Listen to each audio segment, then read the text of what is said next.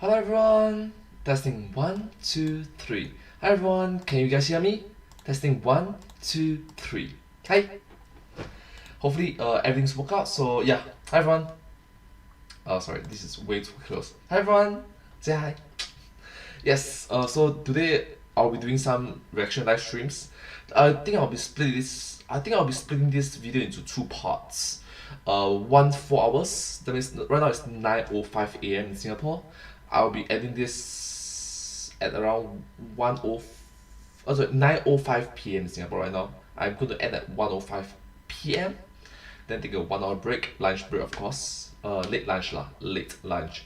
Then hopefully by 1:50 p.m. 1:50 p.m. I can start my live stream, second part of the live stream for today. And another 4 hours. Another 4 hours I'm gonna end at around 6 p.m. around there. Yeah, 5 p.m. plus 6 p.m. Hopefully lah. That's planned. So how's everyone doing? Thank you so much for coming over. I'll be doing some reaction videos. Hopefully today I can finish like 20 videos. Yeah, 20 videos. Because December month is my birthday month, and I want to celebrate it with the fact that I want to upload multiple different videos on a single day. With the current statistics that I'm looking at, it's not looking good, but I want to try my best because case in point, the frequency of the views, right, that I received for my videos is normally like 100 at best, 100 views at best. But recently I've been receiving like 10 views, 20 views, 30 views. So what the analytics is telling me is that multiple uploads on a single day is bad. So daily uploads is a good thing. Daily uploads is a good thing. But if there's more than one uploads on a single day, it's not a good thing. That's what I'm getting from the analytics. That's what I'm hearing from that's what I'm yeah. You get the point, you get the point. So yeah, that's why I want to try my best to upload back in January onwards I will be uploading one video per day. Even though I can mass produce such videos, I don't want to. First of all, it's time consuming. I have other stuff to do. I have other plans to go on to. I have Humdrum Singaporeans. I have Mundane Singaporeans. I have just another Singaporean story. I have just another Singaporean voice. I have Singaporean Hyperpolyglotism. I have to manage my TikTok. I have to manage my Instagram, my Discord, my Patreon, my OnlyFans. I have to create for my I want to learn other martial arts as well. I have different plans for my life. I can't just focus on one particular stuff. I'll be people will know me if I continue only doing reaction videos. People will tunnel visions onto me only doing the reaction videos, and other aspects of my life in which I'm very well versed in, will slowly decay and slowly rust away. Even though right now it's quite polished, over time it's going to affect me significantly, which thus I don't want to be limited. Yeah, I do not want to be limited. Let's see. Future. Apply. Alright. So, anyways, hopefully everything work out. Hopefully everything's work out.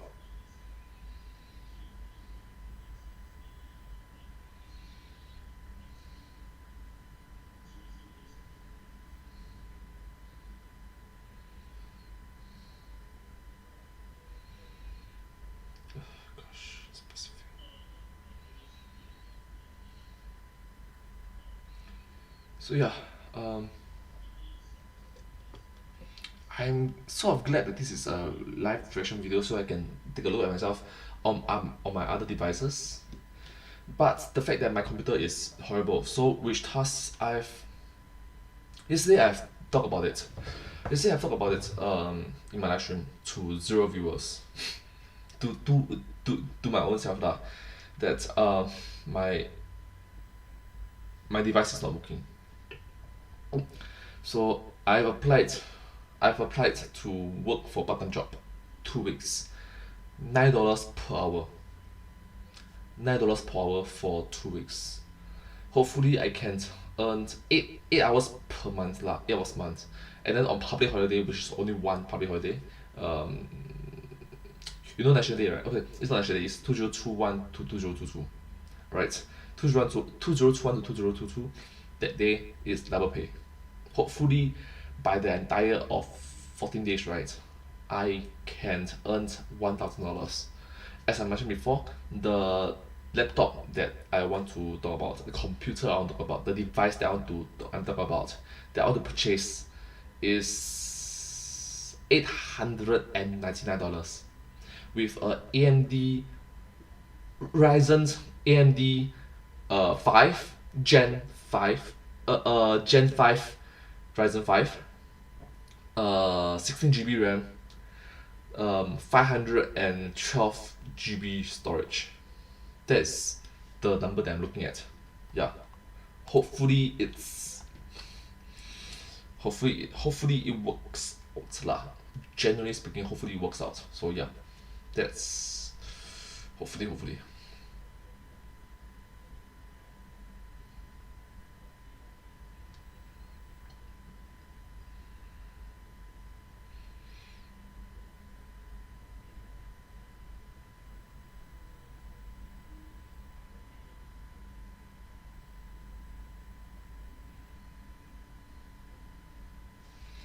Right, so one over here and one.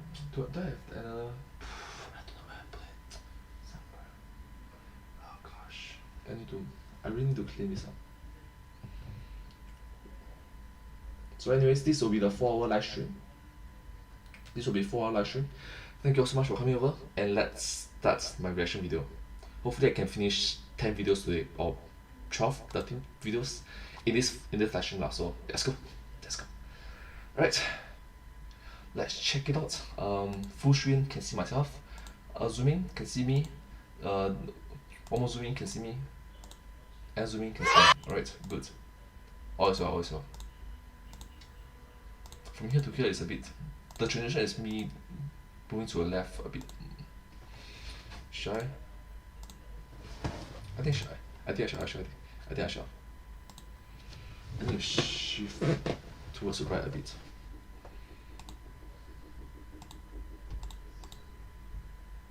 No, right now I'm too much to the right. You see? Gosh, I think I have to make do with it lah. I'm not using the best device. And if I shift too much, I want to have the kind of camera that can follow me for video tracker, that kind. Background improvement as well. So that's another time. First of all, audio check. 1 2 3. Alright, let's go.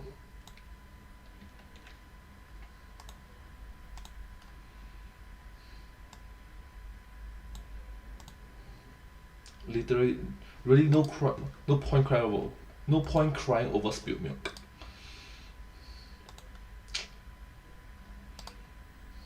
Right now, let's check the RAM. CPU usage. I'm only using audio check 1 2 3.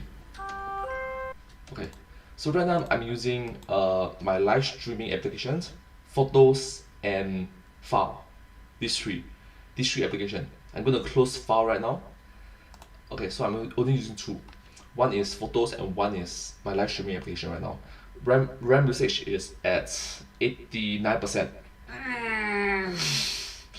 CPU usage 82%. 82%.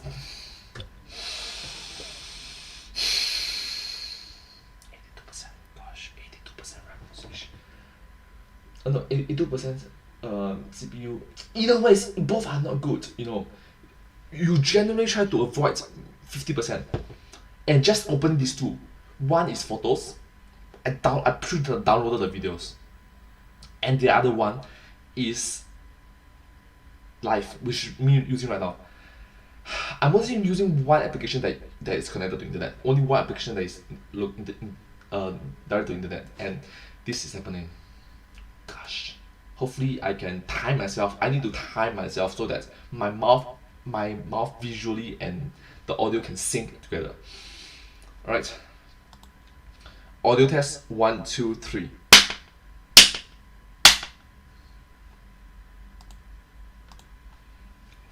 Hopefully it works. Hopefully it works. Please work. Please work. Please work. Please work. Audio test 1, 2, 3. Okay. It's doable. It's doable. Right. Let's start. Hi everyone, it's me. Christmas is near.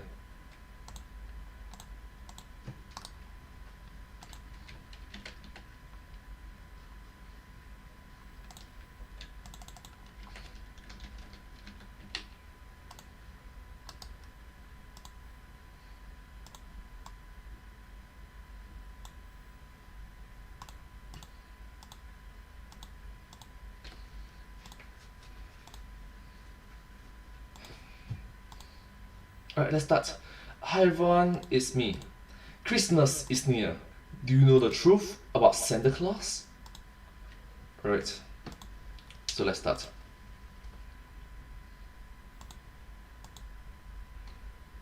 Ho ho ho!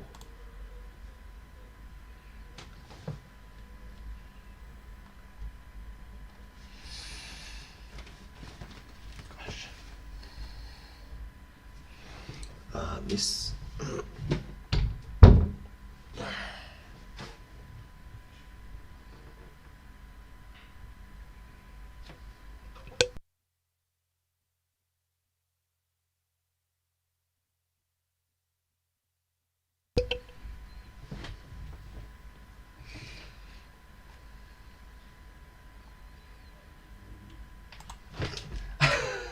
Ho ho ho! Merry Christmas! Hi everyone, it's me!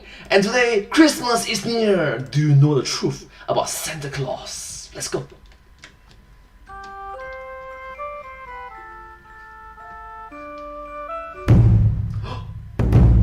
No! Emoji movie! Santa wife! 4 episodes on FNAF? Ho, ho, ho, ho! You were on the naughty list this year.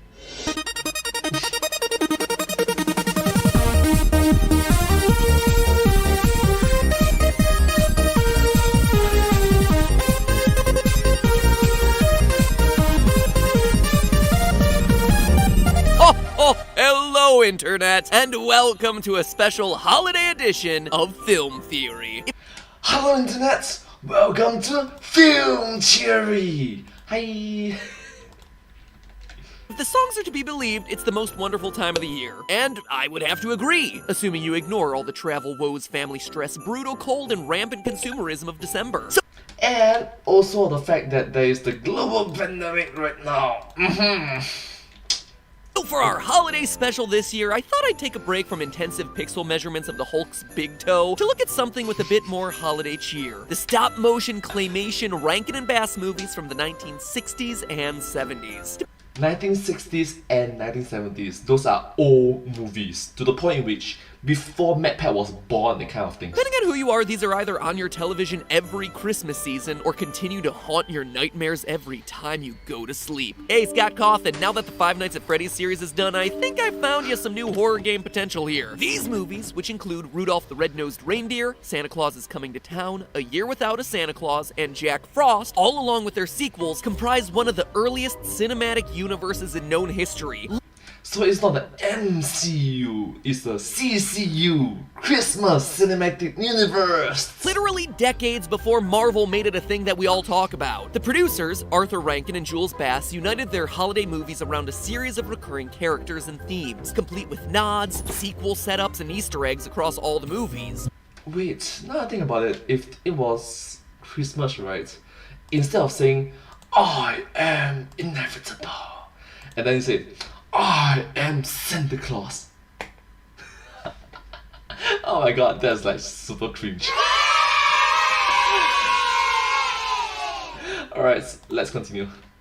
So what secrets could a half-century-old slate of children's holiday movies possibly hold? Oh, I don't know. How about Santa Claus's biggest secret? An untold Claus family tragedy. In the movie, Santa Claus is coming to town. It's established that Santa Claus himself was abandoned as a baby and raised as an orphan. But what if Santa lost himself a child of his own? A child who, like himself, would also have to be raised as an orphan. It would be like Star Wars. It would rhyme. Well, that is my theory today. That So there's the Harry Potter reference, there's the Star Wars reference. It's like poetry. It rhymes. Santa Claus literally lost his young son, a poor young boy who would brave the cold of the North Pole and against all odds grow up to become the intrepid explorer, Yukon Cornelius. 'Tis the season to write theories, fa la la la la la la, let's go. In case your family holiday traditions don't include spending 40 minutes struggling to get your ancient VHS player hooked up to your modern TV just so you can play a version of Rudolph your dad recorded back in 1989, Do you imagine? Did you heard it? 40 minutes of it. I've never experienced 40 minutes. It normally takes us 20 to 30 minutes. After half an hour, you just get to the point in which, you know what? Let's stop it. Only 20 minutes for us. commercials and everything, including that original Clapper commercial from way back then, or in the likely event that you were born sometime this millennium and have literally no clue what these stop-motion creep shows are all about, well, all these 45-minute movies are available for free on YouTube right now. Seriously, links to all of the movies are in the iCards in the upper right-hand corner of the screen, so grab a blanket, some Christmas cookies, a loved one, and curl up next to the fireplace and watch some Christmas classics with the family. This theory will still be here when you're done. Just pause it, or subscribe, I don't know. So, Subscribe! Thank you so much. And don't remember to subscribe to my channel. Thank you all so much for being so wonderful. And let's continue with the video. are you back? Filled with the warmth of love and family and a little bit of sugar cookie? Great! But for all you Scrooges who didn't click, let me give you the quick, much-needed refresher. Rudolph the Red-Nosed Reindeer had a very shiny nose, and in true Christmas fashion got old-school cyberbullied for it, prompting him to run away. He winds up at Santa's shop one foggy Christmas Eve and guides the sleigh that night, prompting all the reindeer to love him and shout with glee, proving once and for all that timeless holiday message: your physical deformities are only societally acceptable if they serve a useful function. Hey, that is a Christmas classic talking, not me. And the rest, as they say, went down in history. So that's the story we all know from the song, but along the way in this movie, we meet Yukon Cornelius, Hi! the Arctic prospector who helps Rudolph and the aspiring elf dentist Hermie in their quest of self-discovery. Yukon, meanwhile, is on the hunt for something else: veins of Gold and silver! hoping to strike it rich, and also hoping not to get his tongue stuck to his pick. If that were to happen, we'd be in a very different Christmas movie. But watching this movie as a kid, Oh, it must hurt a lot. Having said that, please do not do something so stupid and silly. If that happens to you by accident, you can try some other treatments into it. From what I know, try pouring hot water. Maybe it can help. I hope so. Or heating up the entire metal pipe. I could never get over how weird these moments were. And not just because of that licking sound effect. I mean, think about it. He throws up his pick and then starts licking it. Why? Is he able to taste silver and gold? His pick is metal, so wouldn't that also taste like metal? Well, here's the thing. He actually isn't looking for silver and gold. In a scene that appeared only during the original airing of the film and has only started to reemerge in newly printed home copies, Yukon is revealed to have been looking for peppermint the whole time. Peppermint! What I've been searching for all my life! Now all those licking sessions with his axe make a whole lot more sense. He can taste the peppermint. Yukon had forgotten what he was really looking for until he tasted it. Why does that matter? Well, Yukon says he's been searching for this his whole life. Except there's one problem with that. Peppermint isn't something that exists underground. It's a plant that gets processed into hard candy, with the one and only exception being this peppermint vein that just so happens to be right outside Santa's workshop. That's interesting. Is that some coincidence? I'm not too sure.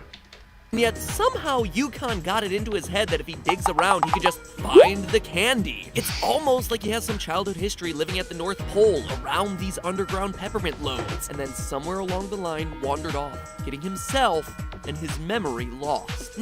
And his memory came back. Now consider this. Throughout the movie, Yukon repeatedly saves the crew from the abominable snow monster, or what he likes to call the Bumble. Didn't I ever tell you about Bumbles? Bumbles bounce! I always thought that Bumble was a strange term for this legitimately terrifying creature, especially when other characters expressly call it the abominable snow monster. But Bumble sounds exactly like what a small child struggling to say the word abominable might spit out. And it's not like he uses it as a nickname for the monster, it is actually what he calls it. It's even in the script, Bumble Snow Monster. Gadzooks, the Bumble Snow Monster of the North strikes again! This odd vocal tick could be from him learning the word as a child, but never learning the correct pronunciation because he was lost before someone could correct him. Now, Oh, that's correct. I mean, children's rights. You try pronouncing it abomination snowman. Boom. as a full-grown adult, he still talks like a child because he was lost as a kid and had no parents to raise him. But why would I go so far as to say that his long-lost father is Santa? Well, let's start by looking at Yukon and his potential father side by side. That's a pretty decent family resemblance, but it actually goes way deeper than this. Remember when I said that this theory is all about the whole Christmas cinematic universe? Well, Santa Claus is Coming to Town is the prequel to Rudolph the Red-Nosed Reindeer, and you should look at Santa in that film. That red hair is a telltale sign that Yukon happens to be Santa's son, because in the entirety of the Rankin and Bass universe, there is only one other person with red hair, and that person is Mrs. Claus. In all of the other scenes from Santa Claus is Coming to Town, none of the other villagers have red hair. I mean, look at all those dark-haired children. On top of all of that, it's strange to see Yukon Cornelius wandering around the North Pole because, well, people walking around the North Pole is just not that common in this cinematic universe. According to the end of Santa Claus is Coming to Town, Santa chose his workshop to be at the North Pole specifically to avoid people coming to capture him, because by that point in the movie, he was a wanted criminal. Yep, you heard that one right. Santa is a fugitive. Wanted, dead or alive, the terrible toy maker. Wow! Wait, what? Santa Claus is a criminal. Oh my gosh. What? What? Holy moly, these movies are strange. That's even without me mentioning that acid trip scene. Like I said, link in the iCard if you want to watch any of these. Yukon being Santa's son even works the... Okay, you're trying to say that Santa Claus is a criminal, Santa Claus does acid. Dramatically. Rudolph the Red-Nosed Reindeer is all about the characters finding themselves. Yukon finding riches in silver and gold mines just wouldn't make sense based on the themes of that story. The true riches that he would find under this theory is that he would find his home again. And also, last note here, the producers Rankin and Bass really do love their lost orphans. It's not just Santa, but it's also the little drummer boy and also Lucas from the 1975 special The First Christmas, the story of the first Christmas snow. A redundant title if I've ever heard one. It's about an orphan who loses his eyesight, so maybe I shouldn't be making fun of that one. Anyway. Wow! Wait, wow! I'm sorry. Yukon would definitely fit in this lineage of characters as the prospector who loses his parents and his memory as a child. So let's just lay out all the cards on the table. We have a man with a missing memory, but knowledge of underground peppermint veins running around the abandoned North Pole where no one else is, talking like a kid and sporting neon red hair in a world where no one else does, all in a story about finding your place in the world. But there is one last clue, one last little hint left at the end of Santa Claus is Coming to Town that seals the deal that Yukon is Santa's long-lost kid. During the credit roll of Santa Claus is Coming to Town, as the mail truck drives around Santa's castle in the North Pole, we get this, a short clip of a red-headed child playing with a toy in Santa's castle. I don't know about you, but that's a small red-headed child living in the North Pole, who, by the time of Rudolph, is completely missing. Yukon Cornelius, the son of Santa, destined for greatness, but reduced to a side character in another hero's story. Oh, that hurts. But hey, that's just a theory. A Christmas theory. And jingle, jingle, jingle, jingle, jingle. There's also another video about another orphan, so bring me some new subscribers by clicking right here. Subscribe! Subscribe! Well, thank you so much for watching this video together with me. I hope that you find this video very interesting.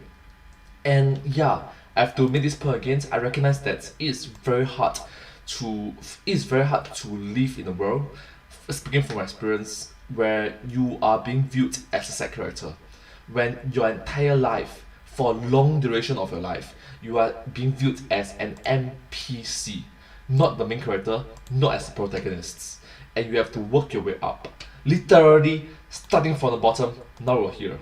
So anyways, having said that, thank you all so much for watching this video. I hope that you find this video very interesting and very unique if you think about it. If you do like this video, please remember to like, share and subscribe to my channel and comment down below if you have any share with us. Don't forget to follow my channel, and I sincerely appreciate all of your support and encouragement for my work. Thank you all so much, and I hope to see you all in my next video. But hey, that's just a theory. A film theory and cut. And I hope to see you all in my next video. Bye bye! Please do remember to like, share and subscribe to my channel and comment down below. Thank you all so much. Hope to see you all in my next video. Bye! Alright, so that's one video down, a few more videos to go. Let's do a double check first, just in case.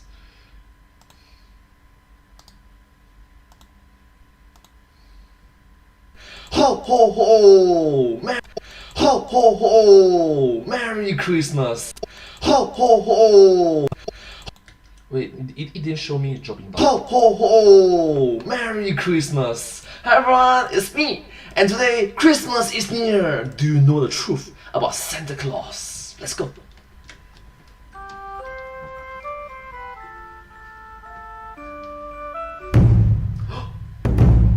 No! Emoji movie! Santa wife! Clicks with the family. This theory's pick. If that were to happen, we'd be in a very different Christmas. Characters expressly call That's as it. card if you want to watch any of these. Yukon being Santa's son even works the Okay, you're trying to say that Santa Claus is a criminal, so Santa Claus does as it. dramatically. Rudolph the Red-Nosed Reindeer is all about the character. Okay, good. So I just noticed that if I was to open my live streaming applications, I'll open photos, but I close my file. It's good, even though it's gonna be troublesome because I have to open and close. Every single time. It's gonna take like 1 minute or 2 minutes. It's gonna be worth it. SpongeBob SquarePants. Already, kids? Ah gosh. Because it's gonna make the video more smooth. Are you ready? Even though it's gonna be like what, troublesome, super troublesome. Are you ready, kids? Are you ready, kids? No. I can't hear you. No. No. Are you ready, kid? Ah, bingo, yes.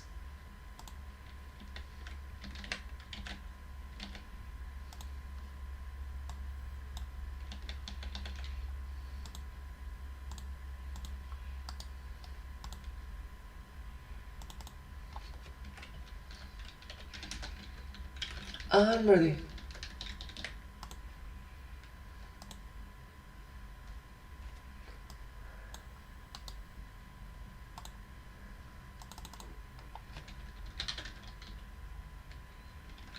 SpongeBob.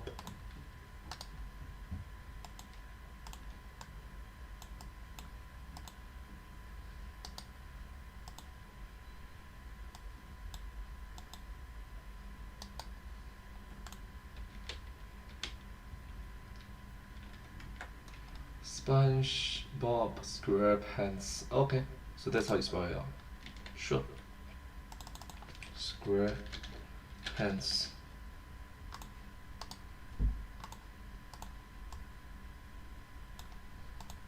SpongeBob SquarePants.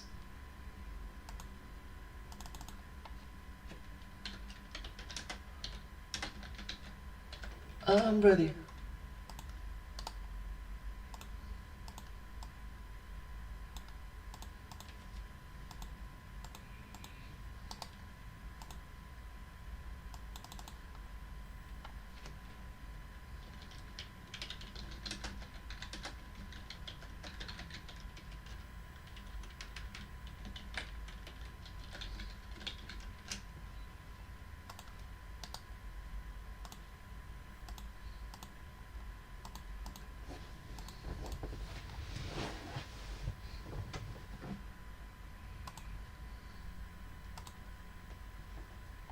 Let's go.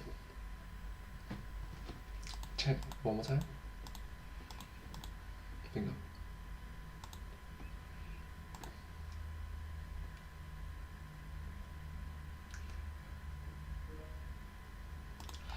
Are you ready, kids? Aye, aye, Captain. I can hear you. Aye, aye, Captain. Oh, hi, Ron. It's me. Oh, gosh.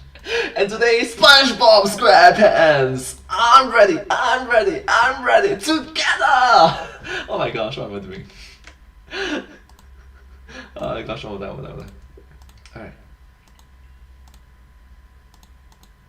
Alright. There's the wrong opening. I should try one more time. SpongeBob SquarePants.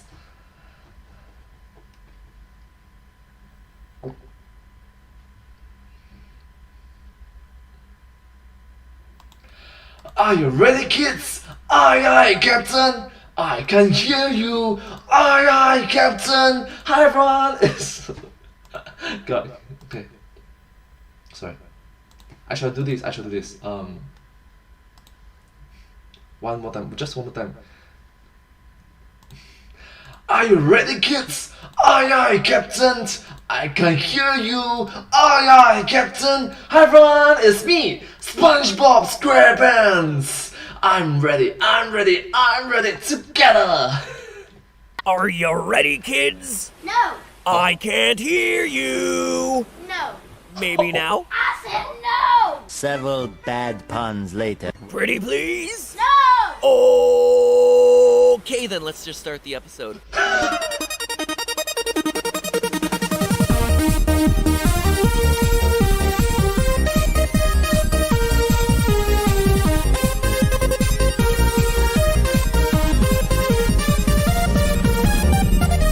Hello, Internet!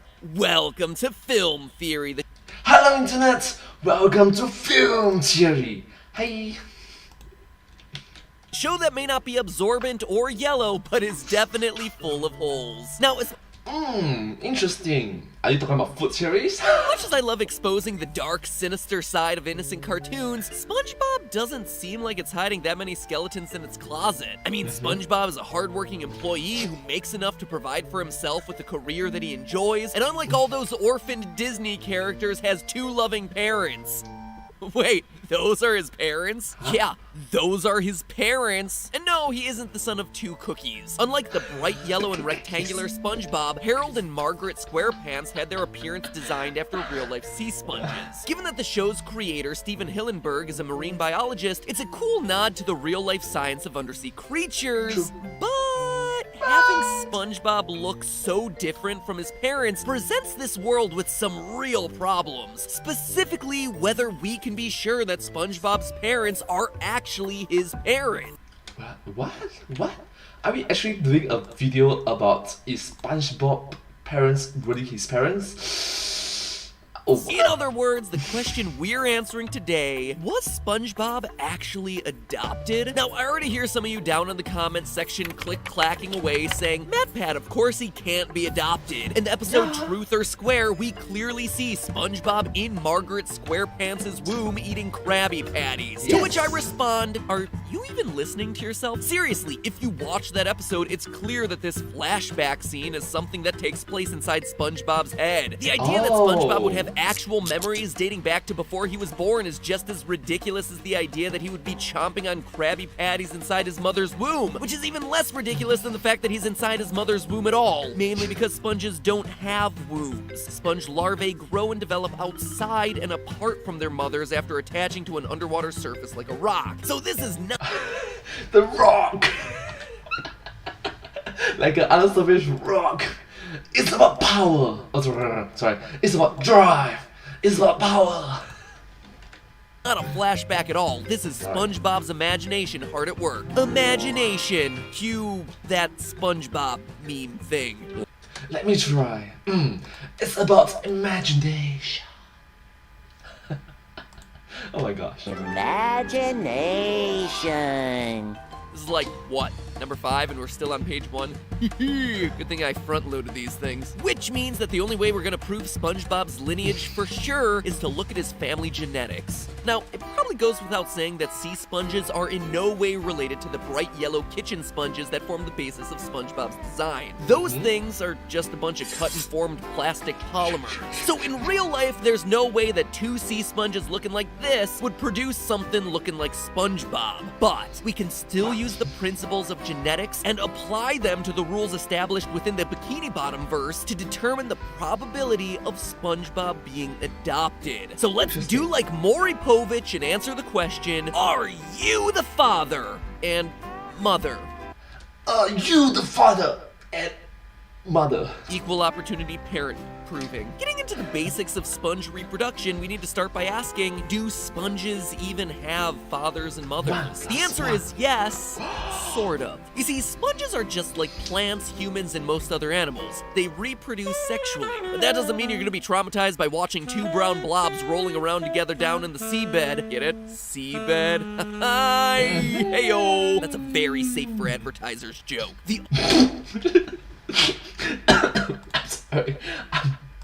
I'm sorry. Let's keep this family friendly. Let's keep this wholesome. Thank you.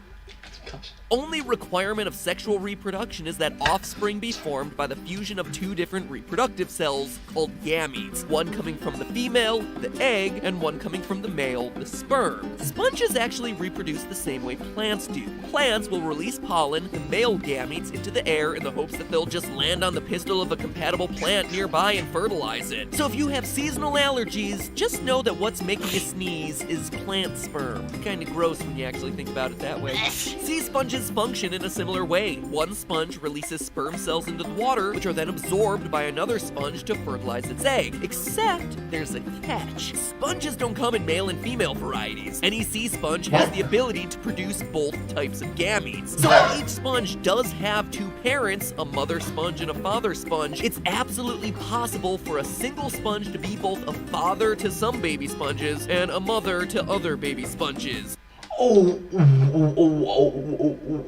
Wait, what? Okay. You are the father and mother?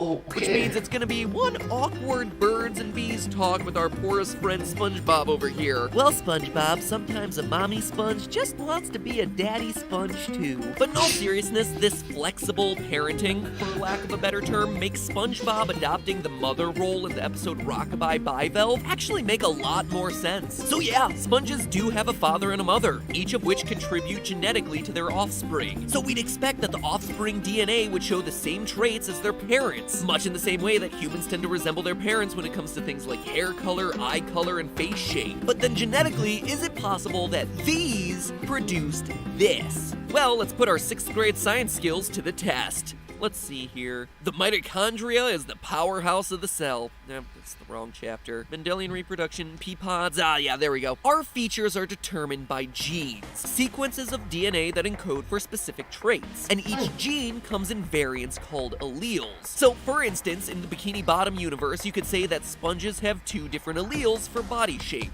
Alright, so please remember there's multiple different variables. Like for example, like for me, black hair, black eyes.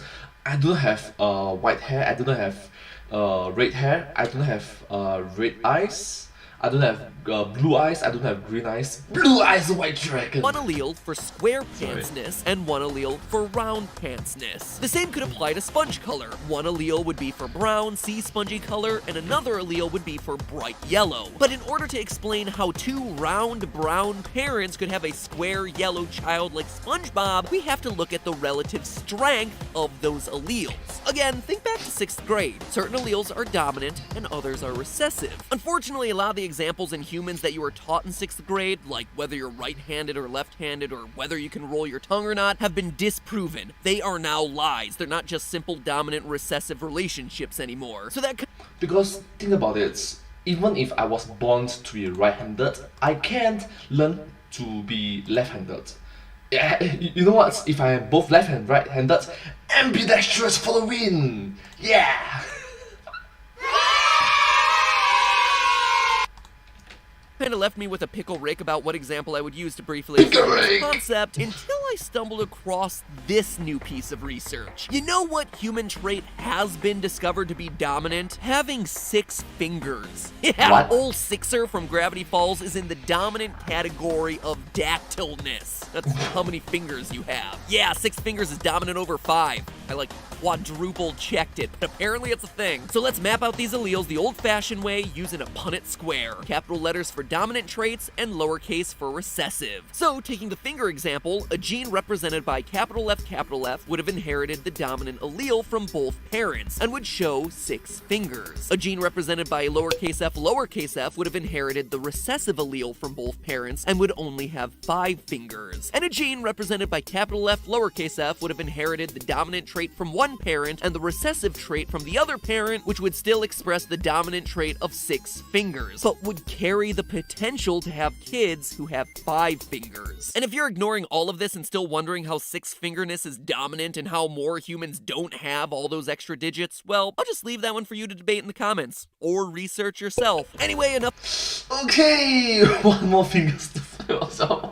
about large-handed humans. The only way for SpongeBob's round brown parents to have a yellow square son would be for roundness and brownness to be the dominant traits of sponges in Bikini Bottom. That would allow them to carry the recessive alleles for both yellowness and squareness, but still express something different. So let's map out square pantsness in a Punnett square, with big R being roundness and small r being squareness. By doing that, we see that there are actually 4 possibilities here. Big R, big R, big R, little r, big R, little r, and little r, little r. Big R, big R, and big R, little r would both show up as the dominant trait of roundness, meaning that SpongeBob has to be a little r, which is only one of the 4 possibilities, so a 1 in 4 chance of that happening. And that's just for him being square. SpongeBob would have to have 2 recessive alleles to be yellow as well. That is the only way that SpongeBob wouldn't be adopted in this scenario.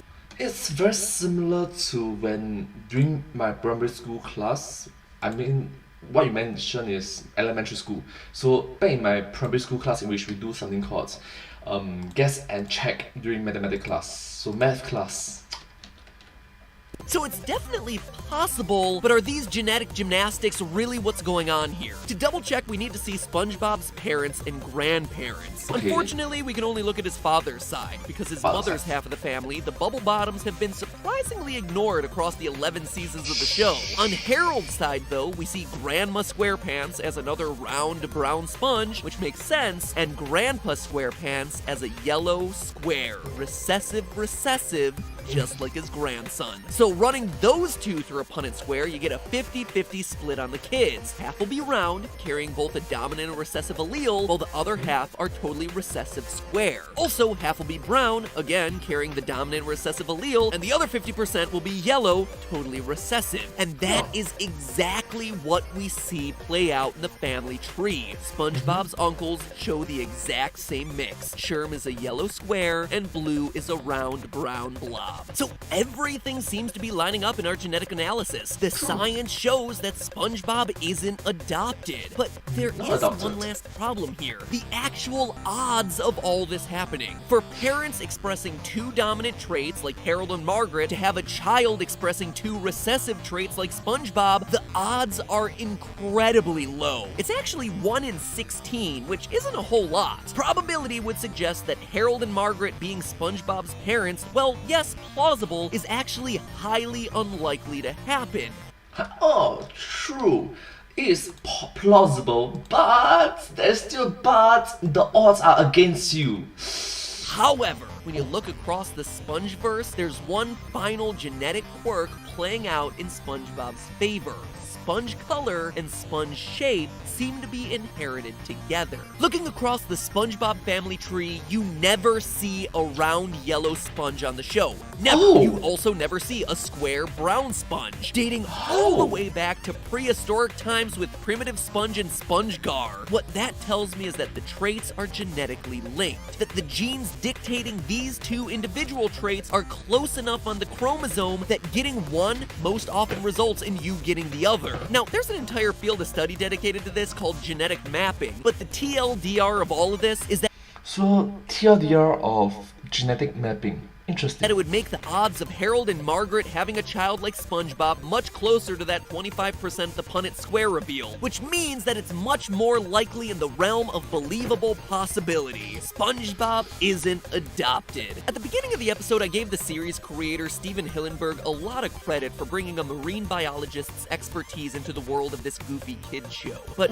maybe I didn't give him enough credit, because in the end, SpongeBob might look nothing like his parents, but it doesn't change the fact that when you actually examine the genetics of the SpongeBob family tree, all of it holds up. As improbable as this chain might look at first glance, basic genetic science says that our buddy SpongeBob shares a genetic link to everyone in it, even if his parents do look like two cookies. But hey, that's just a theory. A film theory. And cut.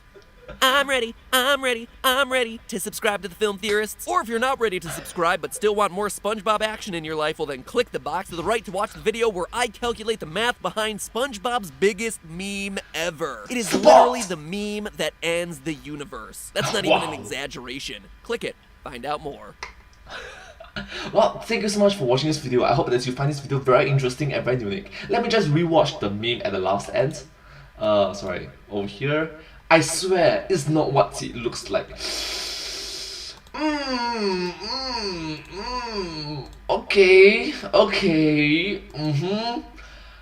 Alright. Anyways, please remember to keep it wholesome and family friendly. Thank you so much. If you do like this video, please remember to like, share and subscribe to my channel and comment down below if you have anything to share with us. Don't forget to follow my channel, and I sincerely appreciate all of your support and encouragement for my work. Thank you so much for your positivity and wholesomeness. You guys are all the best for being so motivating and uplifting. Thank you so much, and I hope to see you all in my next video. Sincerely grateful and appreciative for it. But hey, that's just a theory. A film theory. And cut.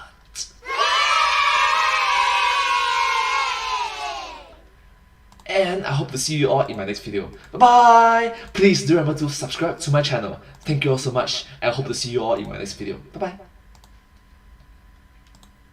Alright, there is 2 videos down. Continue. Last video of 2017. Let's go.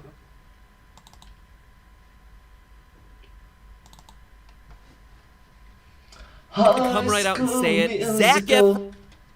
Oh wow, this is a 60-minute video eh.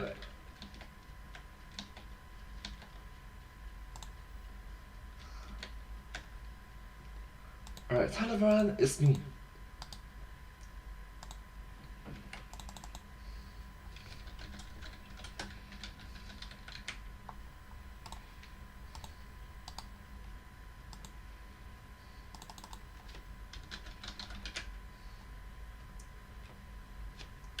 Did I just pronounce it wrongly? Musical. Yeah, musical, correct. Got it right? Got it right? Yeah, sorry. Musical. I actually doubted myself eh. For a moment there, I doubted myself.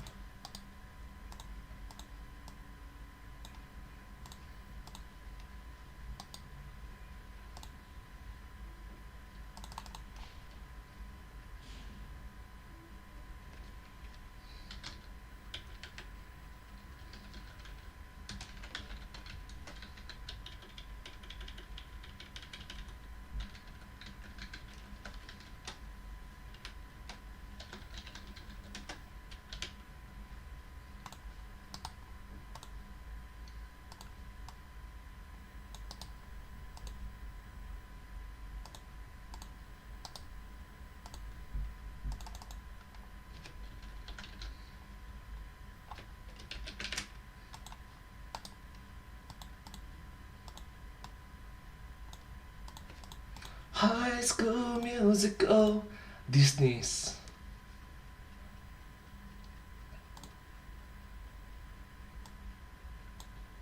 Let me change this. Hi everyone, it's me. Disney's Hidden Truth, High School Musical. Alright, let's start. Alright.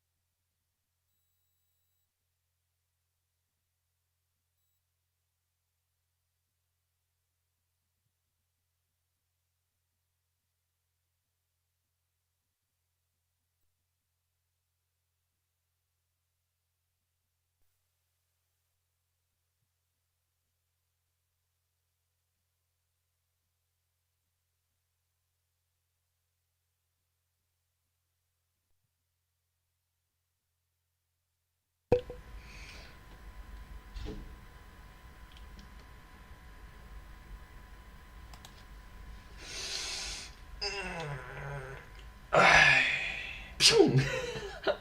Hi everyone, it's me, and today, Disney's Hidden Secrets. Oh, sorry, Disney's Hidden Truth.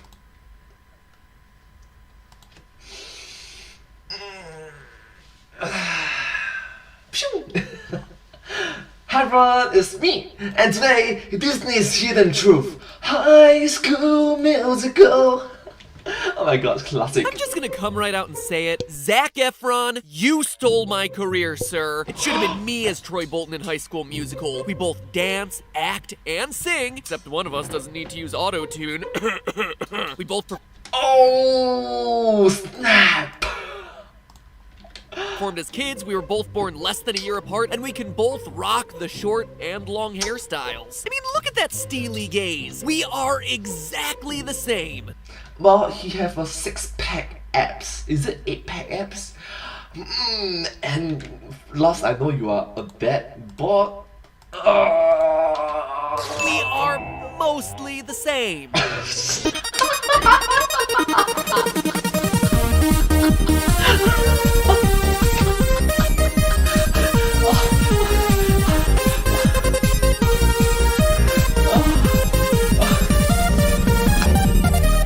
I'm sorry, that was just very funny. I'm sorry. Hello, Internet. Welcome to Film Theory. Hello, Internet! Welcome to Film Theory! Hi! I'm sorry. The show that encourages viewers to get your head in the game if the game is reinterpreting beloved childhood franchises. If you still haven't figured out what we're talking about today, well then you probably don't even Disney Channel original movie, bro, because today's episode is all about High School Musical.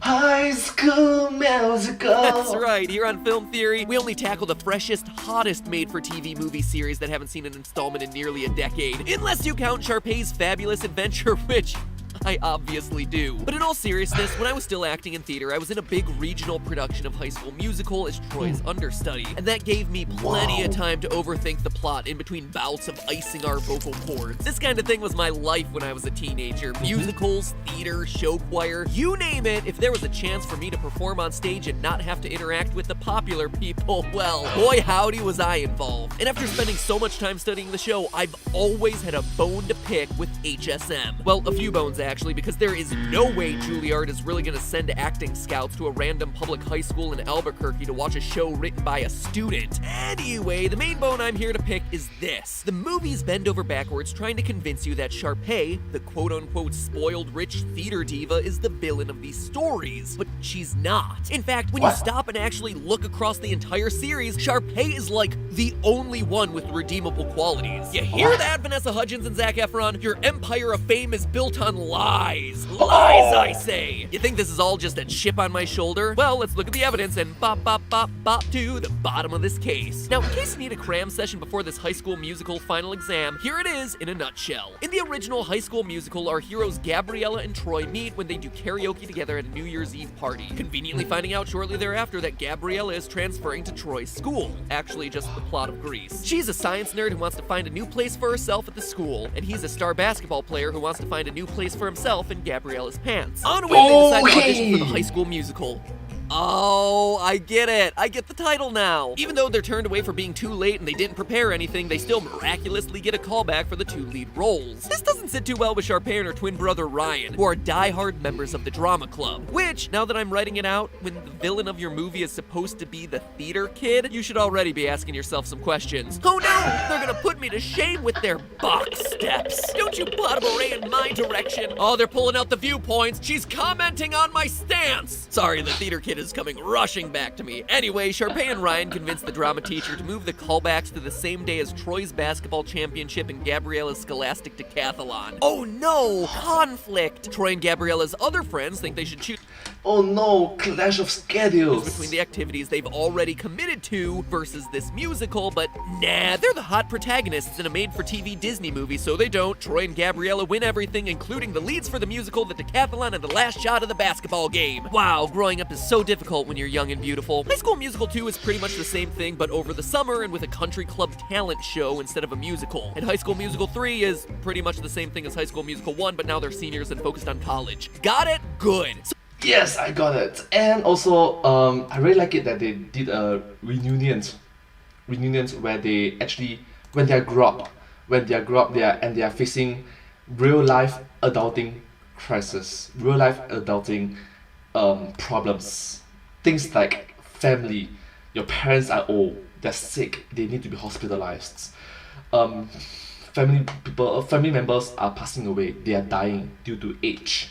Parenting, having a child, all this, finding a proper job and occupations, all these things that we do in real life. Thank you so much. As we get to grow old together. Thank you.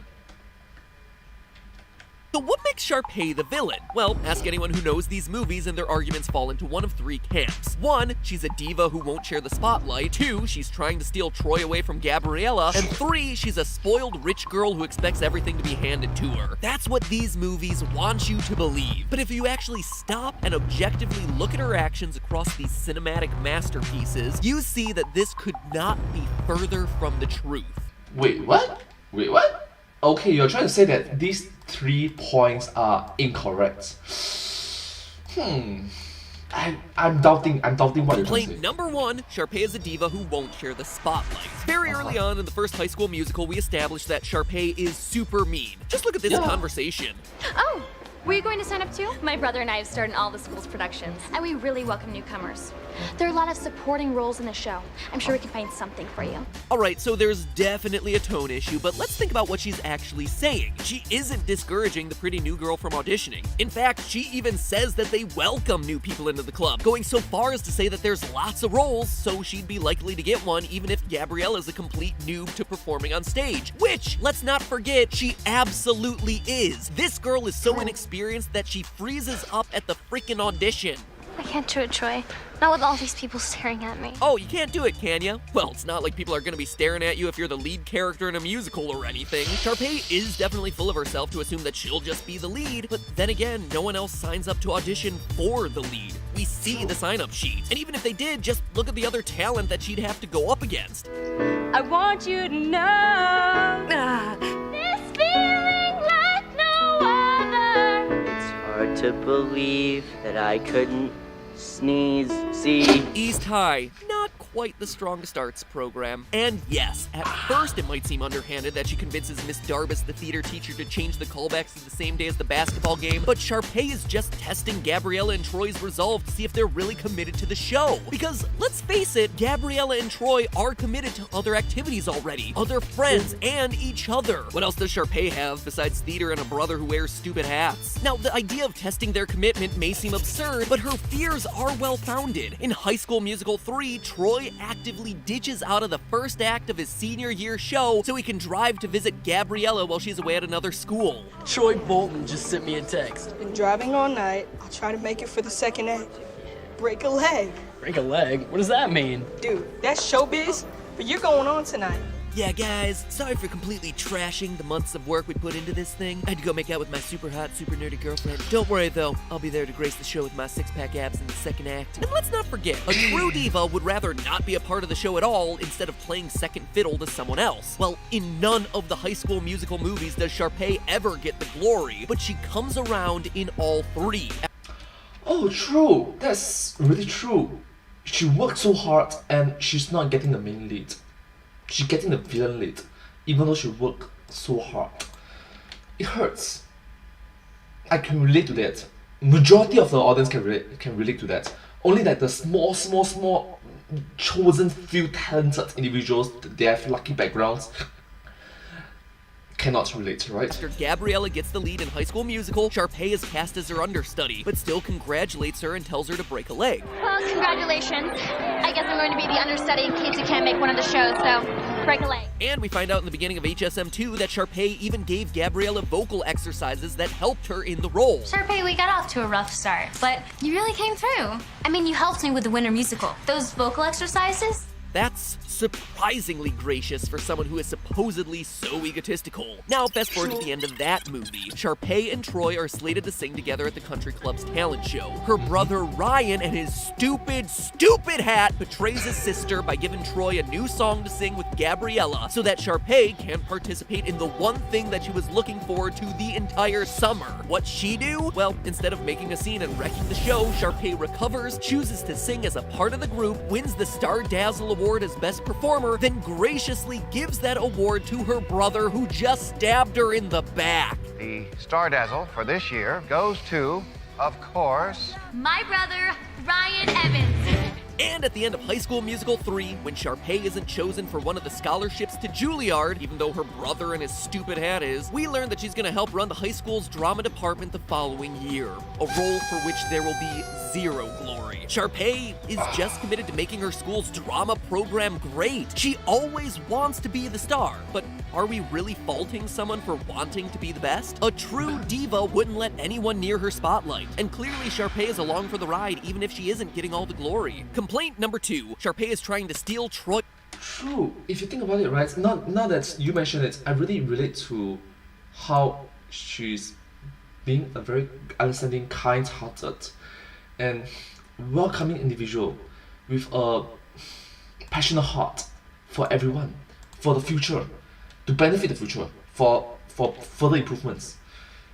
I can stand by her. Away from Gabriella. So perhaps a bigger sin of Sharpay's is that she has goals to date Troy, who is sometimes happily in a relationship with Gabriella. So what nefarious deed does she do to win him over? Does she kiss him? Does she push Gabriella off a cliff? Does she drug him and shave off that mop of hair so she can swim deeper and deeper into his cool blue winter crystal-like eyes?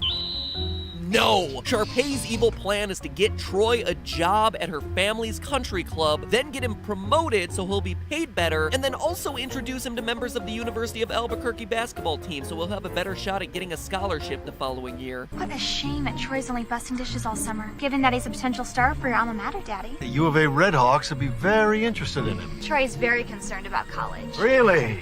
How's Coach Bolton these days? How dare she? And what insane favor does she ask of him in return? That he sing with her in a talent show. She's basically offering him a college education just to sing with her in the talent show. Which, it probably should be mentioned when push comes to shove, he doesn't do. Meanwhile, let's look at what some of the quote-unquote good guys do back in High School Musical 1. In order to get Troy and Gabriella's heads back into the game, their best friends trick Troy into saying he doesn't care about Gabriella in front of a hidden camera, and then they force Gabriella to watch it. So, who's the bigger villain here? The person trying to win over a guy in a relationship by being nice to him, or the people using hidden cameras to break up their friend's relationship when it doesn't serve their needs? But wait, if you think about this, right, I really stand by her. Because she's being an adult, she's being mature. She's not thinking of like for next 1 week, she's not thinking of the next 1 month, she's not thinking about the next 1 year, she's not thinking about the next 1 decade, she's thinking for long lasting decades later. That's very mature and very appropriate for her age. That's correct. She's thinking about the future of everyone. Wow, I really respect her, like she's thinking of it from at her age. oh, it's okay for them, but Sharpay's actions are unforgivable? Yeah, I don't think so. And complaint number 3. Sharpay is a spoiled rich girl who expects everything to be handed to her. Now, the rich part is absolutely right. Throughout the High School Musical movies, we learned that Sharpay's family owns a resort and uses a private helicopter. But expecting everything to be handed to her? Nothing could be further from the truth. In the straight-to-DVD classic Sharpay's Fabulous Adventure, Sharpay moves to New York City to try to make it as an actress, and her doubting father gives her 1 month to make a career for herself or else she'll have to return home. Does Sharpay kick and scream about it? No. Actually, she goes and makes the best of it and tries to network with a director who voiced interest in casting her. I'm gonna meet with that casting director, get the part, be a star, and have a palace. And when she finds out that that director was actually interested in casting her dog and not her, sure, it absolutely sucks, but she seizes the opportunity and gets hired as the personal assistant to the star of the show, who then makes her run errands all night and scrub toilets. Does Sharpay refuse and resolve to destroy the star's career? No, once again. She recognizes that getting it in with someone in the industry is how people get a shot in show business. So she does all the star's menial chores, then destroys her career. The point is, across all 4 installments of the franchise, Sharpay gets knocked down time and time and time again, losing the lead role, getting betrayed by her brother, not getting into the college she wants, getting passed over for a dog, but she never once gives up on what matters to her. She never stops believing in herself. What about your dream of being a star? It's still there. It's just a little bit more of a dream than a reality. And she's even gracious enough to help others out like Gabriella and this weird snooty kid with a performing King Charles Spaniel. Sharpay's Fabulous Adventure is weird. By the end of the series, she gets the satisfaction not only of coming out on top, but also of doing it entirely on her own. And that, my friends, is the most noble, hero-esque arc that we see from anyone across the entire series.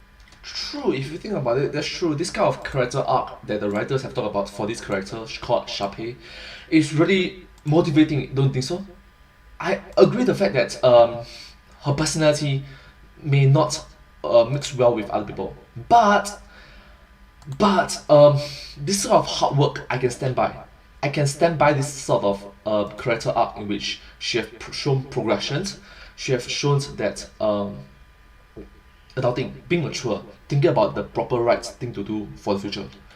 Yeah. Zeke had it right the entire time. If you actually get to know her, I mean, dude. And the so-called heroes of these movies don't even let him finish talking about keeping an open mind to a fellow classmate. Well done, Wildcats. Well done. That's all well and good, Matt Pat, you're probably saying right now, but High School Musical needs a villain. So, who's the villain? Well, you're in luck, because the series does indeed have someone who is truly... Definitely not misleading silhouette. Someone who doesn't deserve the things they have coming to them, and then is ungrateful for the opportunities that come their way. It is none other than the six-packed, auto-tuned wonder, Troy Bolton. It's a female silhouette, that male character. I mean, what? It starts all the way back in the first movie. When the time comes for Troy and Gabriella to audition, they chicken out. They only gather enough courage after it's too late. We take these shows very seriously here at East High. I called for the pairs audition, and you didn't respond.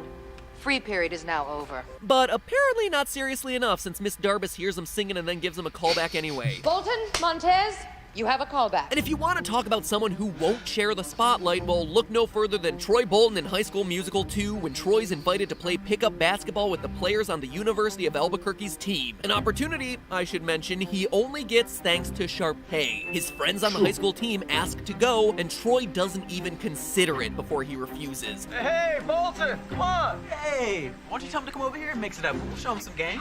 I don't think that's how they roll. It's a close practice, sorry. But yesterday you said we were gonna play 2-on-2 after work. Just flat out ditches him. Speaking of being a bad friend, he breaks pretty much every promise he makes to his girlfriend Gabriella in High School Musical 2, then uses Sharpay's affections to get more money and access to people who can help him out. An entire table of university boosters are coming to see you, thanks to me. So I'll be their waiter. They'll be thrilled. Troy, this could change your life. I'm more interested about what my friends think of me. All in return for singing a song at a talent show with Sharpay that he acts like is a huge chore the entire time, and then ultimately doesn't deliver on. You will sing some other time, though. With me. Promise? Promise. Wow, this character is super immature. Super immature. Think about it. For a moment in your life, alright? Do the right thing. Be the better man. Be an adult. Don't be stuck by... Well, sorry, Mr. Swoopy Bangs. Didn't mean to give you an opportunity to pay for the college that you said you couldn't afford. Troy's very concerned about college. Really?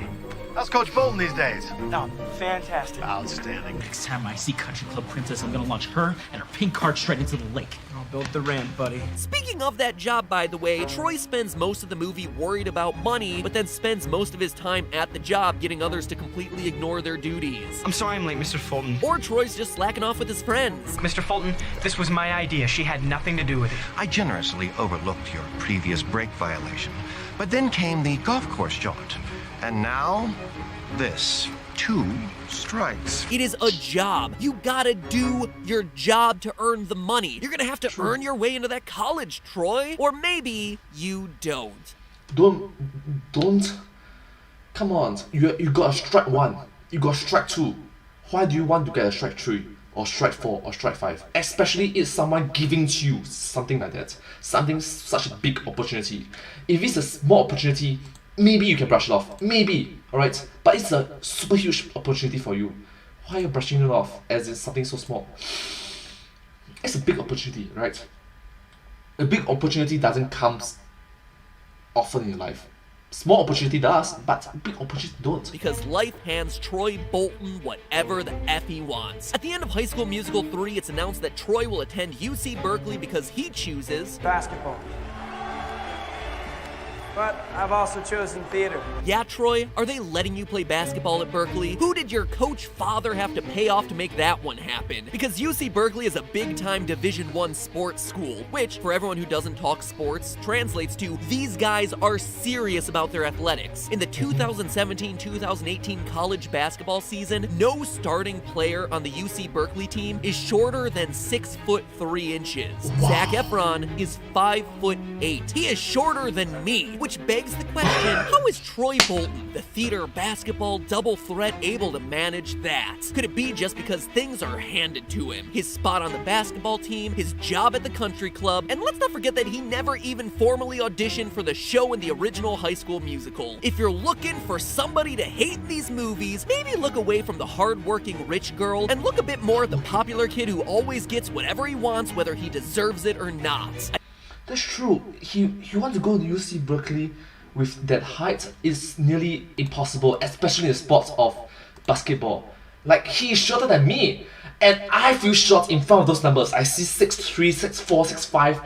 My gosh, I'm about 6'2", and I feel short.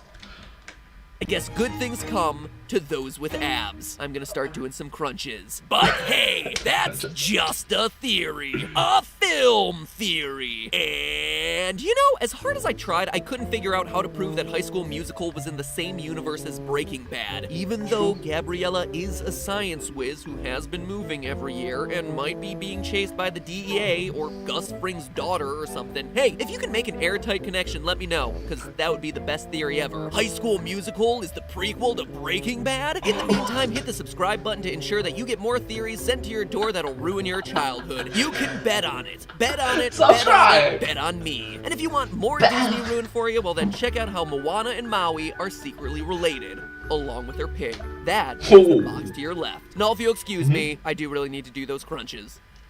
Let's do some crunches. Let's keep fit and healthy and stay strong, especially during this global pandemic. Please stay strong and stay healthy. Stay safe. Thank you so much.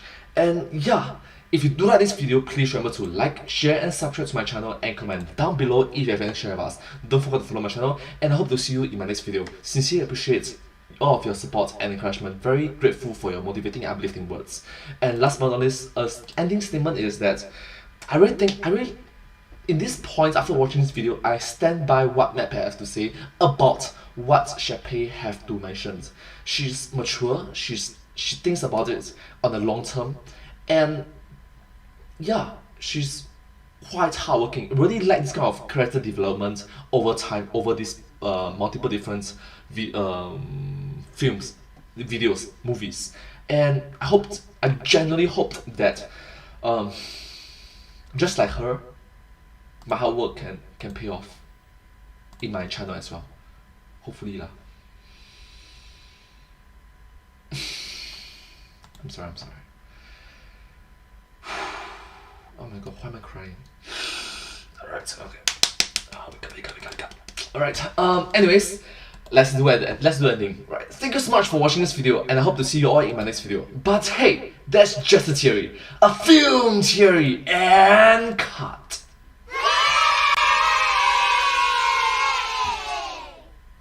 And I hope to see you all in my next video. Bye bye! Don't forget to subscribe, and I hope to see you all. Bye bye! Oh my gosh, I messed up so much. Gosh. After seeing something that relates to me so well, it really hurts my feeling. It genuinely hurts my feeling. Okay, so these are all the videos from 2000.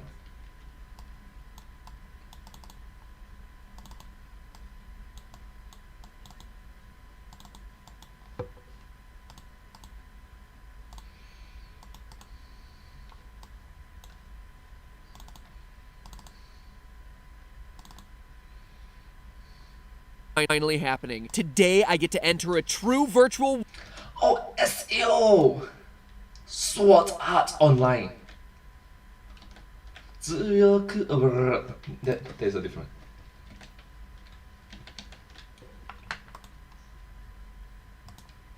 Hello everyone, it's me.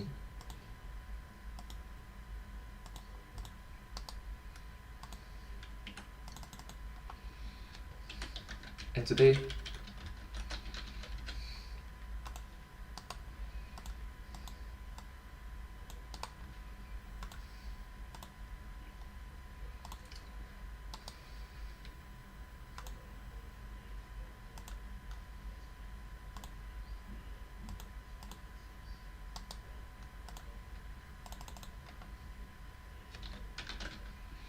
anime.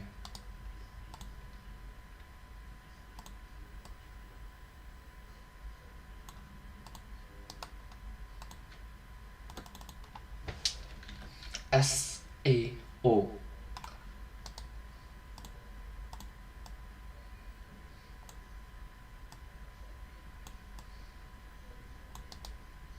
Wait, I shall do this.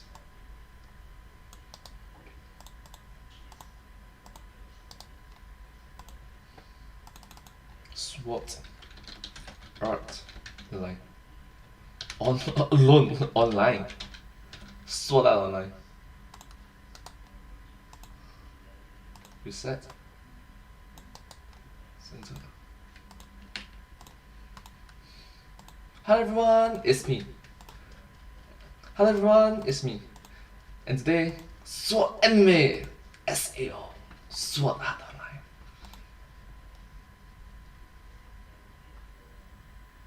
Alright, let's start.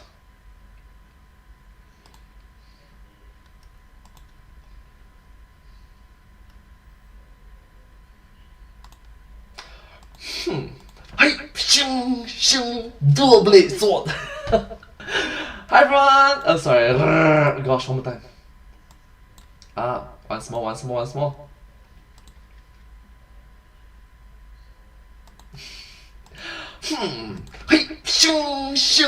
Dual sword. Hi everyone, it's me. And today anime. Oh gosh, one more time. Mess it up so much. Alright.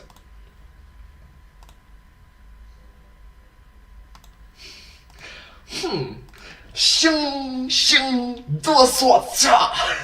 Hi everyone, it's me, and today anime SAO SWOT art online. Let's go.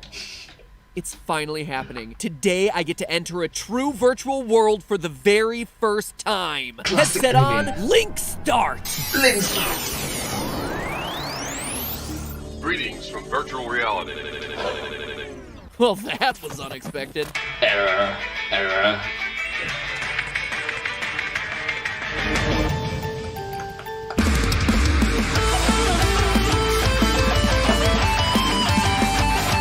Game theory. That's game theory.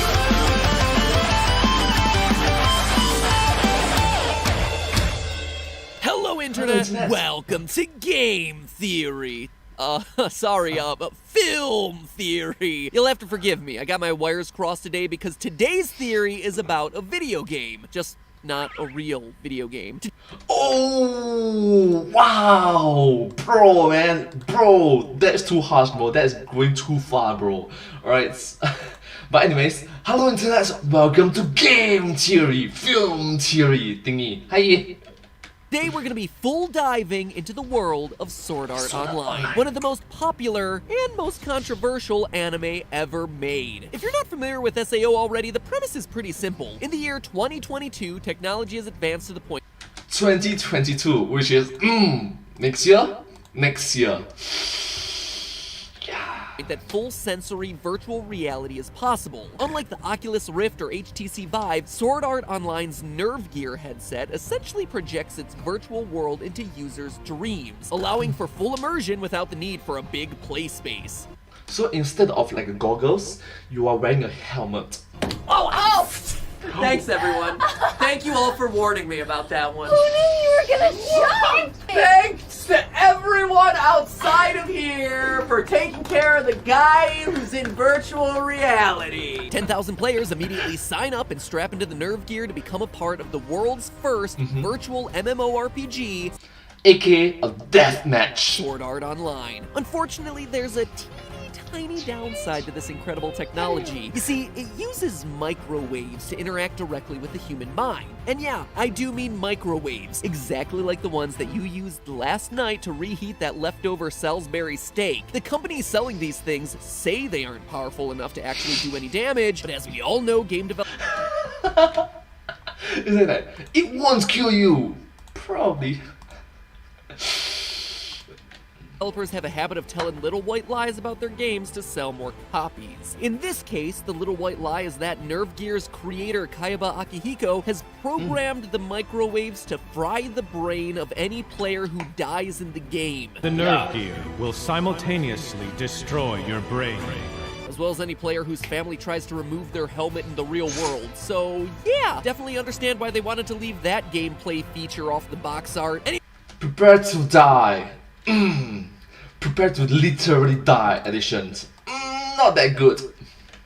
Anyway, throw in some tentacles and incest and you've got yourself one of the most famous and infamous animes of all time. Now, we've just Okay, there's tentacles, there's incest. entered 2018, meaning that the launch of SAO in 2022 is only 4 years away. No, next year. In other words, if I have any hopes of becoming an in-game sword master with a fidget spinner on my outfit, as if I needed to give people more reason to hate this show, development needs to start now, and companies need to know how much would all of this cost to make. Creating fully immersive VR worlds is already happening, so by looking at current technology and trends in game development, we can reach a fairly close approximation of what it would take to throw a game like SAO together. And let me tell ya, building the world's first ever virtual reality massive multiplayer online game ain't gonna be cheap. So with that, I've got one thing to say to you. Let's win! We can actually knock one of the hardest numbers out of the way immediately. The research and development cost of the Nerve Gear. In Volume 10, Chapter 2 of the light novels the anime is based on, it's shown that Kayaba Akihiko, the genius creator of SAO and the Nerve Gear, was paid 100 million yen in 2013, which translates to a little over $1 million US at the time. Canonically, the development of both the game and the headset took 10 years. So with some simple math, we can see that the base cost of the game is at least $10 million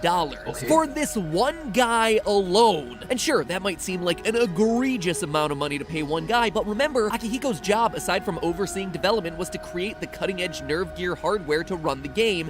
That means there must be multiple different people under him. His subordinates. And the complex AI programs that drive it. Some of which, like lovable sacrificial cinnamon roll Yui, are close to being Oh, wow! Did you just say sacrificial? Wow, that's harsh, man. That's really harsh. Sentient. So while his salary is indeed expensive as all get out, he definitely earns it based off of his innovative technology. Now obviously you can't make a game this complex with just one person. It takes a whole team of developers. Unfortunately, neither the books nor the anime provide any hard numbers on the size of SAO's development staff, so even knowing the average salary of a game developer, we can't really determine anything conclusive based on that. Instead, we're gonna need to work backwards by looking at the world of SAO itself and figuring out what it would cost to build something of its scale based on the production costs of other games. Now, as an MMORPG, sorry, this is film theory, I can't take for granted that you know what that means. An MMORPG, massively multiplayer online role-playing games. I think that's correct. Is short for massively multiplayer online role-playing game.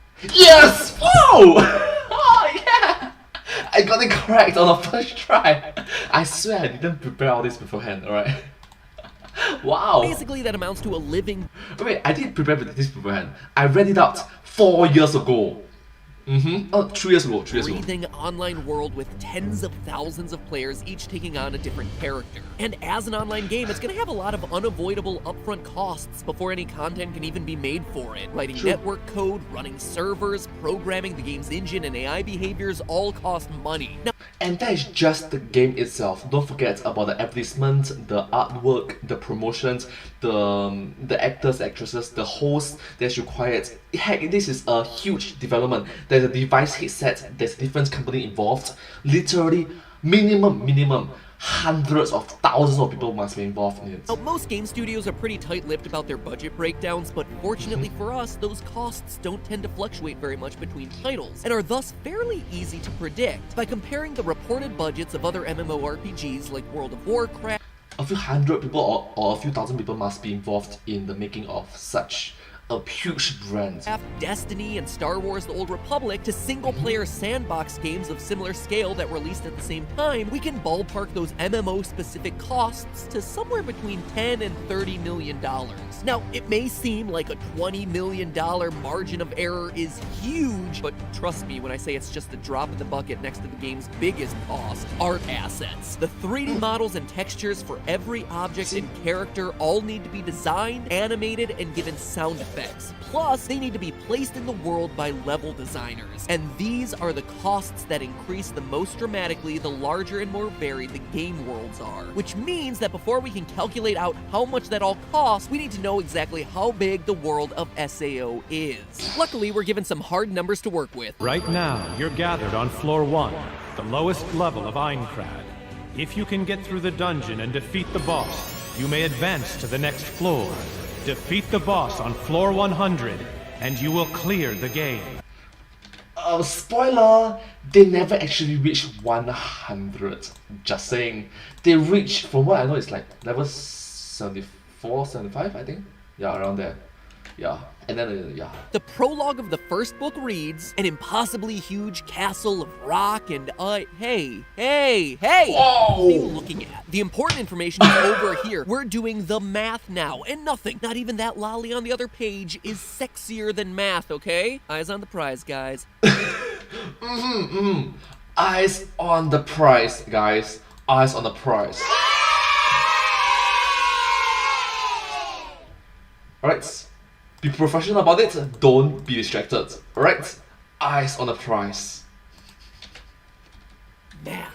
An impossibly huge castle of rock and iron floating in an endless expanse of sky. That is the entirety of this world. A tireless month-long survey by a team of fanatical experts found that the base of this fortress was about 10 kilometers in diameter. And considering the 100 floors stacked one on top of the other, the sheer vastness of the structure beggared the imagination. It was impossible to estimate the total amount of data it all represented. Impossible, you say? Sounds like a challenge. So as it just said, the bottom floor of Aincrad is 10 kilometers across, and since each floor of the castle is a perfect circle, that means its area is pi r squared, or 78.54 square kilometers.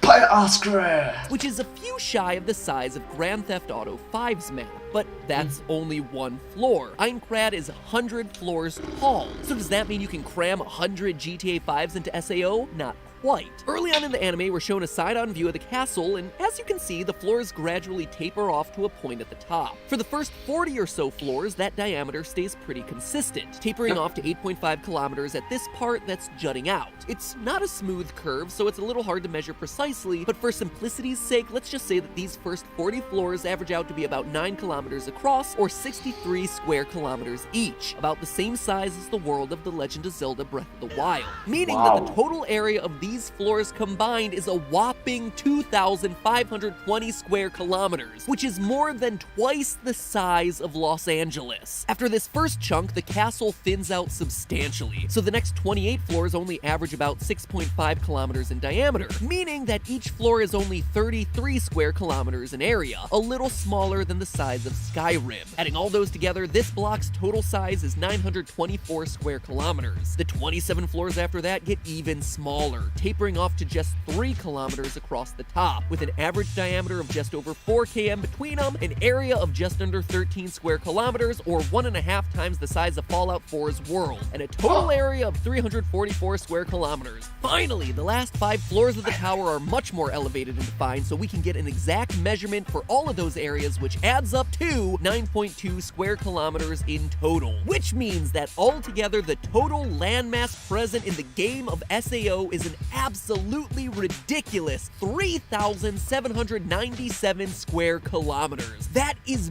bigger than some countries. 28 countries to be exact. It would be the 11th largest city in the world. Wait a minute, I think I saw my country just now. Just a moment, I'm gonna slowly... 28 countries.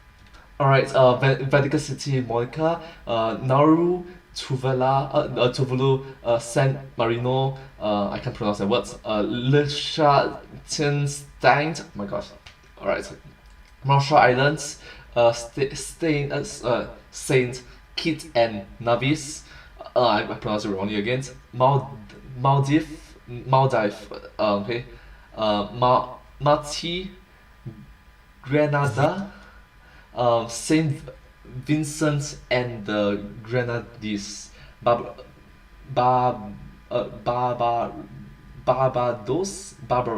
something like that. Sorry, Antigua and Barbuda. Oh my gosh, I'm so bad with the names. Seychelles, Palau.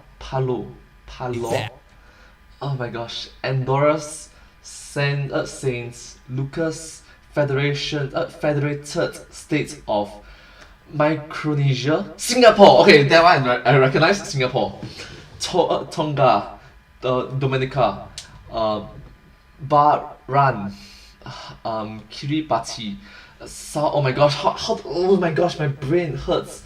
Sao Tome and Principe, Comoros,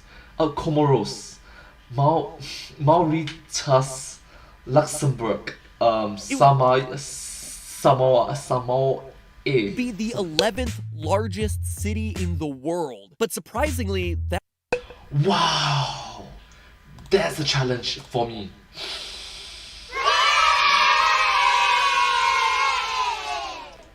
Alright, do remember subscribe. I tried pronouncing all these names. That wouldn't make it the largest video game world ever created. It would actually make it the 4th largest video game world ever created, right behind Fuel, Daggerfall, and No Man's Sky, all 3 of which are procedurally generated, which, for all you non-game theory viewers, means that instead of building the game worlds by hand, the developers wrote code to create them automatically based on preset conditions, which is a great time-saving tool but can result in game worlds that feel very repetitive, or otherwise don't make a whole lot of sense. And this is what's so impressive about SAO the game. It isn't procedurally generated. The SAO Cardinal System AI does indeed generate some content, but it's only responsible for creating quests and adjusting the game's balance. It doesn't create environments. Each of those 100 floors are entirely man-made. Everything in the dungeons and the towns is placed by hand. And according to the SAO Wiki, every one of the 100 floors is unique, which means that the developers couldn't even reuse most of the assets they created between floors.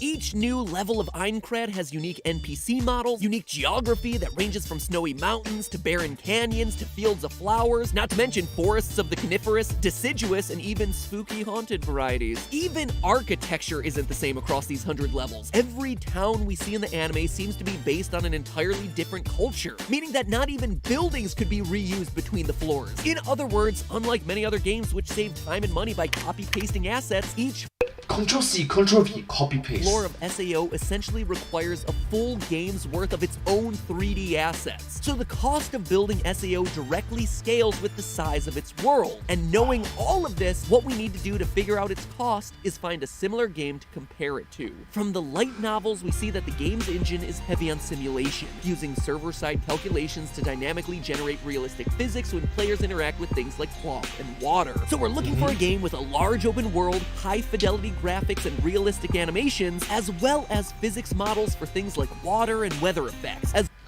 do remember that this video came out in the year 2018. If I'm not wrong, this is the first video that came out in the year 2018. So, like for example, a lot of the different games that came out after this year is not available. For example, Avengers, Spider-Man, all these games that we recognize are not available around. As well as cloth and hair on characters. And for the closest comparison possible, we want a fantasy game with a lot of wilderness and a few densely populated towns where you can enter every single building. Lastly, we want a game that's fairly recent, since most of SAO's 10-year development cycle would be working with current technology. Considering all those different factors, I think the best possible candidate here is Witcher 3: The Wild Hunt. Not Witcher! Oh wow, sorry. Toss a coin to your Witcher, oh valley of plenty, oh valley of plenty, whoa. only does it fit all of our criteria, it's also conveniently a rare example of a game where the developers have made their budget publicly available. So we know that the game's world is 136 square kilometers and that it cost $46 million to make. Obviously, a big chunk of that budget went towards things other than environmental assets and character models, so let's make a conservative estimate and assume that 1/3 of The Witcher's budget, cool $15 million, was dedicated to rendering its world and its characters. 50 million is significantly more than 10 million, you know, right? The world of SAO is 28 times the size of Witcher 3, and we'll add in one more Witcher to account for the massive 100-meter tall dungeons that connect every single floor of SAO, so in total, let's say that's 29 Witchers times $15 million, which gives us a stupefying amount of $435 million on art alone, plus the $20 to $40 million to develop the game that we talked about earlier. That brings us to an astounding $475 million, easily making SAO the most expensive game ever made at over double the reported $200 million budget of Star Wars: The Old Republic. And close to $500 million. Remember, this is a very conservative estimate. The Witcher was developed in Warsaw, Poland, which has a much lower cost of living than, say, urban Tokyo, where Sword Art was developed, and thus lower average wages. So, in all likelihood, the game's world cost several times that much to create. If we base our calculations off of Grand Theft Auto 5, whose development centers are in much more urban locations, the budget of SAO skyrockets to $1,700 million to create. $1.7 billion. That's enough to cover the development and the marketing costs for the next 10 most expensive games ever made combined. And we are still not done, because SAO isn't just a VR MMO, it also gives its players sensory experiences for everything that they do in the game. That means the development team also needs to assign appropriate smells, tastes, and touch sensations related to everything in the game world. In theory, the Nerve Gear hardware could be used to record this data by reading signals from the brain as a person experiences those sensations, but you still need people to actually record those brain reactions in the first place, spending hours just touching and smelling fur, wet grass, metal, and literally anything else that might be in the game, eating all kinds of food, even having sex, which, as we learned in the infamously graphic bonus chapter 16.5, is yet another one of SAO's gameplay features. Okay, yep, let's keep this family-friendly or wholesome, and why is the feature around in the first place? Why? In order for the feature to be around, the developers have to experience it in the first place and record it. Wow. Okay, this is opening up a whole lot of cans of worms. Yep. Let's continue the video.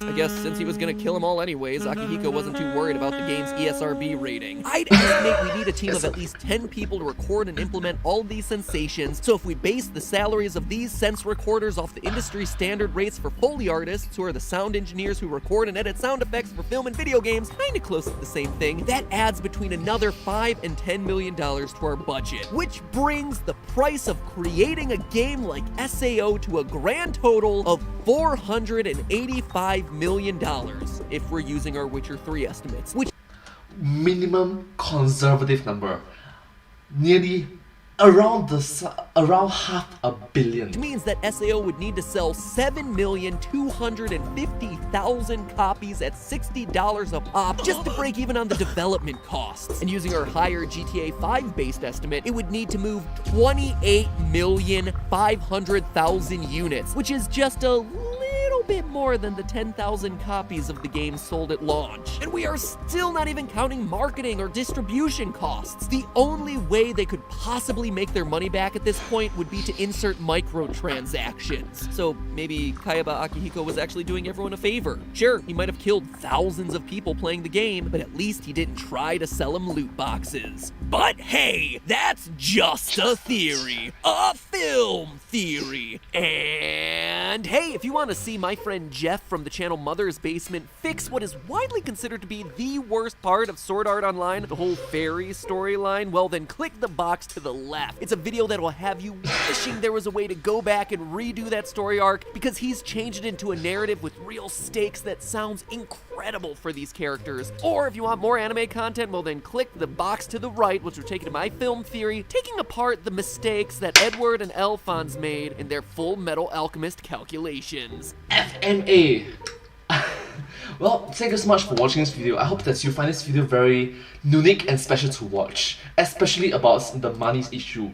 We don't normally talk about this sort of money development issue in gaming prospects, but well, it's quite an eye-opener, isn't it? We get to learn about different things and understand from different point of view, stand in their shoes. Anyways, I hope that you find this video very interesting to watch, and I hope to see you in my next video. And if you do like this video, please remember to like, share and subscribe to my channel, and comment down below if you have any share of us. Don't forget to follow my channel, and I sincerely appreciate all of your support and encouragement for me. Really grateful and appreciative that all of you are so wholesome, positive and welcoming. And once again, I hope to see you all in my next video. But hey, that's just a theory. A game! Film theory. Thanks for watching, and cut!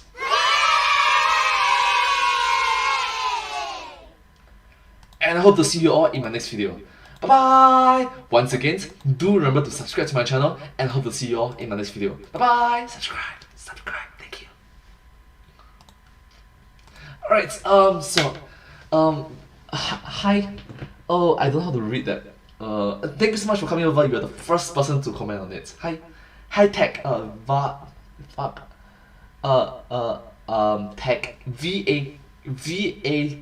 VARK, comma, space, TECH. Interesting. Thank you so much for coming over to my live stream today. I know that my live stream is a small channel right now, Mundane Singaporean Disciplines. Only got 69 subscribers. I swear it's true, only 69 subscribers. So yeah. Still got a long way to go. But, well, hopefully I can make it.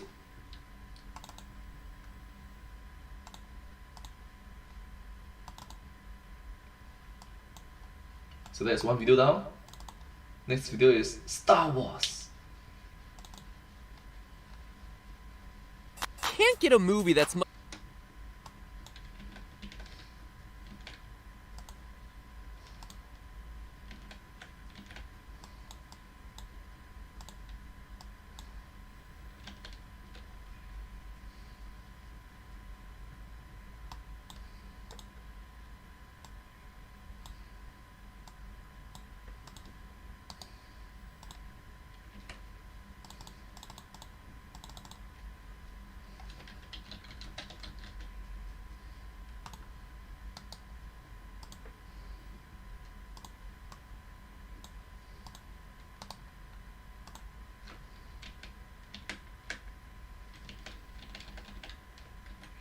The Last Jedi. The Last Jedi. Hi. Thank you so much for coming over to my live stream. Tech. Hi. I'm not too sure how to pronounce their words in Russian. Is that Russian language or some other different language? My deepest apologies, I'm sorry. But sincerely appreciative for all of you for coming over. Thank you. Star Wars, The Last Jedi.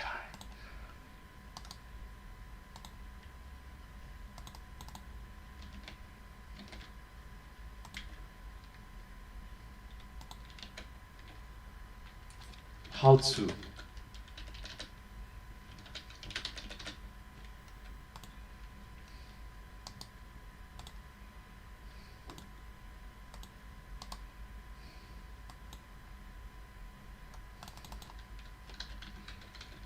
destroy. That's right. Just kill.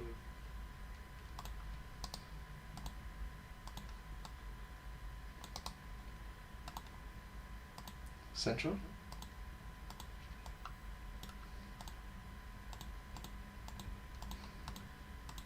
So hi everyone. Hello everyone. It's me, Star Wars. How to destroy / kill the Last Jedi. Okay, awesome.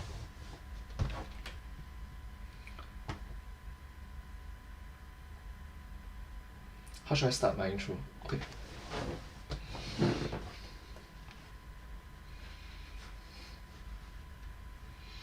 One, two, three. Hi everyone, it's me, Star Wars! How to destroy / kill the Last Jedi. Let's go.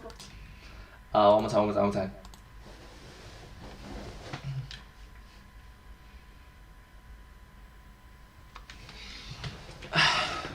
Hi everyone, it's me, Star Wars! How to destroy / kill the Last Jedi. Together, let's go. You know, you can't get a movie that's much more polarizing than The Last Jedi. Top critics on Rotten... Oh, sorry, one more time. I forgot to close this. Gosh.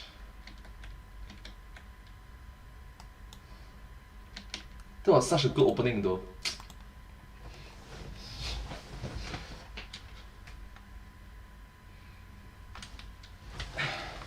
Hi everyone, it's me, Star Wars! How to destroy / kill the Last Jedi. Together, let's go.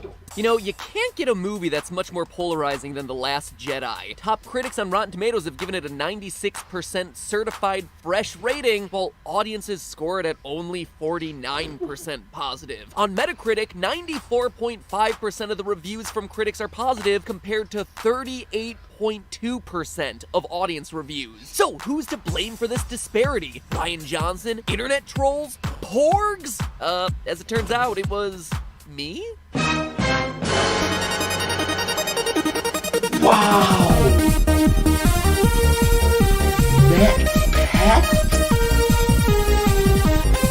That pet? What?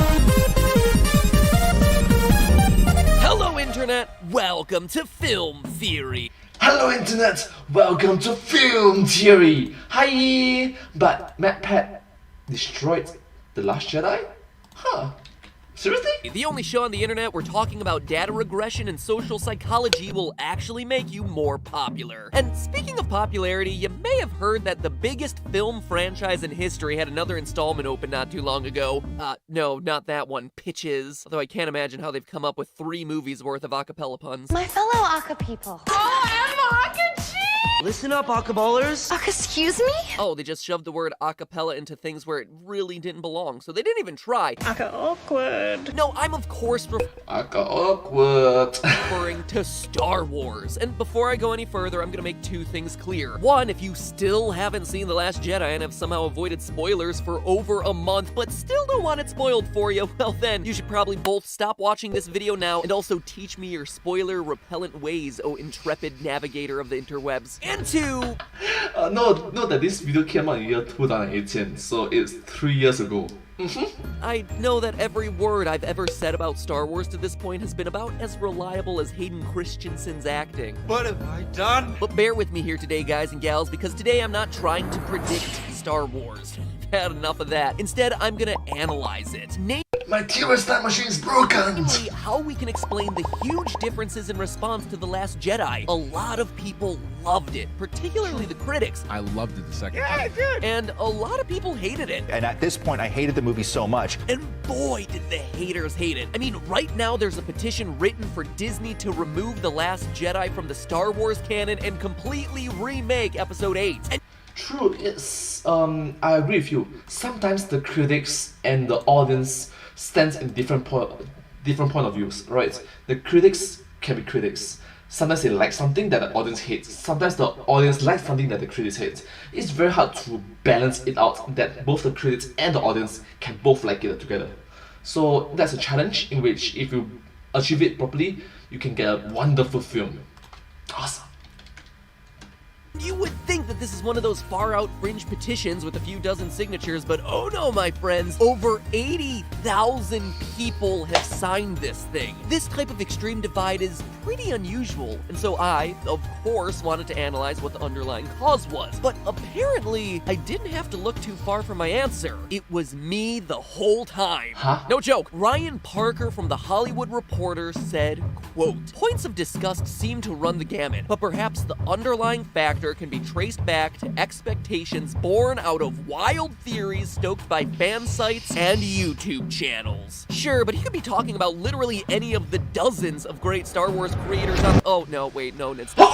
Quote again, a prime example of wild expectations not met is a fan-made video on YouTube titled Film Theory, Rey's Parents Solved. The fan video, more than 12 minutes long, deconstructs dialogue, looks between characters, and even the seating arrangement for the table read of The Force Awakens. Yeah, okay, but surely this has got to be an outlier, right?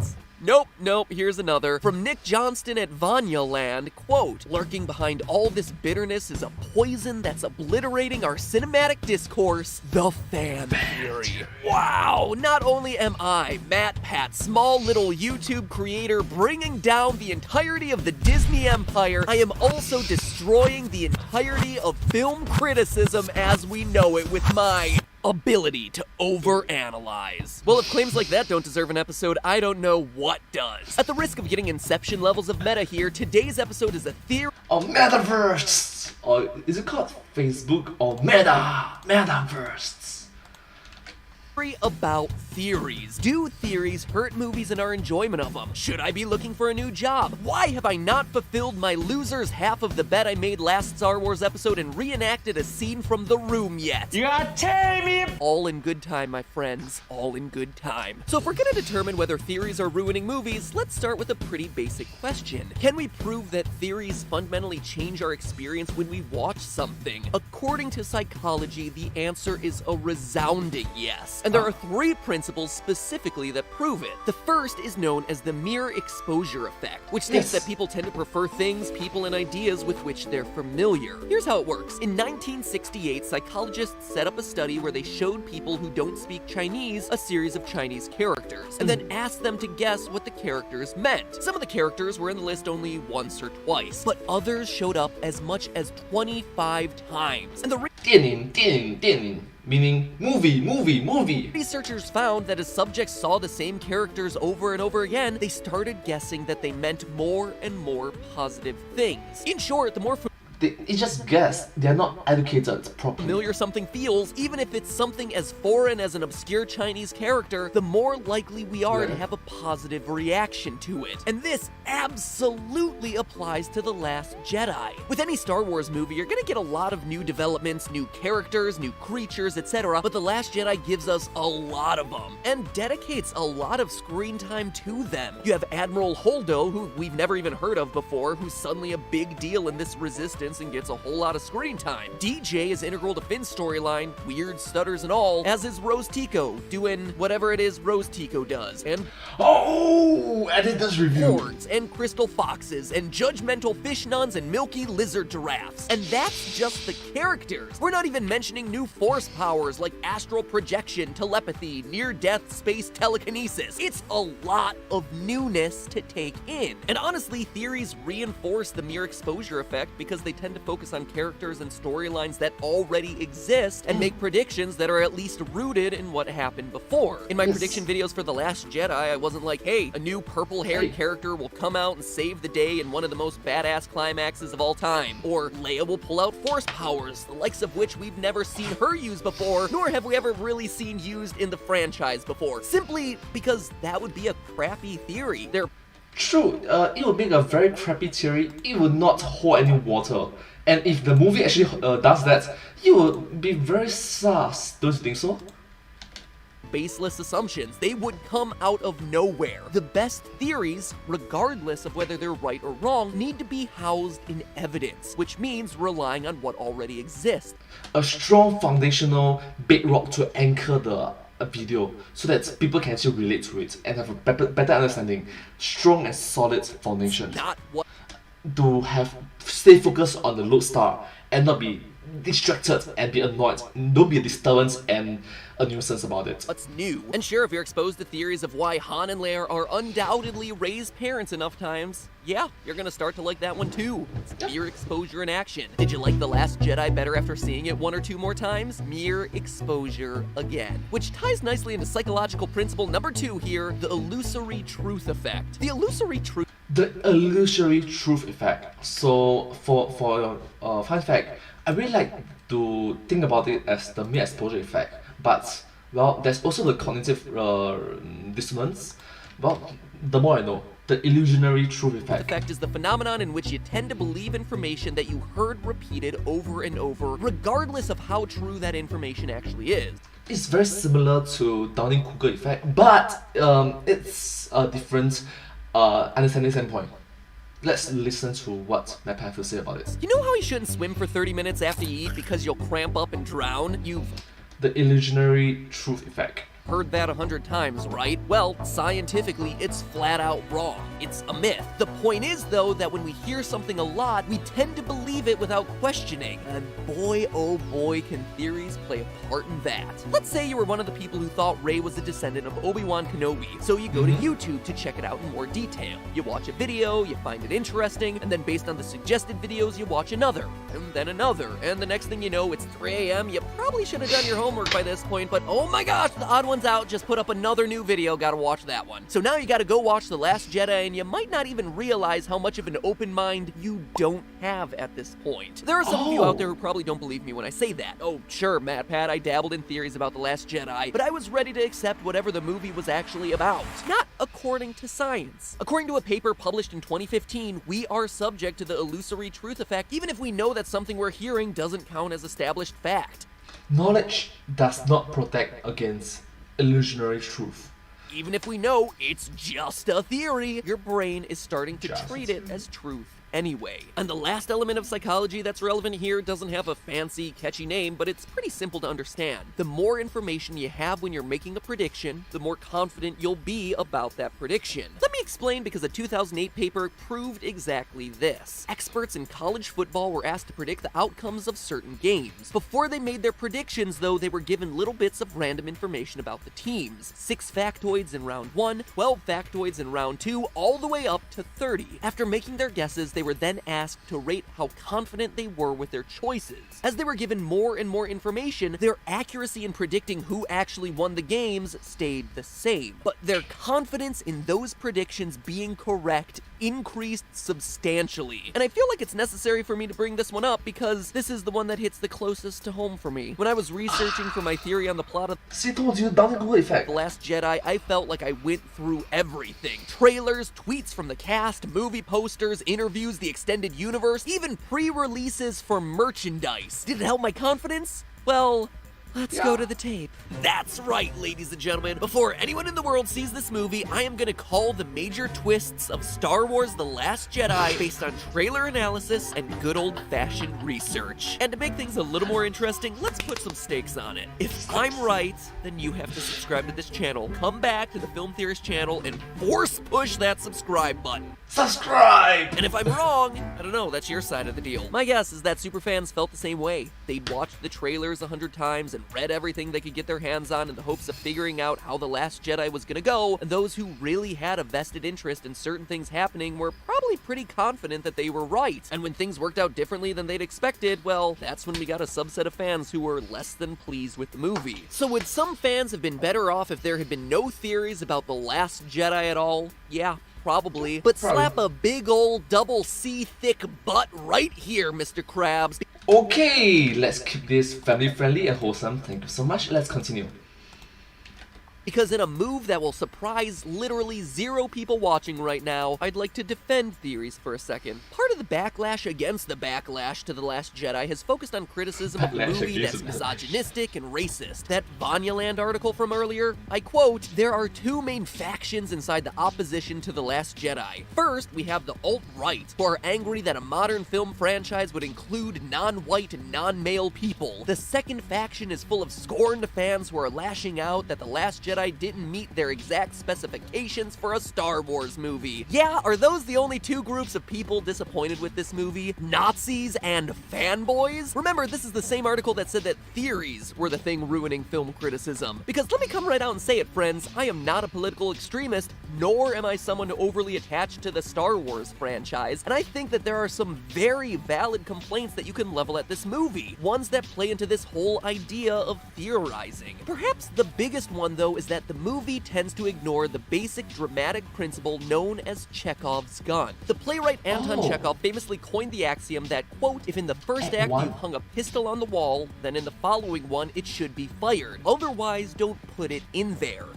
Chekhov's gun. In other words, don't tease elements of plot that don't actually pay off. You ever wonder why everyone loves Breaking Bad so much? Because nothing in that story was wasted. Everything that was introduced into Breaking Bad had a purpose and a payoff, right down to the Roomba. It was a tight and contained story where there were no dangling threads. And when you're making prediction theories, this is the sort of stuff you've got to rely on. Why was this introduced into the story, and how will it factor into the narrative moving forward? Maybe I'm still great levels of being salty about being wrong, but when the previous film is filled with meaningful glances and references to being called, that lightsaber was Luke's and his father's before him, and now it calls to you. Even showing parents flying away, then you fill the next movie with repeated teases that they're about to reveal Rey's parentage like a dozen times, only to at the end say, JK, doesn't matter, your parents were drunks who were buried in a random grave. Look, I get it that part of this movie's message is that things will disappoint you, that the Force isn't some secret club that you have to be born into and that some kids can just use it to sweep up without ever leaving the couch. But do you really expect to tease big reveals just to say that they're irrelevant and then not piss off moviegoers? If you set up things that don't pay off, that's gonna make some people upset. It looks like sloppy writing. You introduced the Chekhov's lightsaber into the story and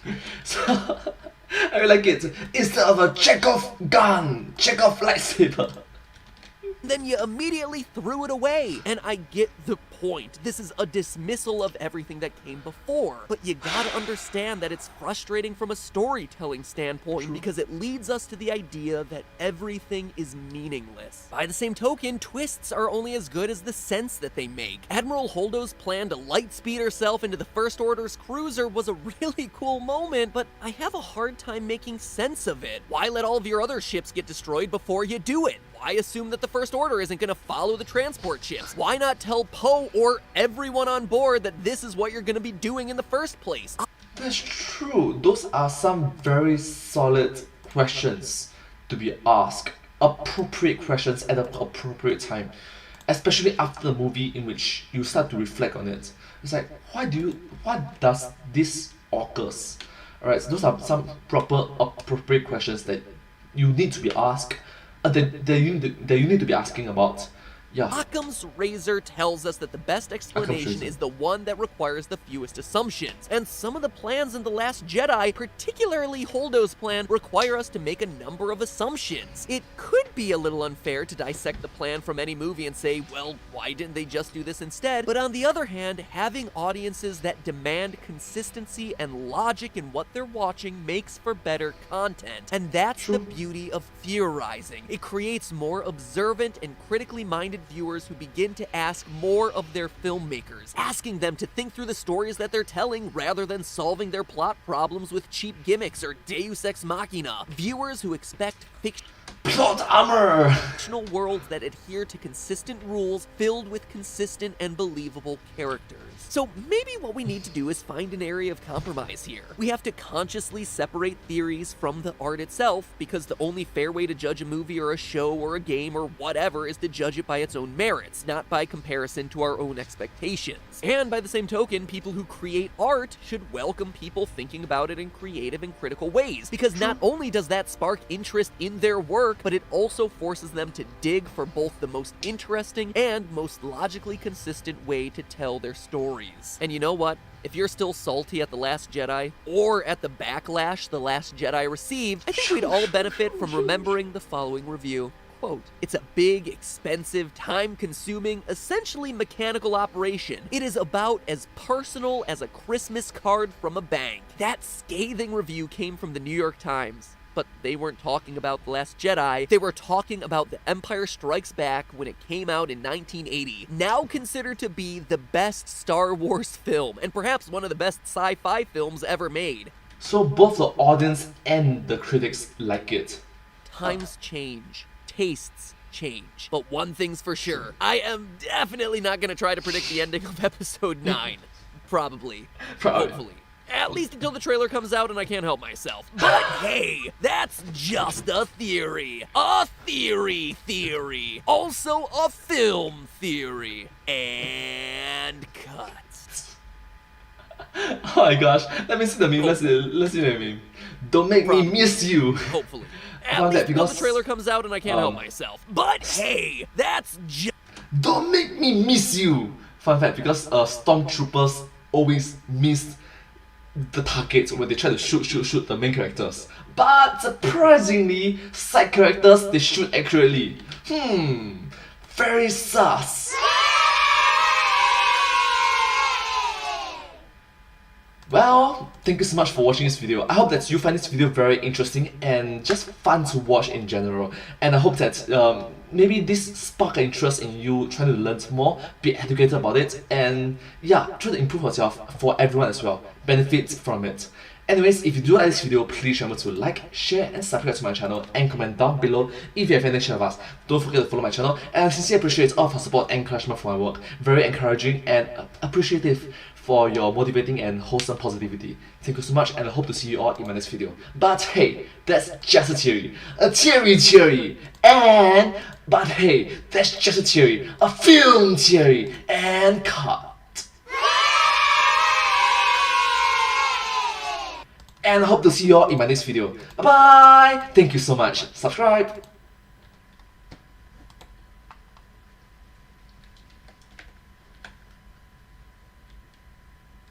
Alright, good. That was one video done.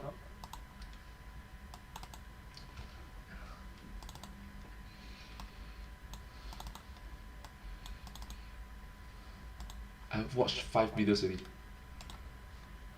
Let's make it 10. This is 13 minutes, 10 minutes, 14 minutes, 17 minutes. Oh gosh. This is 22 minutes! My gosh, 22 minutes! Oh gosh, this is a long movie. This is a long video. Oh gosh. Everyone's special, Dash.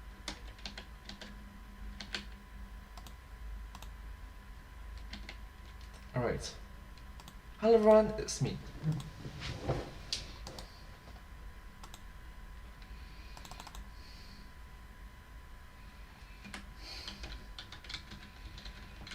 Incredibles! And today, transform, reset.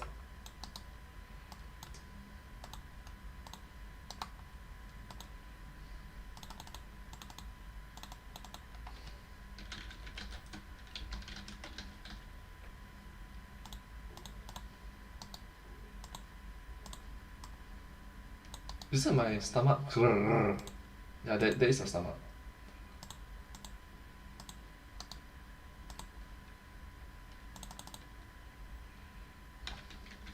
Bests.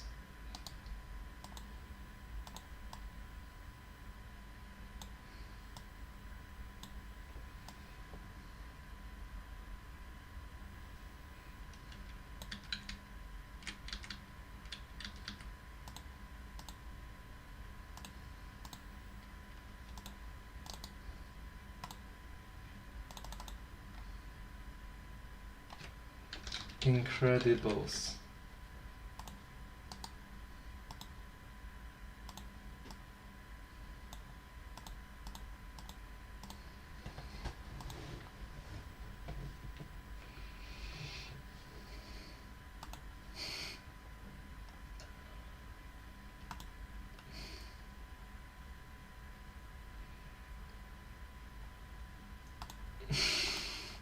Hi everyone, it's me, and today let's find the best Incredibles together. Let's go.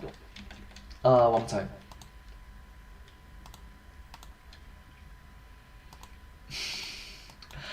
Hi everyone, it's me, and today let's find the best Incredibles together. Everyone's special, Dash. Which is another way of saying no one is. Fine, have it your way, Dash. Let's pit you against your family in a battle to the death to see which special is the most special of all the specials.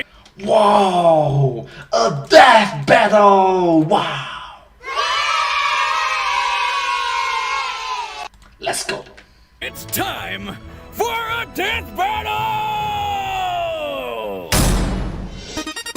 4, 3, 2, 1.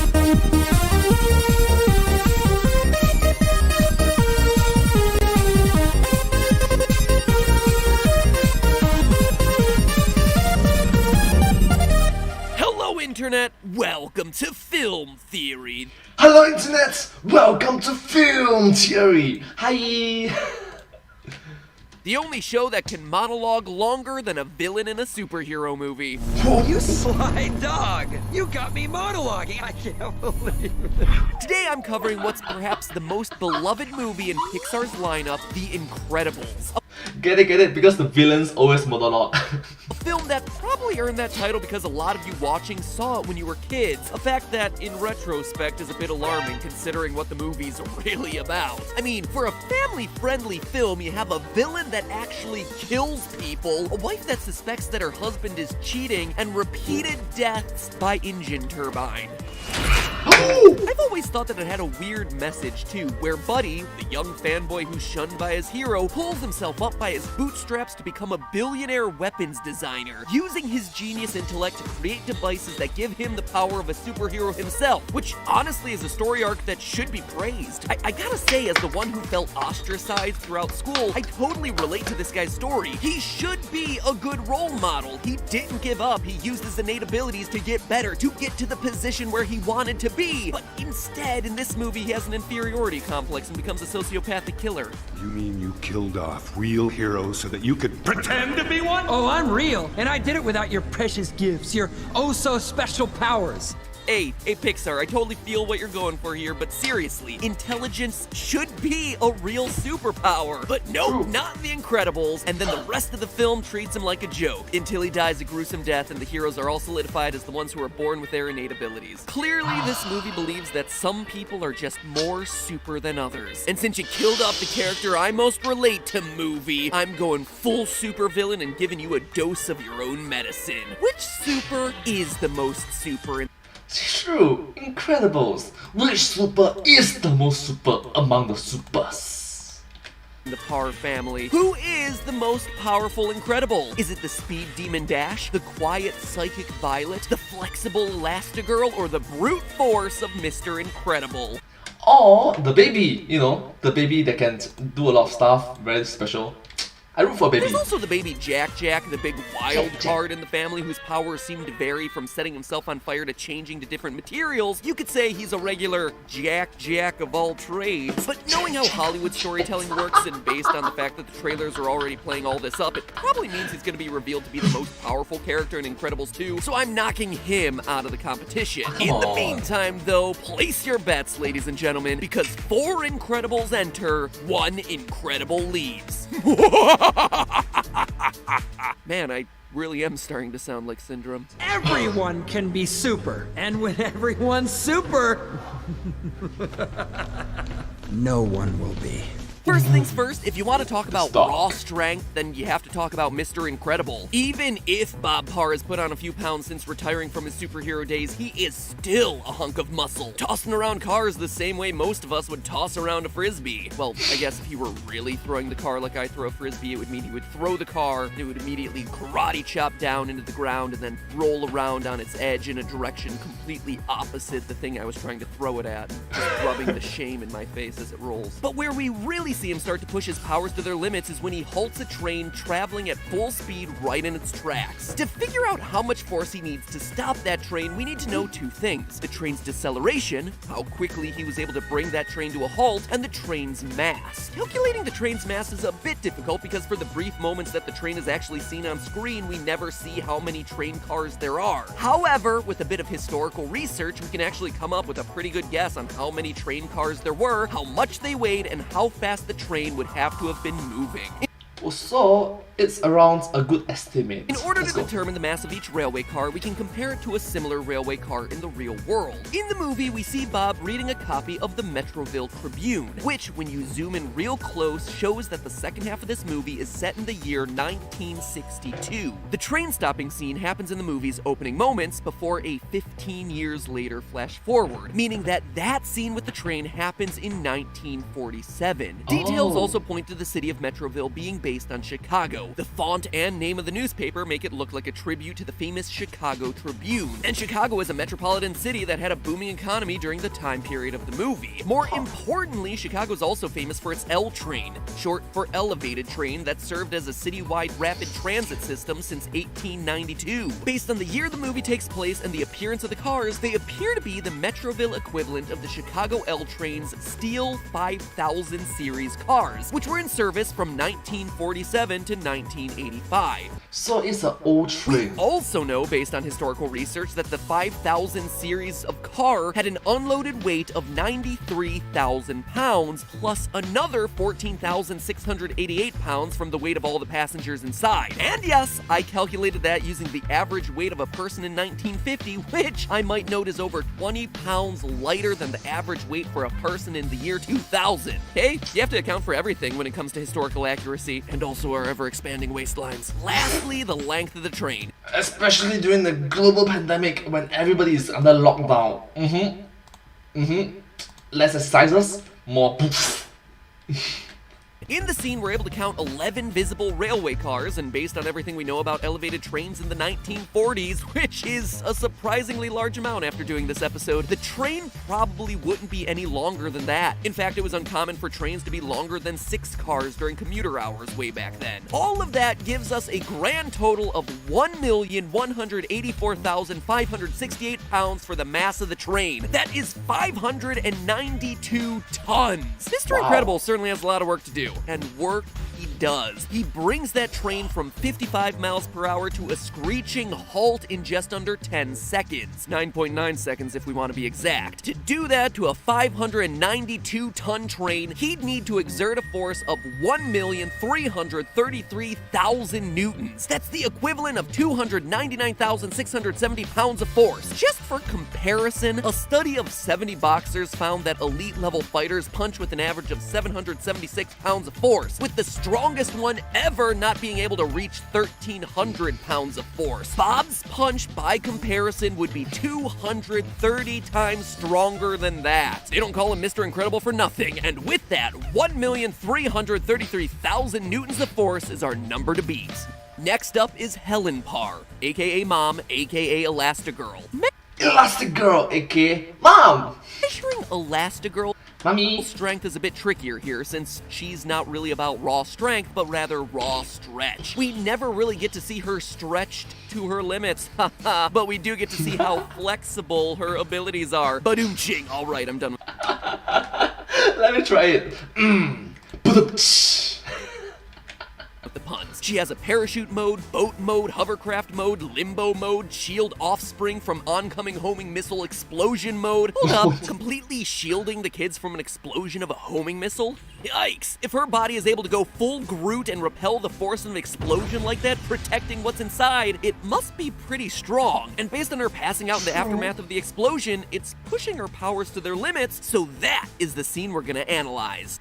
Wow, that's true. I really like it that MatPat mentioned about the Guardians of the Galaxy's reference. I am Groot! And then, we are Groot. But just how strong is she? Just how Let's strong look is at the she? missiles. We don't actually see any other aircraft in the vicinity, so it looks like these are going to be surface-to-air missiles, SAMs, as opposed to air-to-air missiles. But how powerful are they? Well, when Surface to air, air to air. it comes to surface-to-air missiles, the explosive yield will ultimately depend on the warhead it's carrying, but faster usually means more powerful. I mean, the fastest missiles in the world are ICBMs, which can reach speeds of over Mach 15. 15 times the speed of sound! And they're usually designed to carry nuclear warheads. scary thought. Anyway, from the way that the missiles appear to only barely outspeed the plane, we can assume that they're probably moving at close to the same rate. Now, a typical commercial jet would be able to hit speeds of around 600 miles per hour, which is subsonic. Less than the speed of sound, not even Get it? Subway plus Sonic. Subsonic. Mach 1. And we never actually see Helen's plane cross any sound barriers, even as she's trying to avoid these missiles. So that means that the missiles must be moving pretty slowly. Currently, the slowest and typically weakest surface-to-air missiles used by the US military still hit a speed of around Mach 2.5, which means I guess Syndrome's weapons budget was more focused on building killer robots and not so much on buying anti-aircraft missiles. Information on this subject is a bit hard to find, and digging around for it has undoubtedly put me back on top of several government watch lists. There goes my trusted traveler pass I worked a year to get, but out of all the missiles used by the US military, the slowest one is the RIM-116 Rolling Airframe Missile. RAM, a missile delivering a warhead with an explosive yield equivalent of 47.279 megajoules, or just around 24.9 pounds of TNT. But here's where things get even more complicated. In the scene, we see not one, not two, but 3 missiles. Also, Elastigirl isn't even the first thing the explosion hits, impacting the plane before even hitting her. Also, we have to consider the fact that Elastigirl isn't at the epicenter of the explosion when the missiles go off. This all matters because what we think of as an explosion is basically just a shock wave that gets weaker and weaker as you move away from the epicenter, and this drop-off happens exponentially. So this time, we're just gonna have to do some rough estimations. If we estimate that the plane's main body, or fuselage, is 10 centimeters thick aluminum, standard for a typical Boeing aircraft, the plane's main body, aka the fuselage. We use what we know about the impact strength of aluminum and estimate Elastigirl's distance from the initial explosion at around 3 meters based on the size and shape of the cabin and where we see the missile impact the aircraft. Elastigirl's body is absorbing a whopping 3,510,000 pounds of force. That is more than 10 times as much force as we calculated for Mr. Incredible to stop that moving train. Wow, think about it. Mom is stronger than Dad. Literally stronger than Dad. Oh, wow. Ladies and gentlemen, we have ourselves a new front runner, and a new definition of girl power, and a new definition of Wonder Woman. Okay, I'll stop. Up next is Flash. I mean Dash, the speedster of the family. Who knows though, maybe Incredibles 2 will feature Reverse Dash, complete with a yellow costume. They could even completely rip off the Flash and recreate that time that the Flash was shot with a fat ray. Wait, why are we going down this rabbit hole? Kidnapped and then put on display as the 1,000-pound blunder, like some sort of freak show. Ha! You get it? Because he's obese now. Yikes! The 60s were a very different time. Anyway... Alright, so let's avoid going down the rabbit hole and focus on the main topic today, The Incredibles. Let's go. Dash demonstrates his super speed a lot throughout the movie, but believe it or not, the greatest feat of speed that we actually see him pull off is when he rushes up to his teacher's desk to place a thumbtack on the seat, then rushes back to his seat. This little rat is guilty! He's guilty! You can see it on his smug little face. Guilty, I say guilty! Hey dude, calm down. Why are you freaking out? It's just a prank, bro. Don't be a prick about it. Get it? Prick. Because it's a thumbtack. Anyway, the teacher, determined to... But, after a while, you know, 1 time, 2 times, 3 times, every day, daily, it starts being an annoyance. It starts being a nuisance. It starts being a disturbance. Especially when the odds are you have to teach everyone and you are in charge of it. Alright? You need to lead everyone to be good, and if there's an annoyance, you have to point it out. Dash in the act has a... Speaking from my point of view as someone who teaches. Surveillance camera record the incident, and for a single frame of the video we see Dash moving. If we assume that the video is recording at 24 frames per second, as most video cameras did back in 1962, that would mean Dash was covering a distance of about 4 meters in just 1/24th of a second. That translates to a speed of 96 meters per second, or 214 miles per hour. But does that give Dash the ability to topple his mother's strength? Earlier we saw Mr. Incredible stop a speeding L train, but could he stop Dash running towards him at top speed? Well, what's most impressive about Dash isn't his speed so much as it is his acceleration. The fastest sports cars on Earth take around 2 seconds to go from 0 to 60 miles per hour. Dash is able to go from 0 to 214 miles per hour, stop, and then reverse his direction to get back to his seat again in just a tiny fraction of a second. Literally literally less than the blink of an eye. I ran the numbers and he's accelerating at a rate of 9,216 meters per second square. To figure out whether Dash can actually topple his father, we use one of my favorite equations of all time on the show, FMA, or force equals mass times acceleration. FMA! It's not FNAF, it's FMA! Instead of Five Nights at Freddy's, it's force equals to mass times acceleration. Also, mention about the blinking eye, right?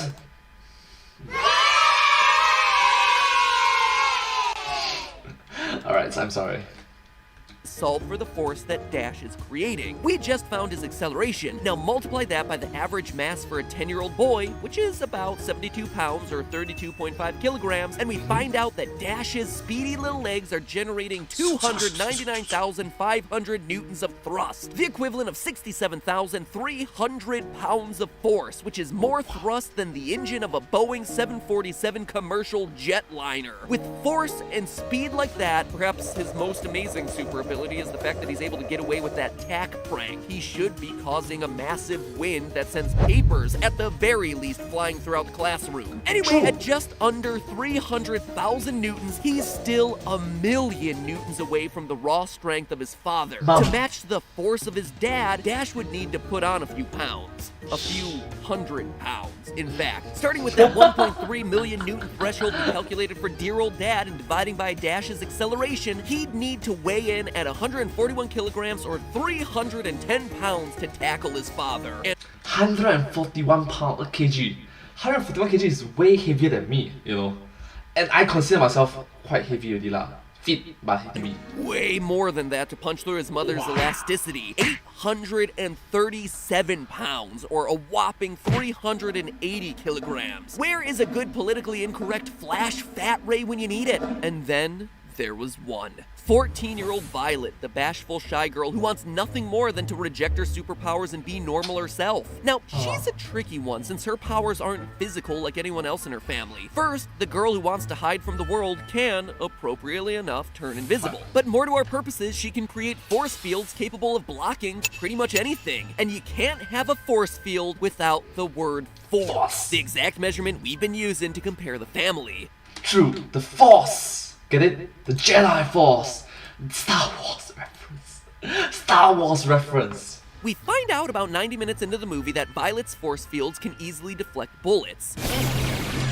Using the performance of a standard-issue M16 rifle as reference with a 960 meter per second muzzle velocity, 4.02 grams mass per bullet, and an estimated stopping distance of 0.01 meters, the protective bubble she's creating is acting with 83,288 pounds of force, 370,000 newtons. That alone puts her ahead of her brother when it comes to raw strength, but it's not even close to the full extent of her force field's power. You have more power than you realize.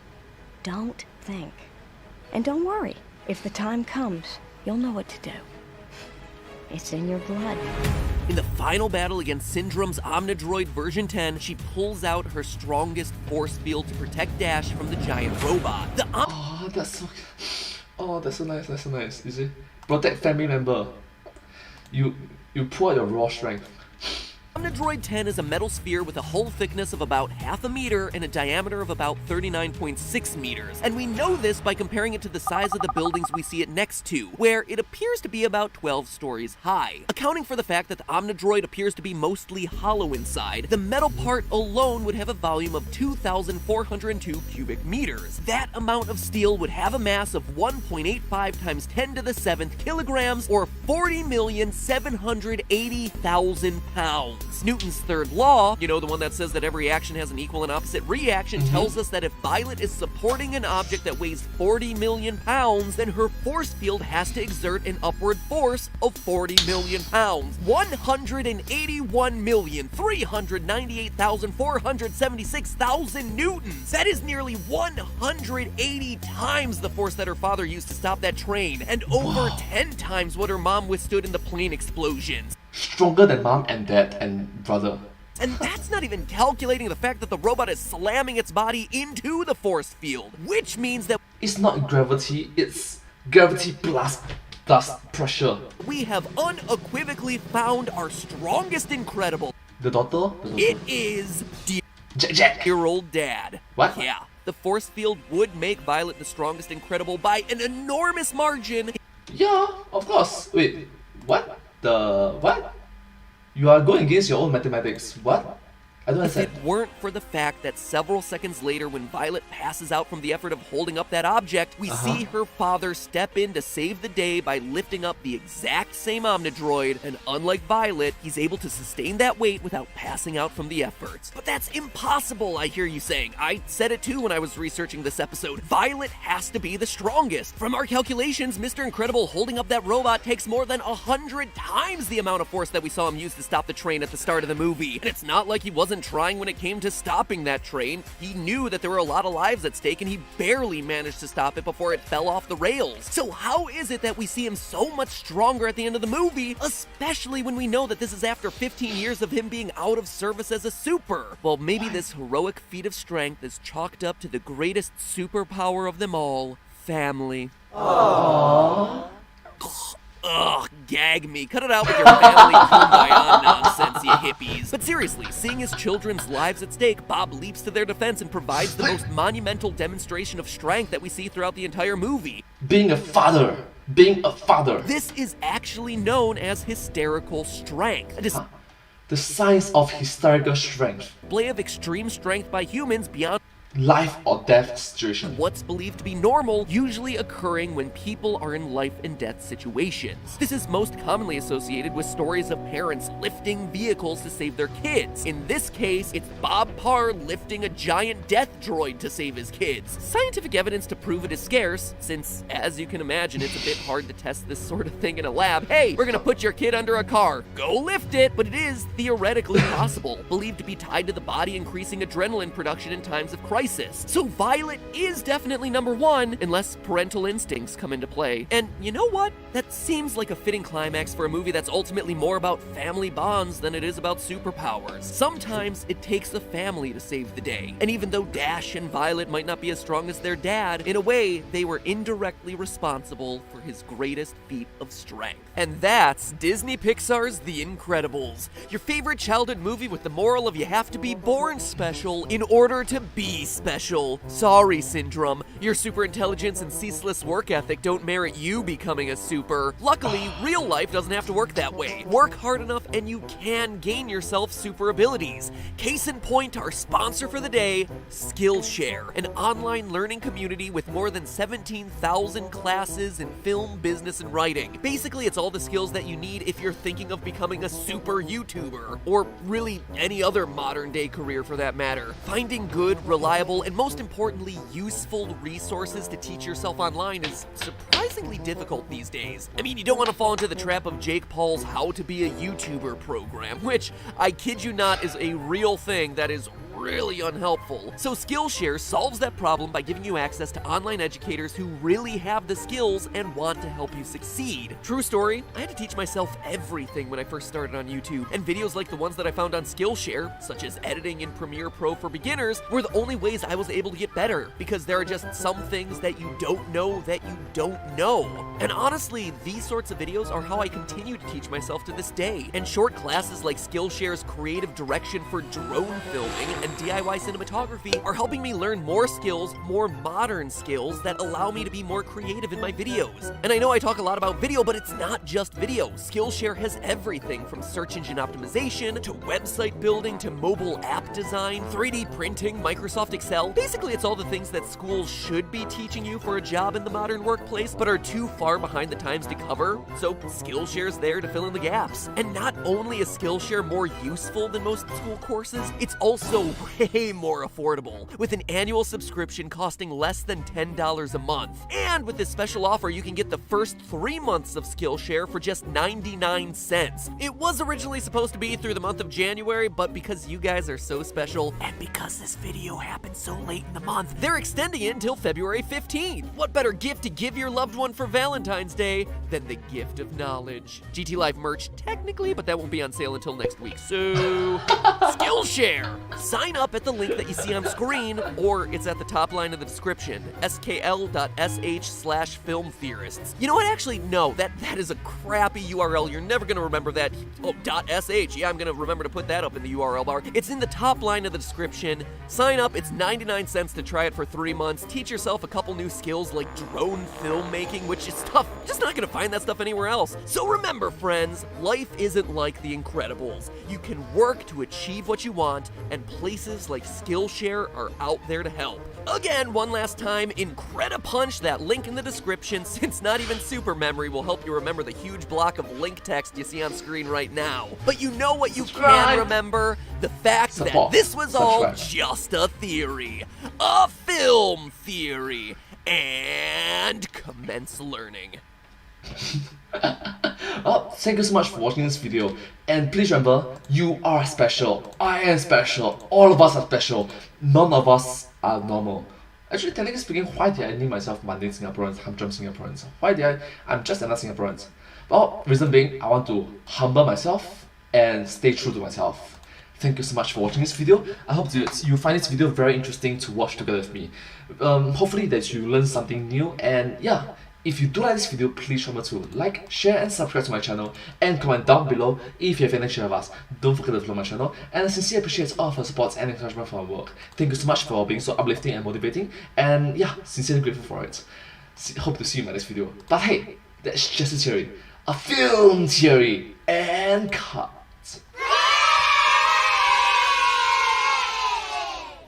And I hope to see you all in my next video. Bye! Thank you so much. Please do remember to subscribe to my channel. Thank you. Bye.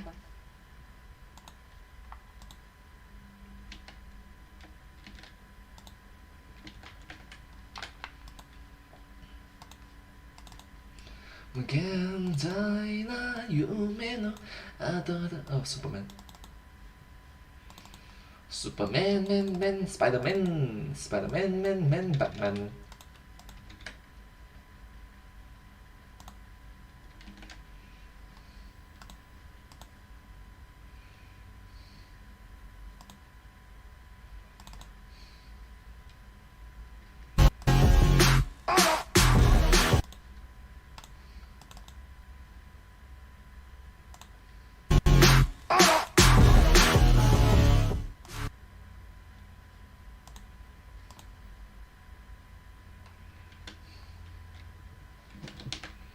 Superman failed us. Justice League. Why Justice League is...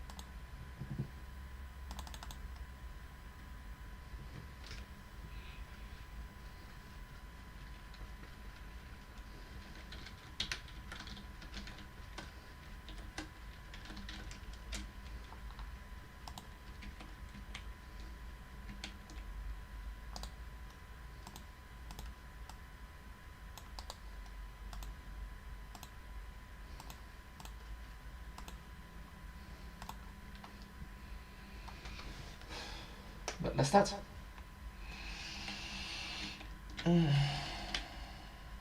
Oh my gosh, I'm so fat. Let's go. 3, 2, 1, and go. Hi everyone, it's me. And today, do you truly know justice? Superman equals to bad? Huh.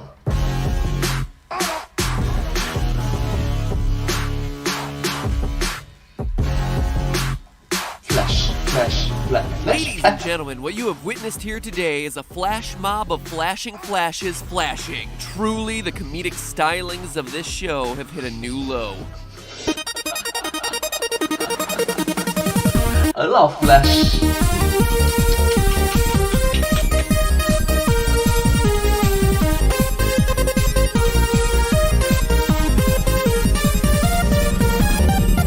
Hello, Internet! Welcome to Film Theory!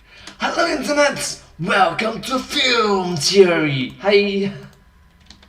The smartest, but definitely not the fastest of shows on YouTube. Unless you measure speed by the time it takes to make you cringe, in which case, call me Usain Bolt! Hey, you remember last year when Justice League... Get it? Usain Bolt, the fastest man alive? Came out? No. No one? Well, not all that surprising since this thing earned less than Man of Steel. Which means that most of you watching probably didn't go out and see it. But don't worry, you didn't miss all that much. Here, I'm gonna... Which Justice League are you talking about? Are you talking about the Justice League or Snyder's Cut Justice League?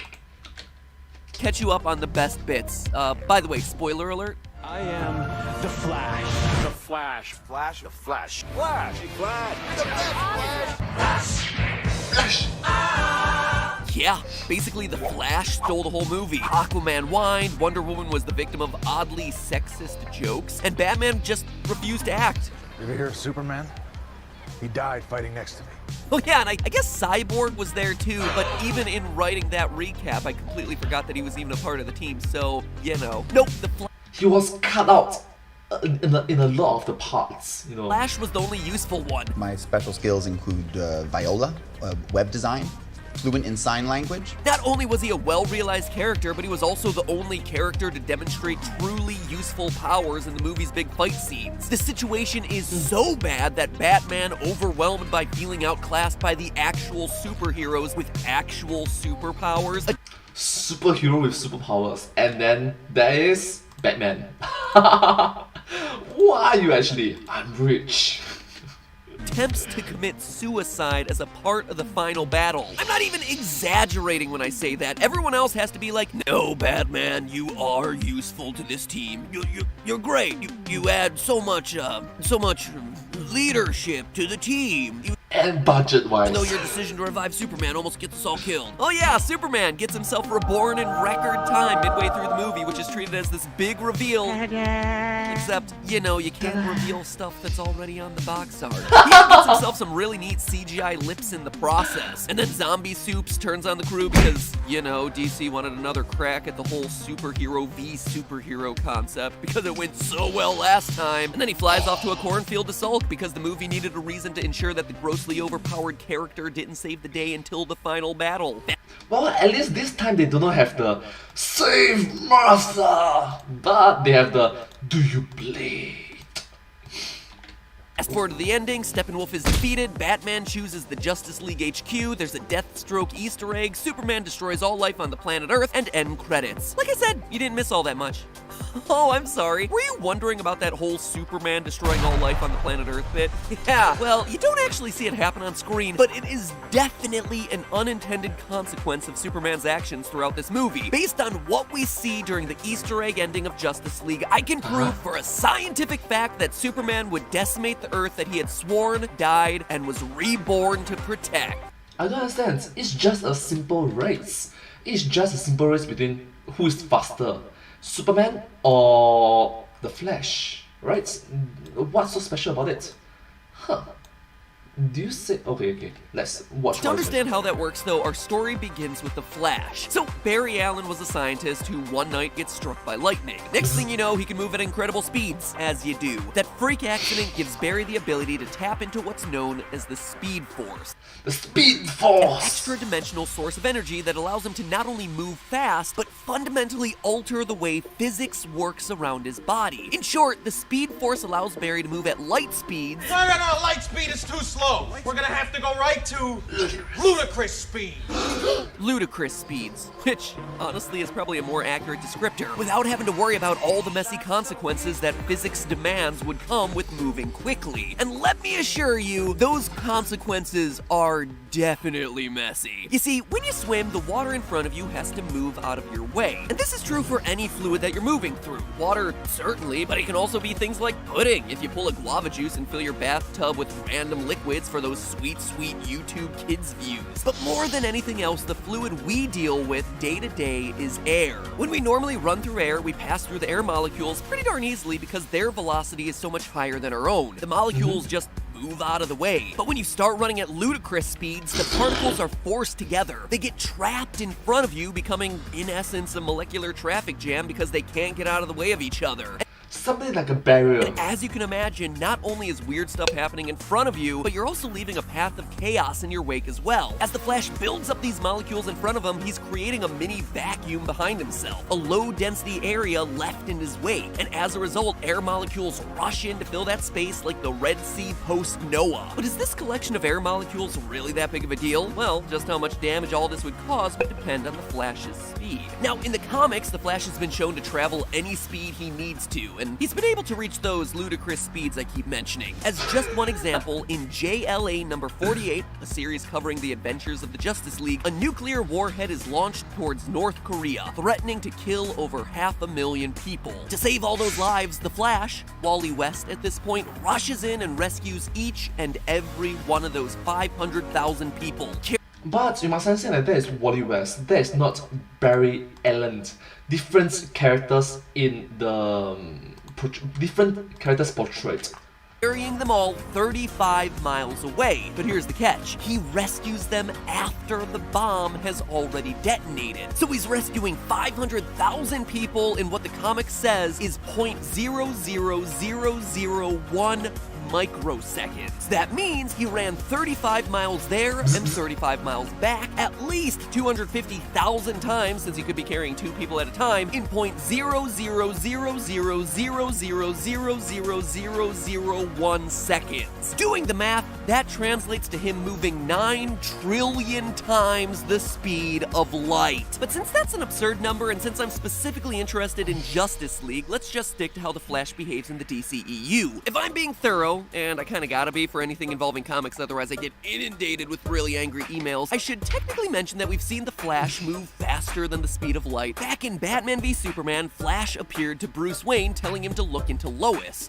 Time travel! Well, some people have written this off as just a part of Batman's nightmare that would actually make no sense. At this point in the movie, Bruce has no idea that Superman is Clark Kent, has never seen the Flash before, and would only have known Lois Lane as a reporter. So this is the Flash reaching out to Bruce by running faster than time itself. But since that's just a theory I have, let's look for something a bit more concrete. Luckily, Justice League gives me exactly what I need. While Flash is trying to outmaneuver a newly resurrected Superman, a dramatic moment reveals that Superman is keeping his gaze locked on the Flash as he moves. This helps. Yes. I was watching this part, right, and I was like, oh my god! Everybody was fighting against Superman, and Superman was like, focus on the fights, and then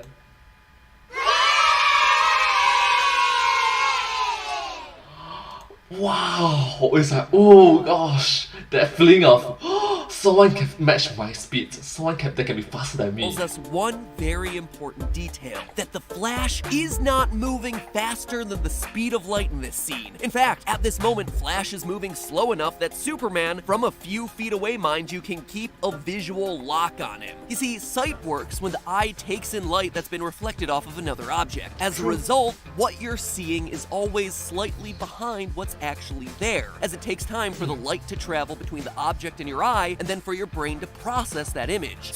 So technically speaking, if you think about it, right now, live stream is not technically live, it's a few seconds off. Especially when there's lag, it will be a bit a few minutes off. But still, yeah, you get. So if you were to move faster than the speed of light, well, weird things would happen because relativity as we know it would start to break down. But one thing other people certainly wouldn't be able to do is accurately track your movements. Superman may be super, but even he can't speed up the rate at which light is traveling. And also, yeah, he may be tracking Flash using some other method, but it seems like it's clearly meant to be that Superman sees the Flash. So even though it's very possible that Barry Allen's able to travel faster than the speed of light, it's very possible that Superman is tracking the Flash's movements using some other method. For our purposes today, let's just assume that Barry is traveling slightly slower than the speed of light, allowing Superman to see him in the scene. Don't worry, it doesn't change the end results all that much. The speed of light is 671 million miles per hour. So let's put Barry slightly below that at 670 million miles per hour.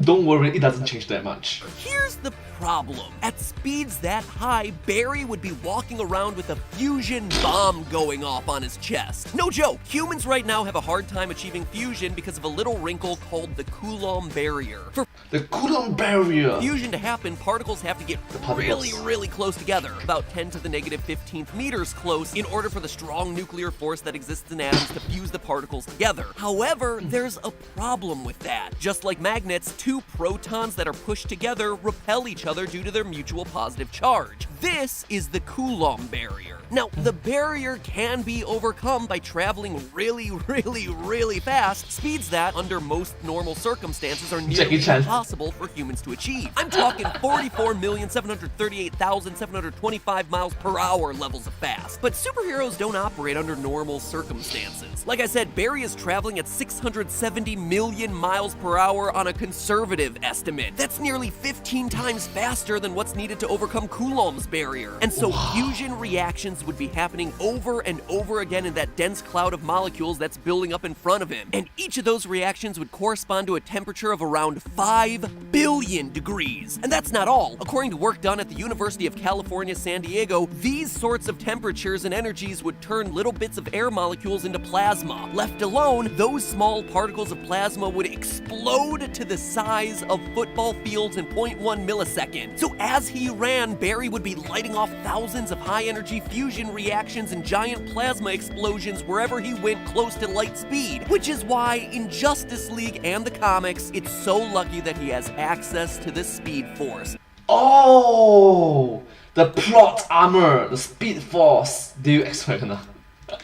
Which renders all of this a moot point. Remember, the Speed Force warps the physics of the air around him so he doesn't overheat and cause a plasma streak. And that plot armor would be the end, except for one man.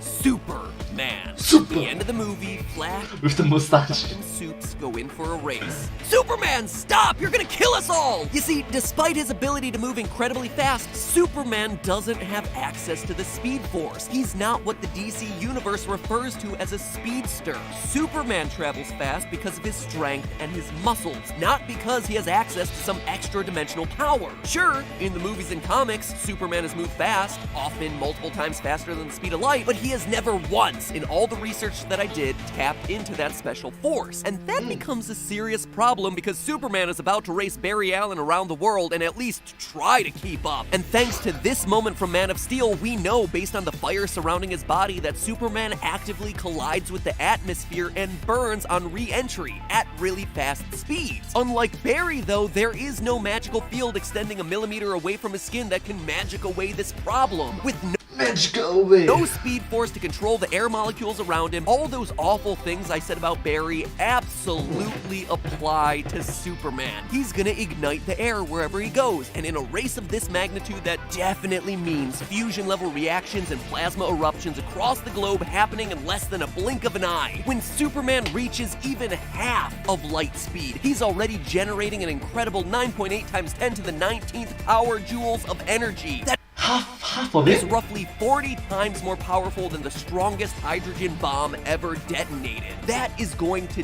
devastate the planet below him wherever he goes, completing the job that Zod and Steppenwolf couldn't do on their own. Earth's greatest threat was its greatest hero all along. Maybe Batman v Superman was right. He has the power to wipe out the entire human race, and if we believe there's even a 1% chance that he is our enemy, we have to take it as an absolute certainty. Ugh, I just feel dirty even saying that. But hey, that's just a theory. Alright, half machines, half plot device. Swimming hobo. No. Batman. The fastest comedian alive. The hero DC needed but doesn't deserve. True. Wonder Woman a standalone movie is awesome. A film theory. And before we end today's episode, a special announcement. Theorist merch is on sale now, but supplies are super limited. So if you want to look cool and nerdy and rock some bright green socks, well then click the link in the description below or the iCard in the upper right-hand corner of the screen. We've already run out of 3 items, so make sure you're clicking that link now to grab your t-shirt before they're gone forever. And as a special bonus to anyone who places an order, you get a complimentary limited edition game theory pin. And in true Willy Wonka and the Chocolate Factory spirit, a chance at winning a golden coin. But not just any golden coin, a gold coin that might get you access to something pretty darn special later this year. If you're a fan of any of the Theorist channels, I guarantee it's something that you're gonna be wanting in your possession. Now put that away, Stephanie, you're looking too much like the girl from Get Out. And why aren't you putting the milk in the cereal? It's just weird that you're eating them separate. So anyway, click the link in the description or the eye icon in the upper right-hand corner of the screen. Grab your merch before it disappears, and make sure you're showing off your nerdy Theorist bright lime green pride. Now, if you'll excuse me, I need to do some research on summer vacation. I'll see you next week. Thank you so much for watching this video. I hope that you find this video very interesting and very unique to watch. Quite special, isn't it? If you do like this video, please remember to like, share, and subscribe to my channel and comment down below if you have anything to share with us. Don't forget to follow my channel, and I sincerely appreciate all the support and encouragement for my work. Thank you so much for being so awesome, super grateful and sincere appreciation for being so wonderful and uplifting. Thank you so much for motivational words. And yeah, hope to see you in my next video. But hey, that's just a theory, a film theory, and cut. Thank you.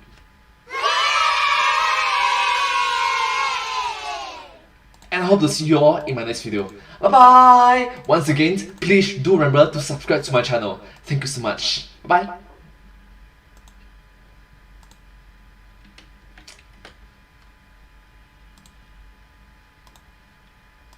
That was good.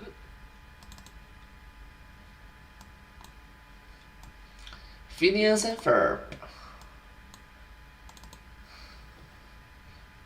Ferb has some serious problems.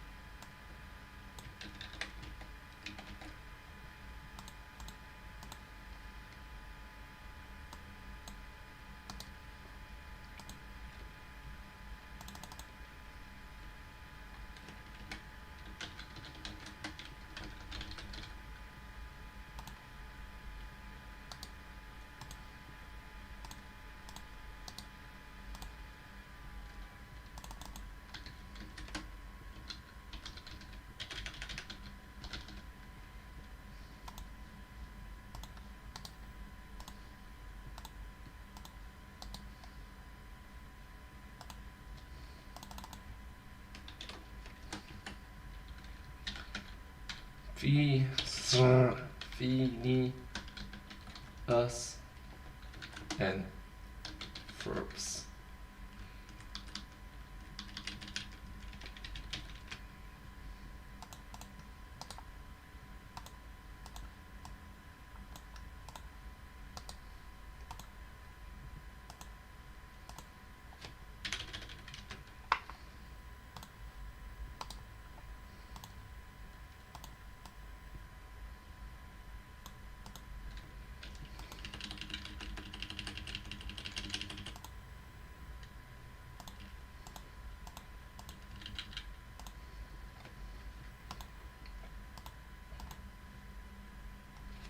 Alright, let's start.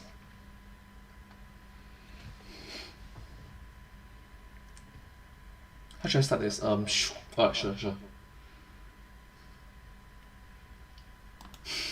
sure. Hi everyone! Sorry, one more time. Hi everyone, it's me! And today, let's uncover the truth behind Phineas and Ferb together! One more time.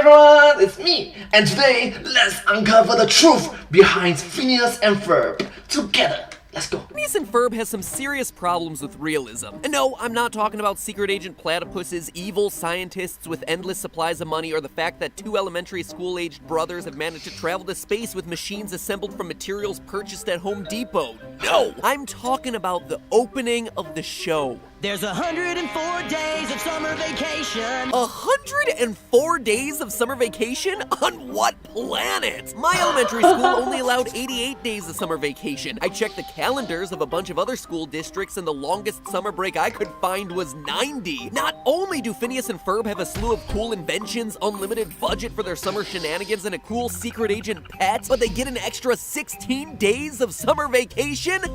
Half a That, month. my friends, is a bridge too far. The summer just keeps going on and on. It feels like it's been going on for like 4 years.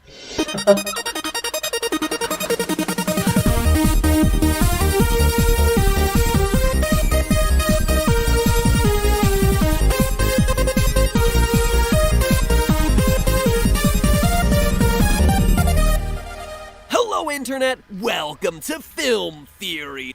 Hello Internet, welcome to Film Theory. Hey, let's start. The show where I put the summer vacations of fictional cartoon characters under the microscope, because my own summer vacations were mostly spent watching fictional cartoon characters. And the price is right! Have your pets spayed or neutered. Today I'm talking about Phineas and Ferb, which just last week celebrated the 10th anniversary of its debut. Now I can already hear some of you saying, Matt, Literally more than a decade. Pat, aren't you a little old to be watching a 10-year-old Disney Channel cartoon? Yes. On its face, Phineas and Ferb may seem like a formulaic kids show, but what's so brilliant about it is that's the whole point. Unlike some cartoons, which slowly grow repetitive over years of syndication, Phineas and Ferb intentionally started out as a formulaic show, and it keeps things fresh by constantly finding ways to subvert its own cliches. Most episodes follow the same basic formula, so for those of you who aren't familiar with the show, I'll take you through a typical episode. 2 brothers, the chatty upbeat Phineas and the silent stoic Ferb, are on summer vacation. Something like a Penn and Teller. And they're looking for a fresh and exciting way to spend the day. The neighbor girl Isabella walks by to ask, What you doing? And what you doing? Every single time. What you doing? something happens to give Phineas the inspiration to say, I know what we're gonna do today! Someone then takes notice of the fact that their pet, Perry the platypus, has gone missing and says, Hey, where's Perry? Hey, where's Perry? The episode then splits into an A story, which follows the boys and their inventive shenanigans, and a B story that follows the secret life of Perry the platypus, who dons a brown fedora as he goes to thwart the latest invention of the villainous Dr. Heinz Doofenshmirtz, a local mad scientist. I'm an evil scientist, not a mad scientist. There's a difference. Dr. Doofenshmirtz is Okay, so you're trying to say that you're an evil scientist, but not a mad scientist. Okay. always cooking up a new invention, like the Drillinator, the Uglyinator, or the Gloominator 3000inator. Generally something with a name that ends in inator and has to be stopped. Figured you'd see the pattern. Several story beats later, the boys have their fun. Perry the platypus defeats Dr. Doofenshmirtz's latest scheme, and in the process of beating the evil scientist, something happens that destroys whatever the boys were working on all day, eliminating all evidence of their shenanigans before their parents come home, wiping the slate clean for them to come up with some new invention tomorrow. The defeated Dr. Doofenshmirtz yells into the wind, "Curse you, Perry the platypus! Curse you, Perry the platypus! Perry the platypus." Perry goes back home to the boys. Oh, there you are, Perry. And the there you are, Perry. boys check another day of summer vacation off the calendar. Now, even though I'm talking about Phineas and Ferb, the TV show, I'm not actually going to be talking about Phineas and Ferb, the brothers. Instead, I want to focus today's episode on the villain of the story, Dr. Heinz Doofenshmirtz, creator and sole member of Doofenshmirtz Evil Incorporated. Every single time there is a song about it, it's like, wait a minute, why is there evil in the name?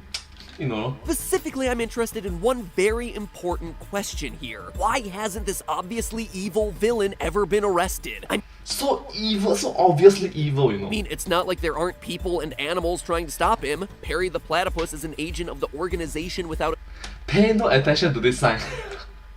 a cool acronym, or OWCA for short. Man, these guys are really bad at acronyms. And most days, his sole purpose is to track down the despicable Doc. And clearly, Doofenshmirtz is guilty of breaking more than a few laws. Grand larceny from the time he stole all the city's Mr. Slushy Burger statues and Does This Duckbill Make Me Look Fat, and the time he somehow managed to steal all the steaks in the tri-state area in Comet Kermillion. Not to mention his mistreatment of animals, like the time he enslaved monkeys to work in his volcano laundromat. Given the fact that the OWCA employs animals, I would think that they would be taking that last one pretty personally. We also know that the OWCA could arrest him if they wanted to. In the episode, Oh, There You Are, Perry, we see Perry take on a more serious villain, the Regurgitator. You just can't keep him down. At the end of the episode, we learn that the Regurgitator has been apprehended and put into prison. You defeated the Regurgitator. As a matter of fact, he just landed in our prison. Notice that coincidence? Perry's boss, Major Monogram, says our prison. This is an OWCA holding facility, not some generic state prison. They don't even have the excuse of not being able to find him. He has an enormous building in the middle of the city with a giant freaking name on the front. In short, if the a giant name at the front, how can you miss it? OWCA wanted to arrest Doofenshmirtz, they could, but they don't. They don't even try, which means that something else has to be going on here. Something a bit more devious and underhanded. And that is what we're gonna expose today. Our first clues lie in the Phineas and Ferb special, The OWCA Files. Heinz Doofenshmirtz was once part of the agent training program at OWCA, which is a weird quirk of his past, considering that the organization only allows animals to serve as agents. You know, Carl, it's weird that he's not an animal. We should fire him. I am already on it, sir. Doofenshmirtz, though, found a loophole where he's legally considered an ocelot due to being raised by wild animals, meaning that he was lucky enough to get into the program. I'd say that's probably the first time anyone has described my being abandoned by my parents and raised by Central American wildcats as lucky. Why Doofenshmirtz left the agent training program, though, is a mystery, but it seems like he was fired due to incompetence. We see throughout the series that Doof is good at building things, he's just not good at using the things that he builds. Major Monogram even says it himself in the episode Agent Doof. You've done more harm inside the agency than you ever did outside. In short, OWCA doesn't want Doofenshmirtz as a member of their organization due to his destructive tendencies. Doofenshmirtz! But thanks to a few select details in the Phineas and Ferb movie, we know that they weren't ready to get rid of him completely. In the movie Phineas and Ferb Across the Second Dimension, Perry the Platypus has to break OWC protocol and reveal his secret identity to the two brothers, which, according to regulation, means that he has to be relocated to a new host family. Now that Agent P's cover has been blown, you won't be allowed to see him anymore. However, Major Monogram comes up with an alternate solution. They can use the Amnesia-inator to wipe Phineas and Ferb's memories, allowing Perry to continue to live with them as an undercover agent. So none of us will remember any of today? That's right. The boys agree, and in the process, they lose all the memories of the adventures that they had while visiting the second dimension with Perry. But hold on for a second there. Amnesia-inator? That sounds like the sort of stupid name that Dr. Doofenshmirtz would give an invention. And indeed, it is. Dr. Doofenshmirtz's Amnesia-inator. We find out in the movie that Perry's brown fedora isn't just for fashion. Hidden in his hat is an auto-scan replication device, which OWCA's been using to gather data on all of Doof's inventions so that they can then replicate them for themselves. Every operative is equipped with an auto-scan replication device, just like the one in your hat. We've been using the information you've gathered to replicate each and every one of Dr. Doofenshmirtz's innators. And this is where OWCA's motives finally become clear. Dr. Doofenshmirtz may have been a terrible secret agent and a bad villain. I mean, bad as in he's incompetent at being a villain, not that he's a bad villain, because he's really kind of harmless. But he's a brilliant inventor. The fact that all his plans go sideways usually has less to do with the inventions themselves and more to do with the way he tries to use them. Hey, all of my innators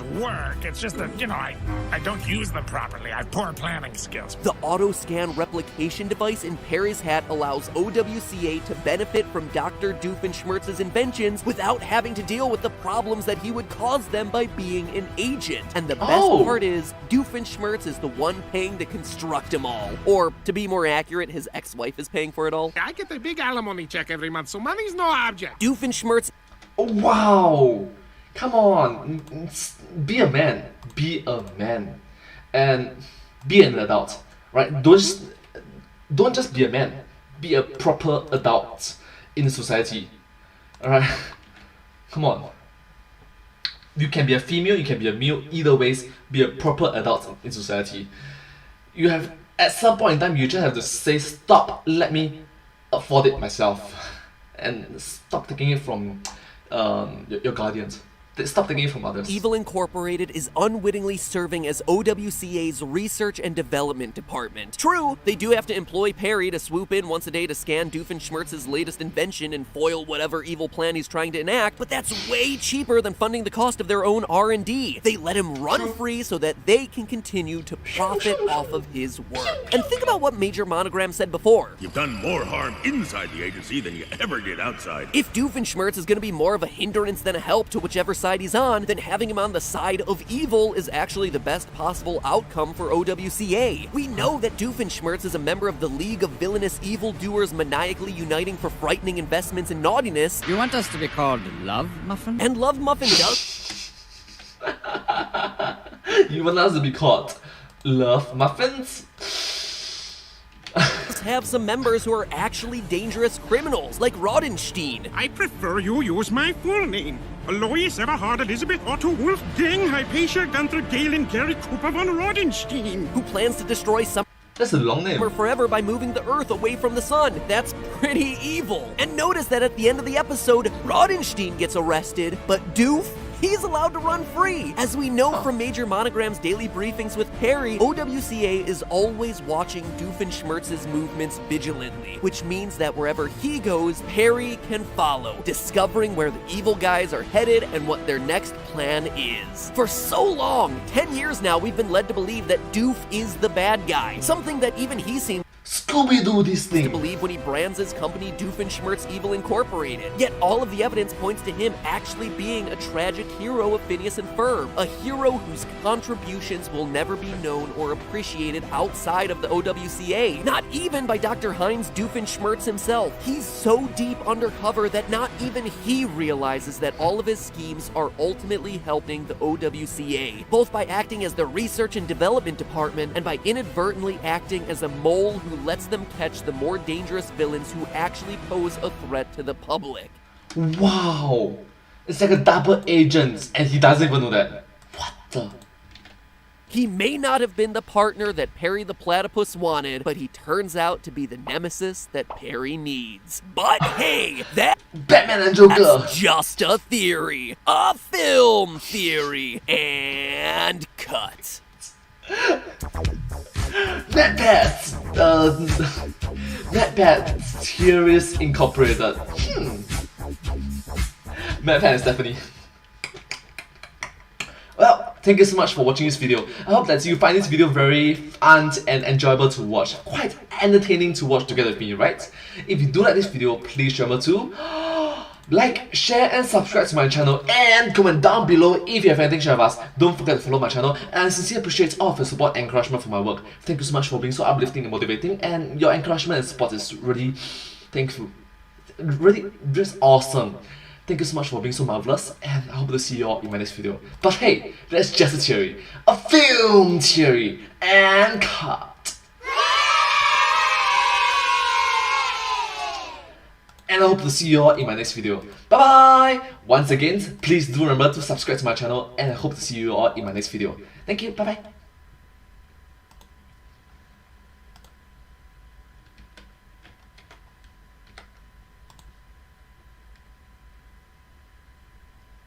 Alright, 3 hours. Wow, now it's already 12:15 PM.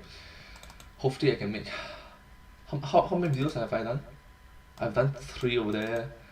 I've done 3, I've done 5. Maybe I'll do 2 more. This one is 40 minutes. This one is 70 minutes. 40 minutes and 70 minutes, okay. 40 minutes or probably around to 20 minutes. You've seen the latest way. The Tide Pod Challenge.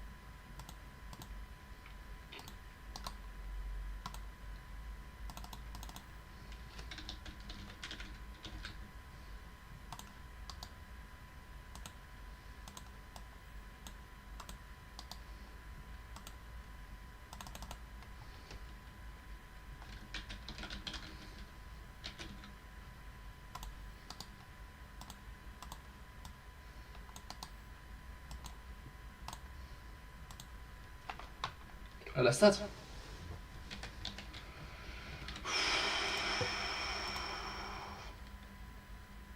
Let's go.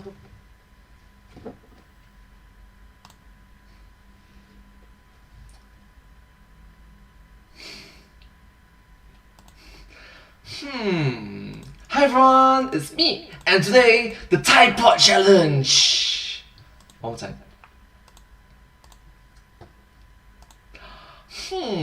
Hello everyone, it's me, and today, the Tide Pod Challenge explained. Let's go! Now I'm sure you've seen the latest wave of PSAs imploring you not to eat a Tide Pod. No, Tide. Well, I'm not here to tell you not to eat a Tide Pod, I'm just gonna tell you what to expect if you try. You see, the pod's outer layer is a plastic wrapping that puts its contents under pressure, so you don't have to bite down all that hard for the gel inside to explode out. If the gel does indeed come into contact with the insides of your mouth, which is kind of the point in all this, its low pH levels will begin killing any cells it comes into contact with immediately. And when those cells die, they don't just vanish, they leave behind their remains, leaving your mouth filled with dead cells and damaged tissue as the gel causes an immediate burning sensation. A burning sensation that will be agonizingly painful. The gel of the pod is thick, and because of how thick and sticky it is, if some of it goes down your throat, it can become stuck or lodged in your esophagus, killing even more cells as it goes. This, in turn, will kick your immune system into high gear, resulting in swelling. That swelling of your esophagus can also affect the muscles that control your breathing, meaning you just might find yourself choking even if you do happen to vomit up the detergent. If you manage to survive the Tide Pod Challenge by not choking to death, congratulations! You now get the joy of spending several days with the lingering pain of chemical burns inside of your body. Now, for those of you who fancy yourself hardcore enough for a real challenge, I've got 2 words for you. Chubby Bunny.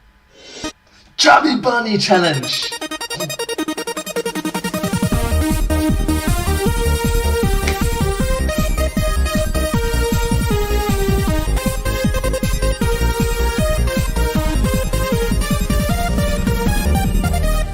Internet, welcome to Film Theory. Hello Internet, welcome to Film Theory. Alright, case in point, if someone was to challenge these kind of stupid things to you, just say no. Alright, so say, you don't have the guts? Come on, be a man, show me some guts, you know. Do the right thing. And yeah, the right thing is not doing something so stupid. Alright, I have guts, and more importantly, I have my brain. Alright? Today, or you can switch it up a bit. Don't you have one? We're talking about dumb news. And by dumb news, I don't mean people chomping on Tide Pods. I'm talking about the media that gobbled up this story faster than an unattended 6-year-old with brightly colored detergent packet. Don't do it, you know. Keep it away from the young ones, you know. Keep it high up. High up. They will have a hard time trying to figure out, oh, you can use a ladder or a chair. As the story goes, sometime in late December 2017, several viral tweets brought up the idea of eating Tide Pods like candy. The biggest being this thread with everyone's favorite lunchtime snack gushers trying to get them to make a Tide Pod themed flavor. Now, this was far from the first time that the idea of detergent packet equals candy was brought up, but it was the first time that people actually took it seriously, causing a supposed epidemic sweeping through the internet as kids across the country started filming themselves cramming laundry detergent into their mouths. The internet began mocking the trend in its usual fashion, numerous businesses moved to cash in, YouTube and Facebook began banning Tide Pod videos, and Tide released what turned out to be one of the most baffling PSAs of all time. No, no, no, no, no, no, no. And of course, there was the requisite mainstream media coverage wagging their fingers at teenagers across the country saying, "Can you believe kids these days?" Or, "Oh, these stupid teenagers trying to find viral fame." Except they're completely wrong to blame the teenagers. This time, mainstream media is the one to blame. If you stop and look at the data, it becomes clear that the story of this dangerous new trend online was something that they created. They took a small handful of jokes and videos and blew it up into a fad that suddenly had thousands of copycats. Oh my god, so this time it's the old people that I have fought. You say sorry. Huh? I'm waiting to hear your apology. Waiting for it. Still waiting for it. Waiting for it forever. So don't be wagging your finger at kids these days, news media. You're the problem this time, and good old Mad Pat is about to show you why. A January 22nd press release from the American... Where's your apology? Seek forgiveness. Huh? Association of Poison Control Center reported that between January 1st and January 14th, they received a total of 39 cases of teens intentionally exposing themselves to liquid laundry packets. 39 cases in 14 days. The following week, there were an additional 47 calls. In other words, we see a huge spike in the number of Poison Control Center calls relating to teens ingesting Tide Pods after January 14th. Now, remember that date because it's not just an increase in calls after January 14th, it's also an increase in videos. As I mentioned before, most people claim that teens started munching on Tide Pod packets in late December and through early January. But if you actually look at the number, that just isn't true. From December 1st through January 7th, there's only 242 Tide Pod videos across all of Twitter, Instagram, YouTube, and Facebook. Yeah, I checked them all. Now, that may seem like a lot, but look at this. Between the 7th and 14th, there were 387 more in 1 week as opposed to 5 weeks. But here's where things start to get crazy. Between the 14th and the 21st, 1,502 new Tide Pod videos get uploaded in just 7 days. The next week, another 1,517 new videos. So any way you look at the data, it seems like between the 13th and 14th, something happened that caused a sudden spike in Tide Pod related incidents. Mainstream media. This period here is when the trend blew up. Now, you might think it was online influencers talking about the trend that spread awareness of the problem, but that's definitely not the case here. The top Tide Pod video online belongs to the meme lord Can Your Chair Do This PewDiePie, whose video on the subject was released on January 4th, racking up most of its 6 million views in a matter of 5 days. If he were truly the one driving more videos to be made, you would see an uptick in the aftermath of his video. But what you actually see is the exact opposite. Looking at Tide Pod video uploads day by day, the trend was practically dead around the 9th and 10th, having only around 20 videos uploaded each of those days, the lowest point that they had been for months. Which means that for the first time ever, the media can't blame something on ya boy Pewds. Truth be told, most of the internet was kinda over Tide Pods by that point. Nope, if the news is gonna point the finger of blame at anyone, it has to be at themselves. January 12th is when Tide released their no PSA. The next day is when news organizations really started to pick up on this story, prompting Google searches for Tide Pod Challenge to hit an all-time high, increasing to 10 times the amount of search traffic relative to the previous week. And it's here when we see the uploads of videos labeled with Tide Pods start to skyrocket, reaching between 100 and 300 new uploads every single day, nearly 10 times more uploads per day than when this quote-unquote epidemic was supposedly so bad earlier in the month. The news media had created a mountain out of a molehill, sparked hundreds of copycats, and thus created the dumbest and potentially most dangerous meme of 2018. Now, let me be clear, I don't think they did any of this intentionally. Truth be told, they're just not smart enough. For instance, yeah, they are just not smart enough, right? I'm talking about you, the old people, you are not smart enough.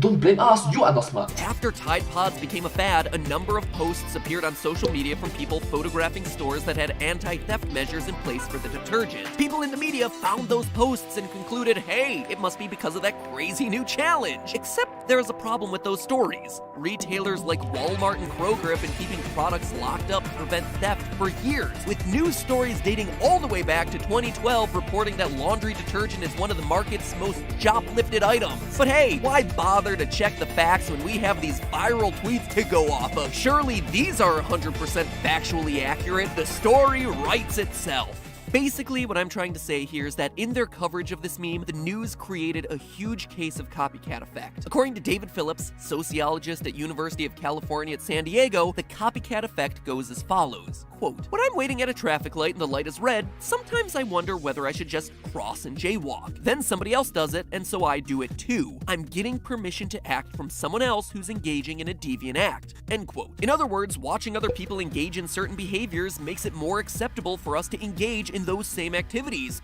Even though it is incorrect. So there's something called the copycat effect. Interesting. Watching someone do it give us sort of acceptance to it. Isn't that mere exposure effect? Recency effect? vodka Logan Paul.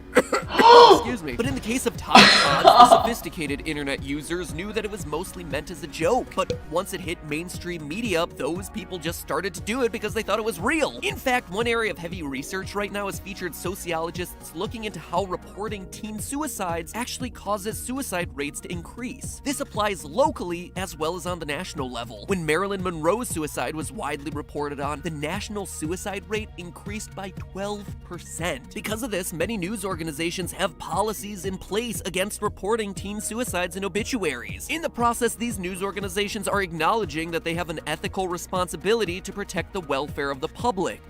True, it's not just publishing the news, it's knowing that you have an ethical responsibility. With great power comes great responsibility, especially when, for example, right now, I'm doing a video right now, I'm doing live streams.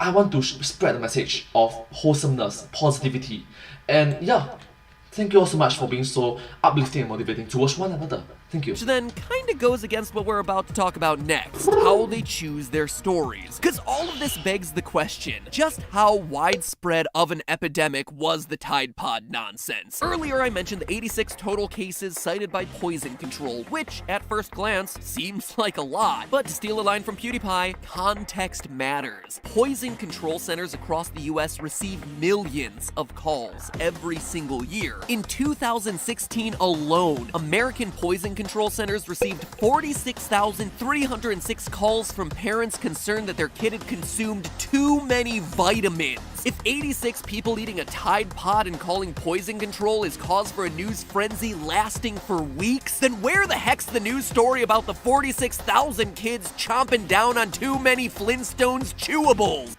That is a very correct concern. I agree with you.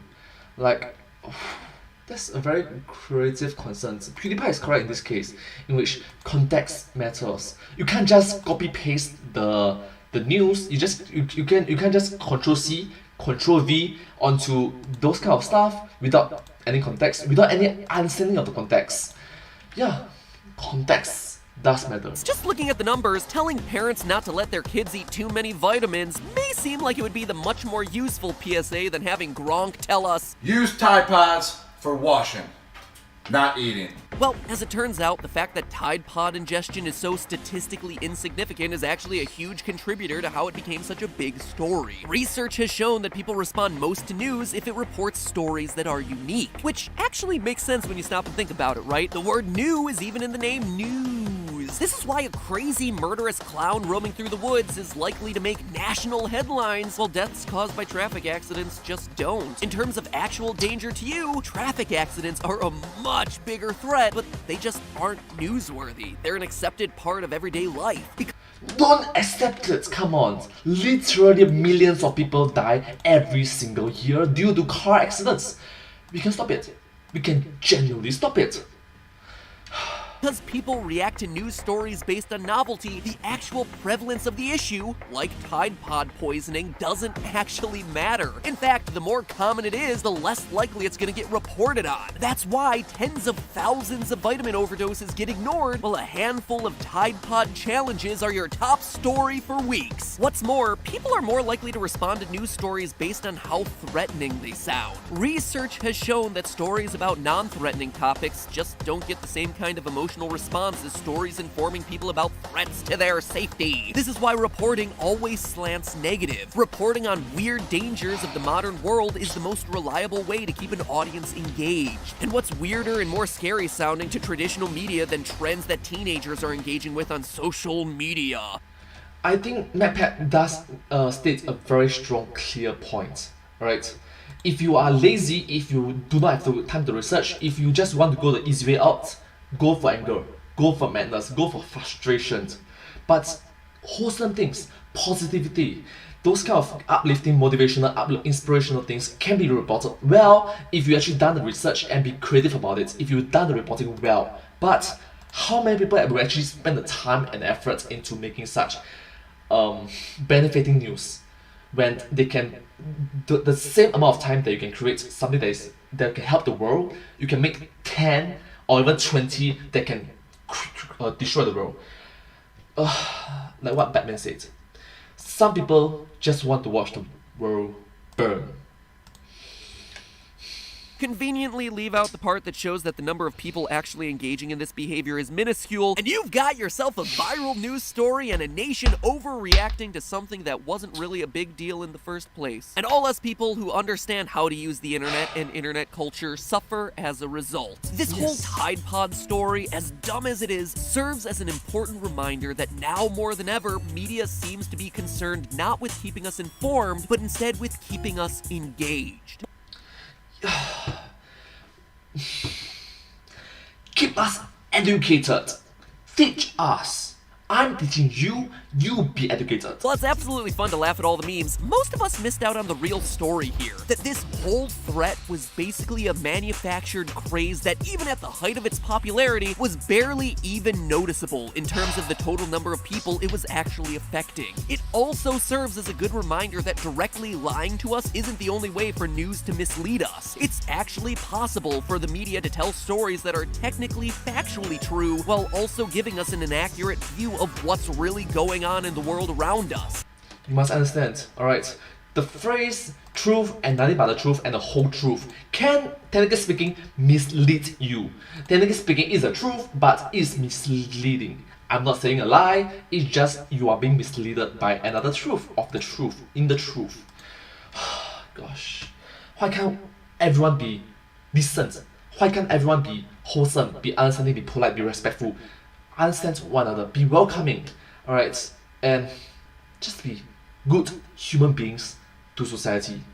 The biggest bias in media isn't how stories are told, but which stories are told. For the last 3 years, I've been honored to partner with Bill and Melinda Gates to talk about their annual letter, and this year's touches on these exact ideas. If you listen to the headlines shouted on Twitter or the stats tossed around in newspapers, it seems like the world is in a terrible state. Unconscionable, 7,000 babies die daily. But if you read a bit deeper into the facts, what do you see? Despite record lows for child mortality, the number of children who die every year has been cut literally in half. But that's not the fact that's making headlines here. It's not threatening enough. Global poverty is declining, but not fast enough. Not fast enough, you say? In just 20 years, humanitarian efforts have been able to decrease it by 50%. How much faster do you want us to go? We're talking about the whole world here. By age 3, inequality is clear. Rich kids attend school. Poor kids stay with a grandparent. Except you left out the fact that more children are attending school now than ever before. In fact, people perceive things to be getting worse, even at the same time that they're actually becoming better. For instance, this graph shows that the number of plane crashes has decreased over the last 25-year period. But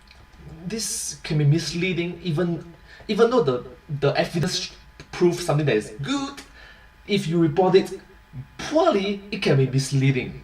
It's both the truth, just that you are being misled. Media coverage of plane crashes has increased in that same span of time. If you word it differently. Yes, there is always room for improvement, and sure, we all wish that change would happen faster. But it's important to remember that we live in an incredible time. A time for optimism. A time where good people are out there every single day working to make a positive difference in the lives of others. I mean, the snow leopard is no longer endangered. Honeybee populations are on the rise for like the first time ever. Child labor is down 50% since the year 2000. HIV and AIDS is no longer the leading cause of death in Africa. And get this, a cancer vaccine has been proven effective in mice and has now moved on to human testing. I mean, seriously, I couldn't believe this stuff either, but these are the true facts that don't get reported on every day. So click the link below to read Bill and Melinda Gates' letter and get a dose of positivity for a change. It's a rare feeling these days online, but reading their letter was an incredible reminder that hard work and love for your fellow man truly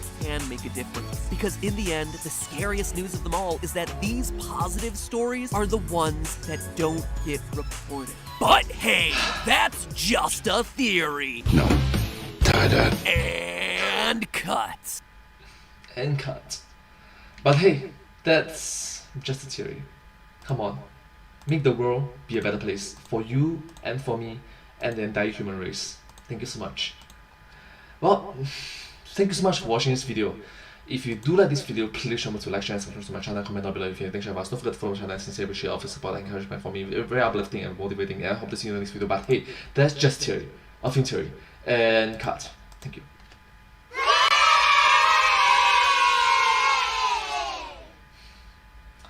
And I hope to see you all in my next video. Thank you so much, and thank you so much for making the world a better place.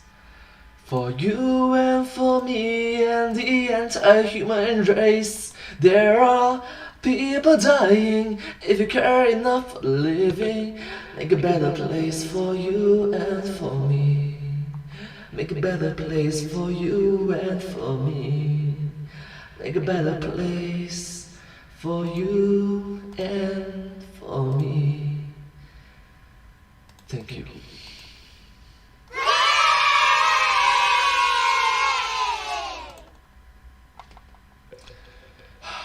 One last video before I end. Right now it's 12:38 PM. One last video before I end. Right now it's 12:38 PM.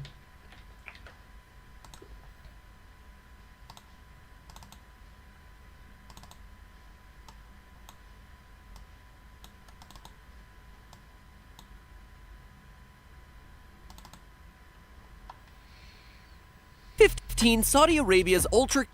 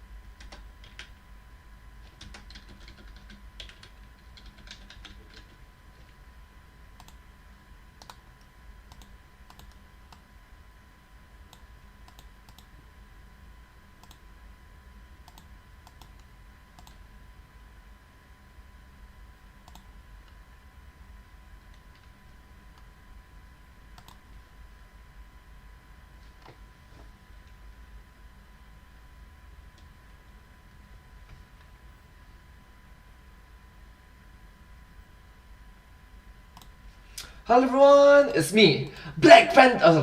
Wakanda first, right? Hello everyone, it's me, Wakanda, Black Panther. Wakanda forever. Explains. Let me explain.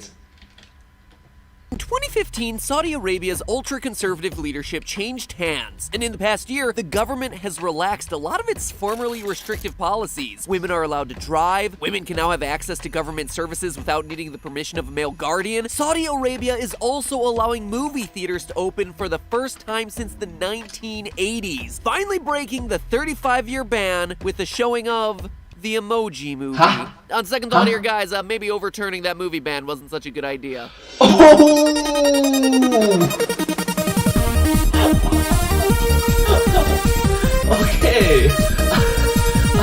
Okay.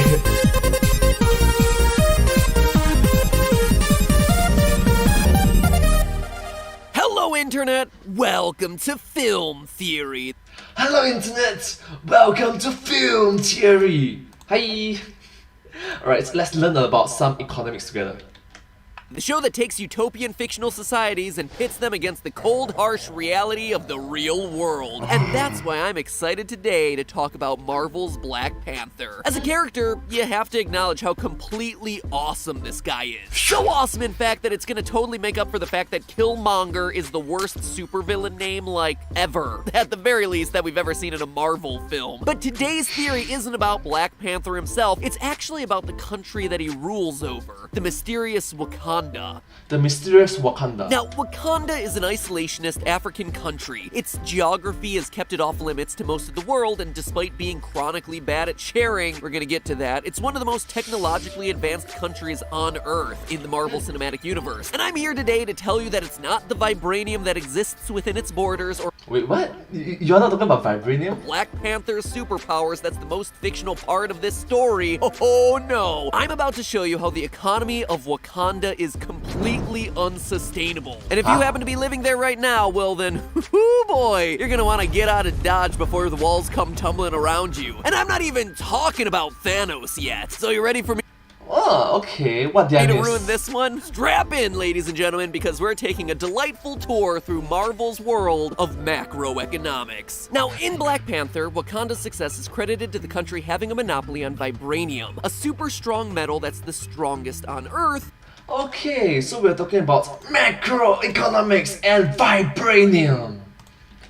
Mostly because it's not even from Earth. It's actually from a meteorite that crashed into the nation's borders. And we've seen plenty of evidence of vibranium's strength in the movies already, from Ultron's body, to Vision's body, to Captain America's shield. And given the fact that Cap's shield holds up to Thor's hammer, you know you got yourself a metal as tough as the Miracle Blade Pro. So okay, if you're the average Marvel moviegoer, you're probably like, okay, yeah, this country has this really valuable resource, so that totally explains why it's rich. Movie logic is logical, except it's not. Movie logic is logical, really. Right? In fact, there's a real-world theory that addresses why this isn't logical at all, and it's called the paradox of plenty. The paradox of plenty tries to explain why countries that sit on massive and super rare natural resources also happen to be the same ones that top the lists of, hey, our economies are in the pooper most of the time. Take countries like Saudi Arabia, for instance, which is the world's largest exporter of oil, yet millions of Saudis live in poverty, earning less than $530 a month. And Saudi Arabia's unemployment is 12.7%, which is huge. The paradox of plenty says that even though one area of the economy is booming because of a natural resources, other areas lag behind because there's a disproportionate amount of resources going to that one booming industry. Ultimately, this leads to prices of some goods and services in the country being way out of whack compared to other areas. Okay, so something that we can maybe keep in mind about, something called the paradox of plenty. The more you know. Theory has some holes, for sure, and if we're talking about the movie, this doesn't really seem to play out for Wakanda, where everyone is happy and educated and definitely isn't skipping leg day. But real countries who use this system don't usually end up with great technology and awesome Afro-modern style inspiration. Have you thought about the leadership involved? Like maybe they have skilled professionals, competent, responsible leaders involved that know how to manage a country, govern a country properly. Because if you have bad leaders, if your leaders are bad, it will trickle down. 上梁不正，下梁歪，都是要靠领导的。Alright， 我们来上梁不正，下梁歪。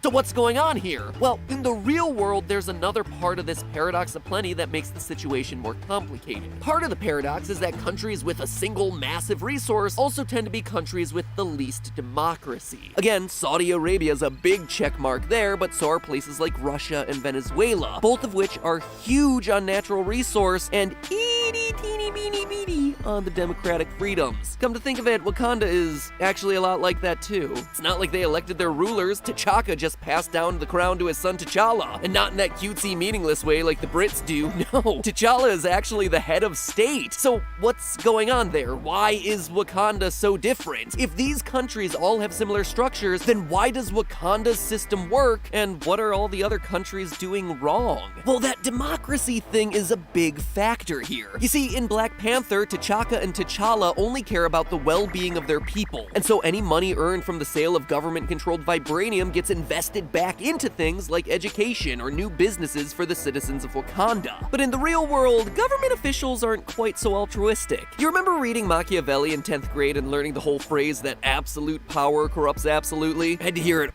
absolute power corrupts absolutely over and over again anytime I read Animal Farm. I mean, don't get me wrong, I rolled my eyes during that too, but the principle is true in almost every dictatorship in history. In almost, unless the rarity of it being someone that have morals, have good, strong foundational morals, under circumstances, environments that enables them to fully enact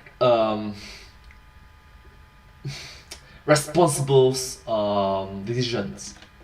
From Stalin to Mao to Mugabe. Turns out when you give someone too much power in government, or sometimes like any power in government, they end up using it to Printing and copying manager. take as much control as possible. And taking control happens to be a heck of a lot easier in countries where there's only one big natural resource. I mean, think about it. In the US, there are a ton of different industries. Everything from corn to coal mining to computers. Everything that makes the country money. But what if we only produced one thing? Well, taking control of that one industry would basically mean controlling the entire country. And wouldn't you know it, but in countries with only one super valuable resource, that's usually what happens. Look again towards Saudi Arabia. All oil fields that are owned by the government and the ruling classes, who are all fantastically wealthy, and everyone else just isn't. For another historic example, try the Soviet Union, where during the Cold War, the country sold off some of its huge natural gas reserve. But did they use the profits to help their people out? Not exactly. It was more like this. The Soviet people were like, "Oh, wise government, we need potatoes and also pants. And we're also Italian for some reason." The Soviet leaders were like, no, we're going to use this money for weapons research. We're pretty sure you actually want nuclear warheads." Soviet people respond with no, thank you very much, but we actually just really need the pants. It's like minus 40 degrees here in Siberia. No, trust us, you're going to love these atomic bombs. They're very warm. I have no clue how many accents I butchered during that little scenelet there. Anyway, that's basically the problem. The leaders of the country control all the money because they control the only big industry. When this happens, it's what's known as a command and control economy. Command and control economy. Sounds a bit Darth Vader-y, right? Well, it kinda is. It's basically the leadership of your country telling everybody that it knows better than anyone else what the country really wants, or... Stop! If that's the case, why not have a third party, fourth party, fifth party to check, right? Who check on power? There must be check and balances involved, right? And then there must be consequence in the check and balances. Really needs. This happens a lot in some of the saddest cases of human rights violations in the world. In a pretty recent example, Venezuela's command and control economy under President Maduro became super reliant on oil in 2012. Almost 90% of the economy revolved around government-owned oil, their one major natural resource. This wasn't much of a problem until the price of oil fell, when there was competition from other countries, and now all of a sudden the government had no money to buy anything. Up until that point, the government had been providing almost everything the people had through subsidies. But when the oil money ran dry, there were just major shortages of pretty much everything. Diversify. Don't forget that do not put all your eggs into one basket. Diversification is important, right?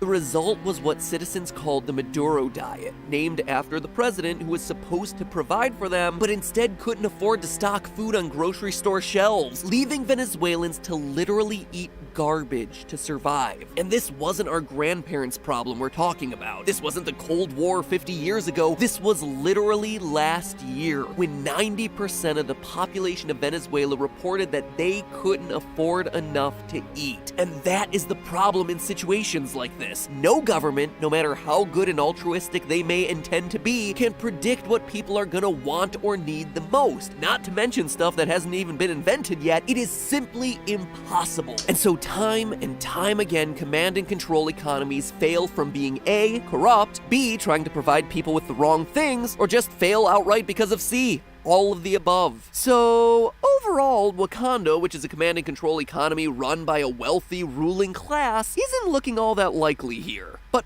for the sake of this theory, let's say it does work. That it's a system that isn't corrupt and that King T'Challa magically knows what all of his citizens want and need. What if they have a system? What if they have a system in which everybody is properly educated on what to do, on the roles and responsibilities that they have in society? Will they help? Will it significantly help the situation? I want to know that. Again, in history, this doesn't actually tend to work out, but hey, I want to believe in the power of Marvel movies, so for the moment, let's just let that part slide. Great. Even letting that big issue go, that's still not gonna stop this whole economic situation from biting Black Panther and his heavily reinforced vibranium behind. His country may be beautiful now and his fashion sense may all be on fleek, but give it a couple years and the tables will undoubtedly start to turn. First, let's talk about what really happens when you make it illegal to buy or sell something, which is basically what Wakanda is doing when they're restricting the sale of vibranium. Black market. Remember, Wakanda's rulers Underground. own the whole supply, and they don't allow anyone else to sell it outside the country. This makes it massively expensive. How expensive? Well, the vibranium used to construct Vision's body cost Ultron several $1 billion on the black market. That's right, I said billion with a B. Multi-billions. Notice that I also said black market, also with a B, and also an M. You see, that's what actually happens when you make it illegal to buy or trade something. You get a booming black market for whatever that thing is. For a bizarre example, did you know that there's a black market for Botox? Botox cures everything from wrinkles to migraines, but the pharmaceutical company who owns it has a patent on it that lasts for decades. And patents work a lot like enforced monopolies, so only that one company controls that one resource. Sound familiar? And in this case, just like in Wakanda, motivated people don't wait for the official company to produce Botox, they buy black market Botox in Russia or other countries in Eastern Europe for a fraction of the price. Even from evidence in the movies, we can see that people, and especially supervillains, are buying vibranium under the table and using it to develop weapons. Have you been juicing? A little vibranium cocktail? And why the heck shouldn't they? The smugglers who are selling it stand to make a huge profit, and motivated people aren't just gonna sit around and wait for the next time Wakanda wants to sell a dime bag of vibranium legally. So, heck, going out on the street corner, slip me a $5. Slip me a $5, like a $5 bill? Clearly you can tell I am not proficient in the lingo of buying and selling goods on the black market.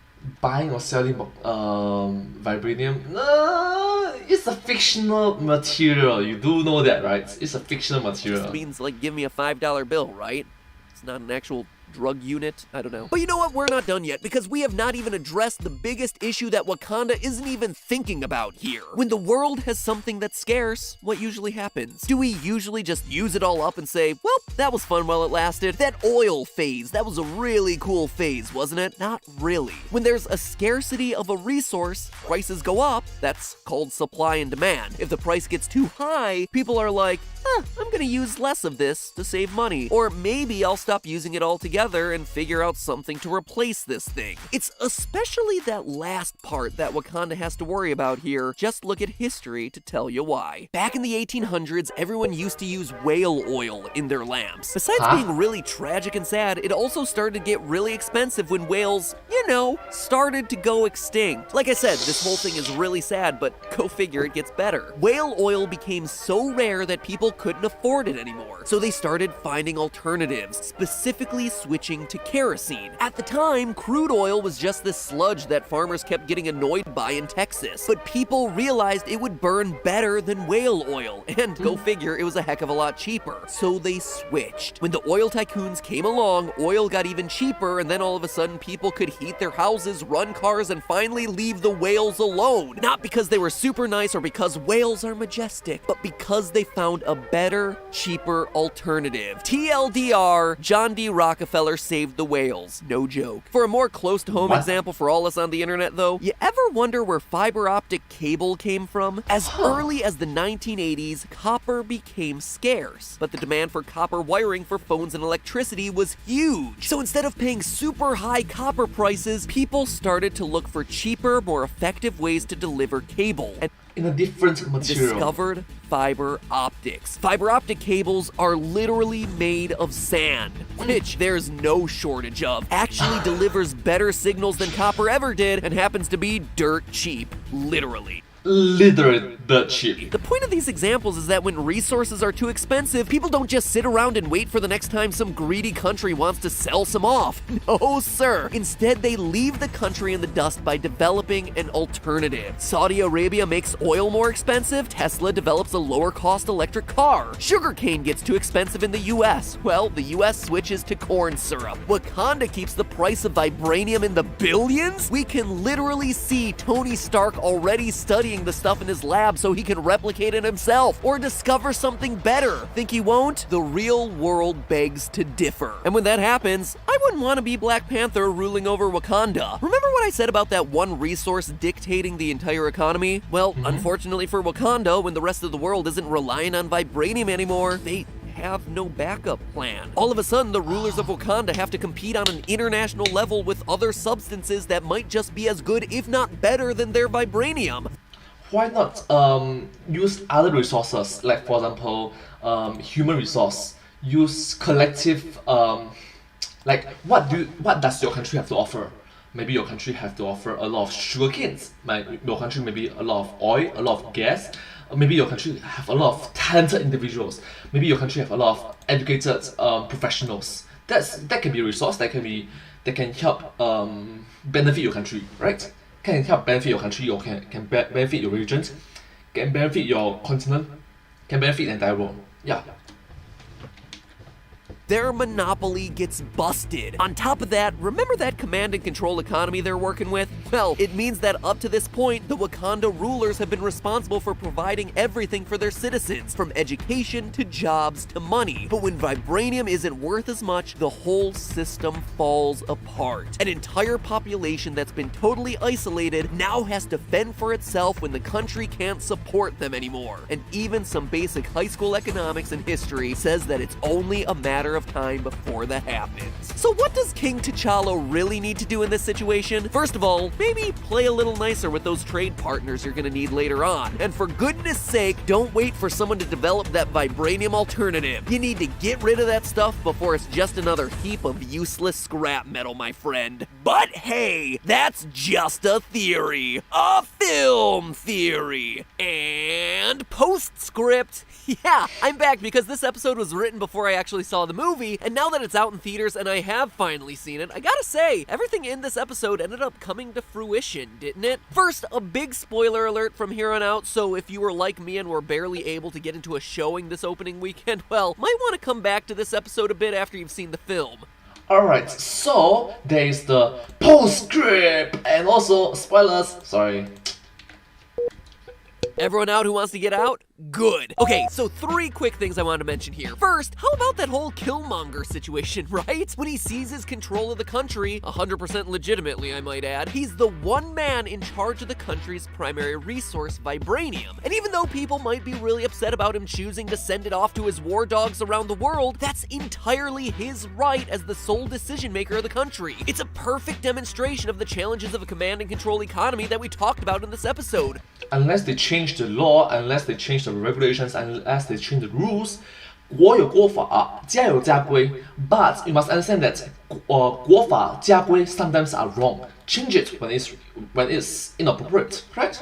One, or a small handful of people, can choose to do whatever they want with the sole resource everything in the economy depends on. And as we see in the movie, it prompts a literal civil war amongst the people as they fight over what to do with the vibranium supply. Then, did y'all notice T'Challa's line about the world catching up and how that makes it more critical that Wakanda open its borders in terms of knowledge and technology? It's exactly what we just said about vibranium making itself obsolete if the country isn't nicer to its potential trade partners. Which leads us to the conclusion of the entire film. Wakanda shows itself to be open to helping the rest of the world, which is exactly the recommendation we made for it in the first place. The Wakandan economy has moved past how it was run by its ancestors, and it's evolved, and now the country will be able to remain viable for years to come. So hey, it actually turned out to not really be a theory. It turned out to be a film fact, which honestly is pretty darn cool. I agree with you. If you keep yourself close and do not try to spread to everyone else, and while everyone else is trying to catch up with you, 1 decade, 2 decades, 3 decades, 4 decades, 1 generation, 2 generations, 3 generations, and people start to wonder, why does my grandfather generation is better than mine? Why not my generation is better than my grandfather's generation? This kind of question will start to occur. Not only did Black Panther end up being a great movie, it was also great on the macroeconomic issues underlying everything that you saw happen on screen. And for that, Black Panther gets the Theorist seal of approval. But seriously guys, you gotta find a better way to choose your head's of state. I mean, a waterfall fist fight is in no way ensuring that you're getting the best leaders in that position. And now, if you'll excuse me, I need to go and watch the sunset. Please subscribe in the meantime. And cut. Subscribe. Yep, thank you so much. Do remember to subscribe to my channel and subscribe to the Film Series channel. Thank you all so much for watching this video together with me. I hope that you find this video very educational and very wise. If you do like this video, please remember to like, share, and subscribe to my channel. Comment down below if you have any share about. Don't forget to follow my channel and stay appreciative of the support and encouragement for my work. Really grateful and thankful for all your positivity and wholesomeness and uplifting, motivating words. Thank you all so much and hope to see you all in my next video. But hey, that's just a theory. A film theory. And cut. And I hope to see you in my next video. Thank you so much, sincerely appreciative for all of you.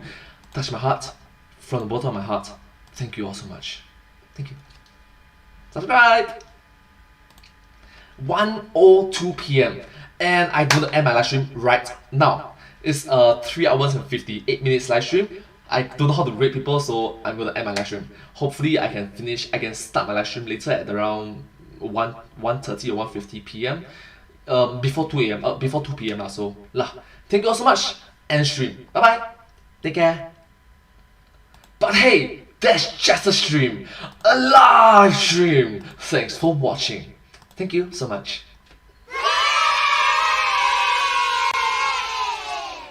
And I hope to see you all later, like later as in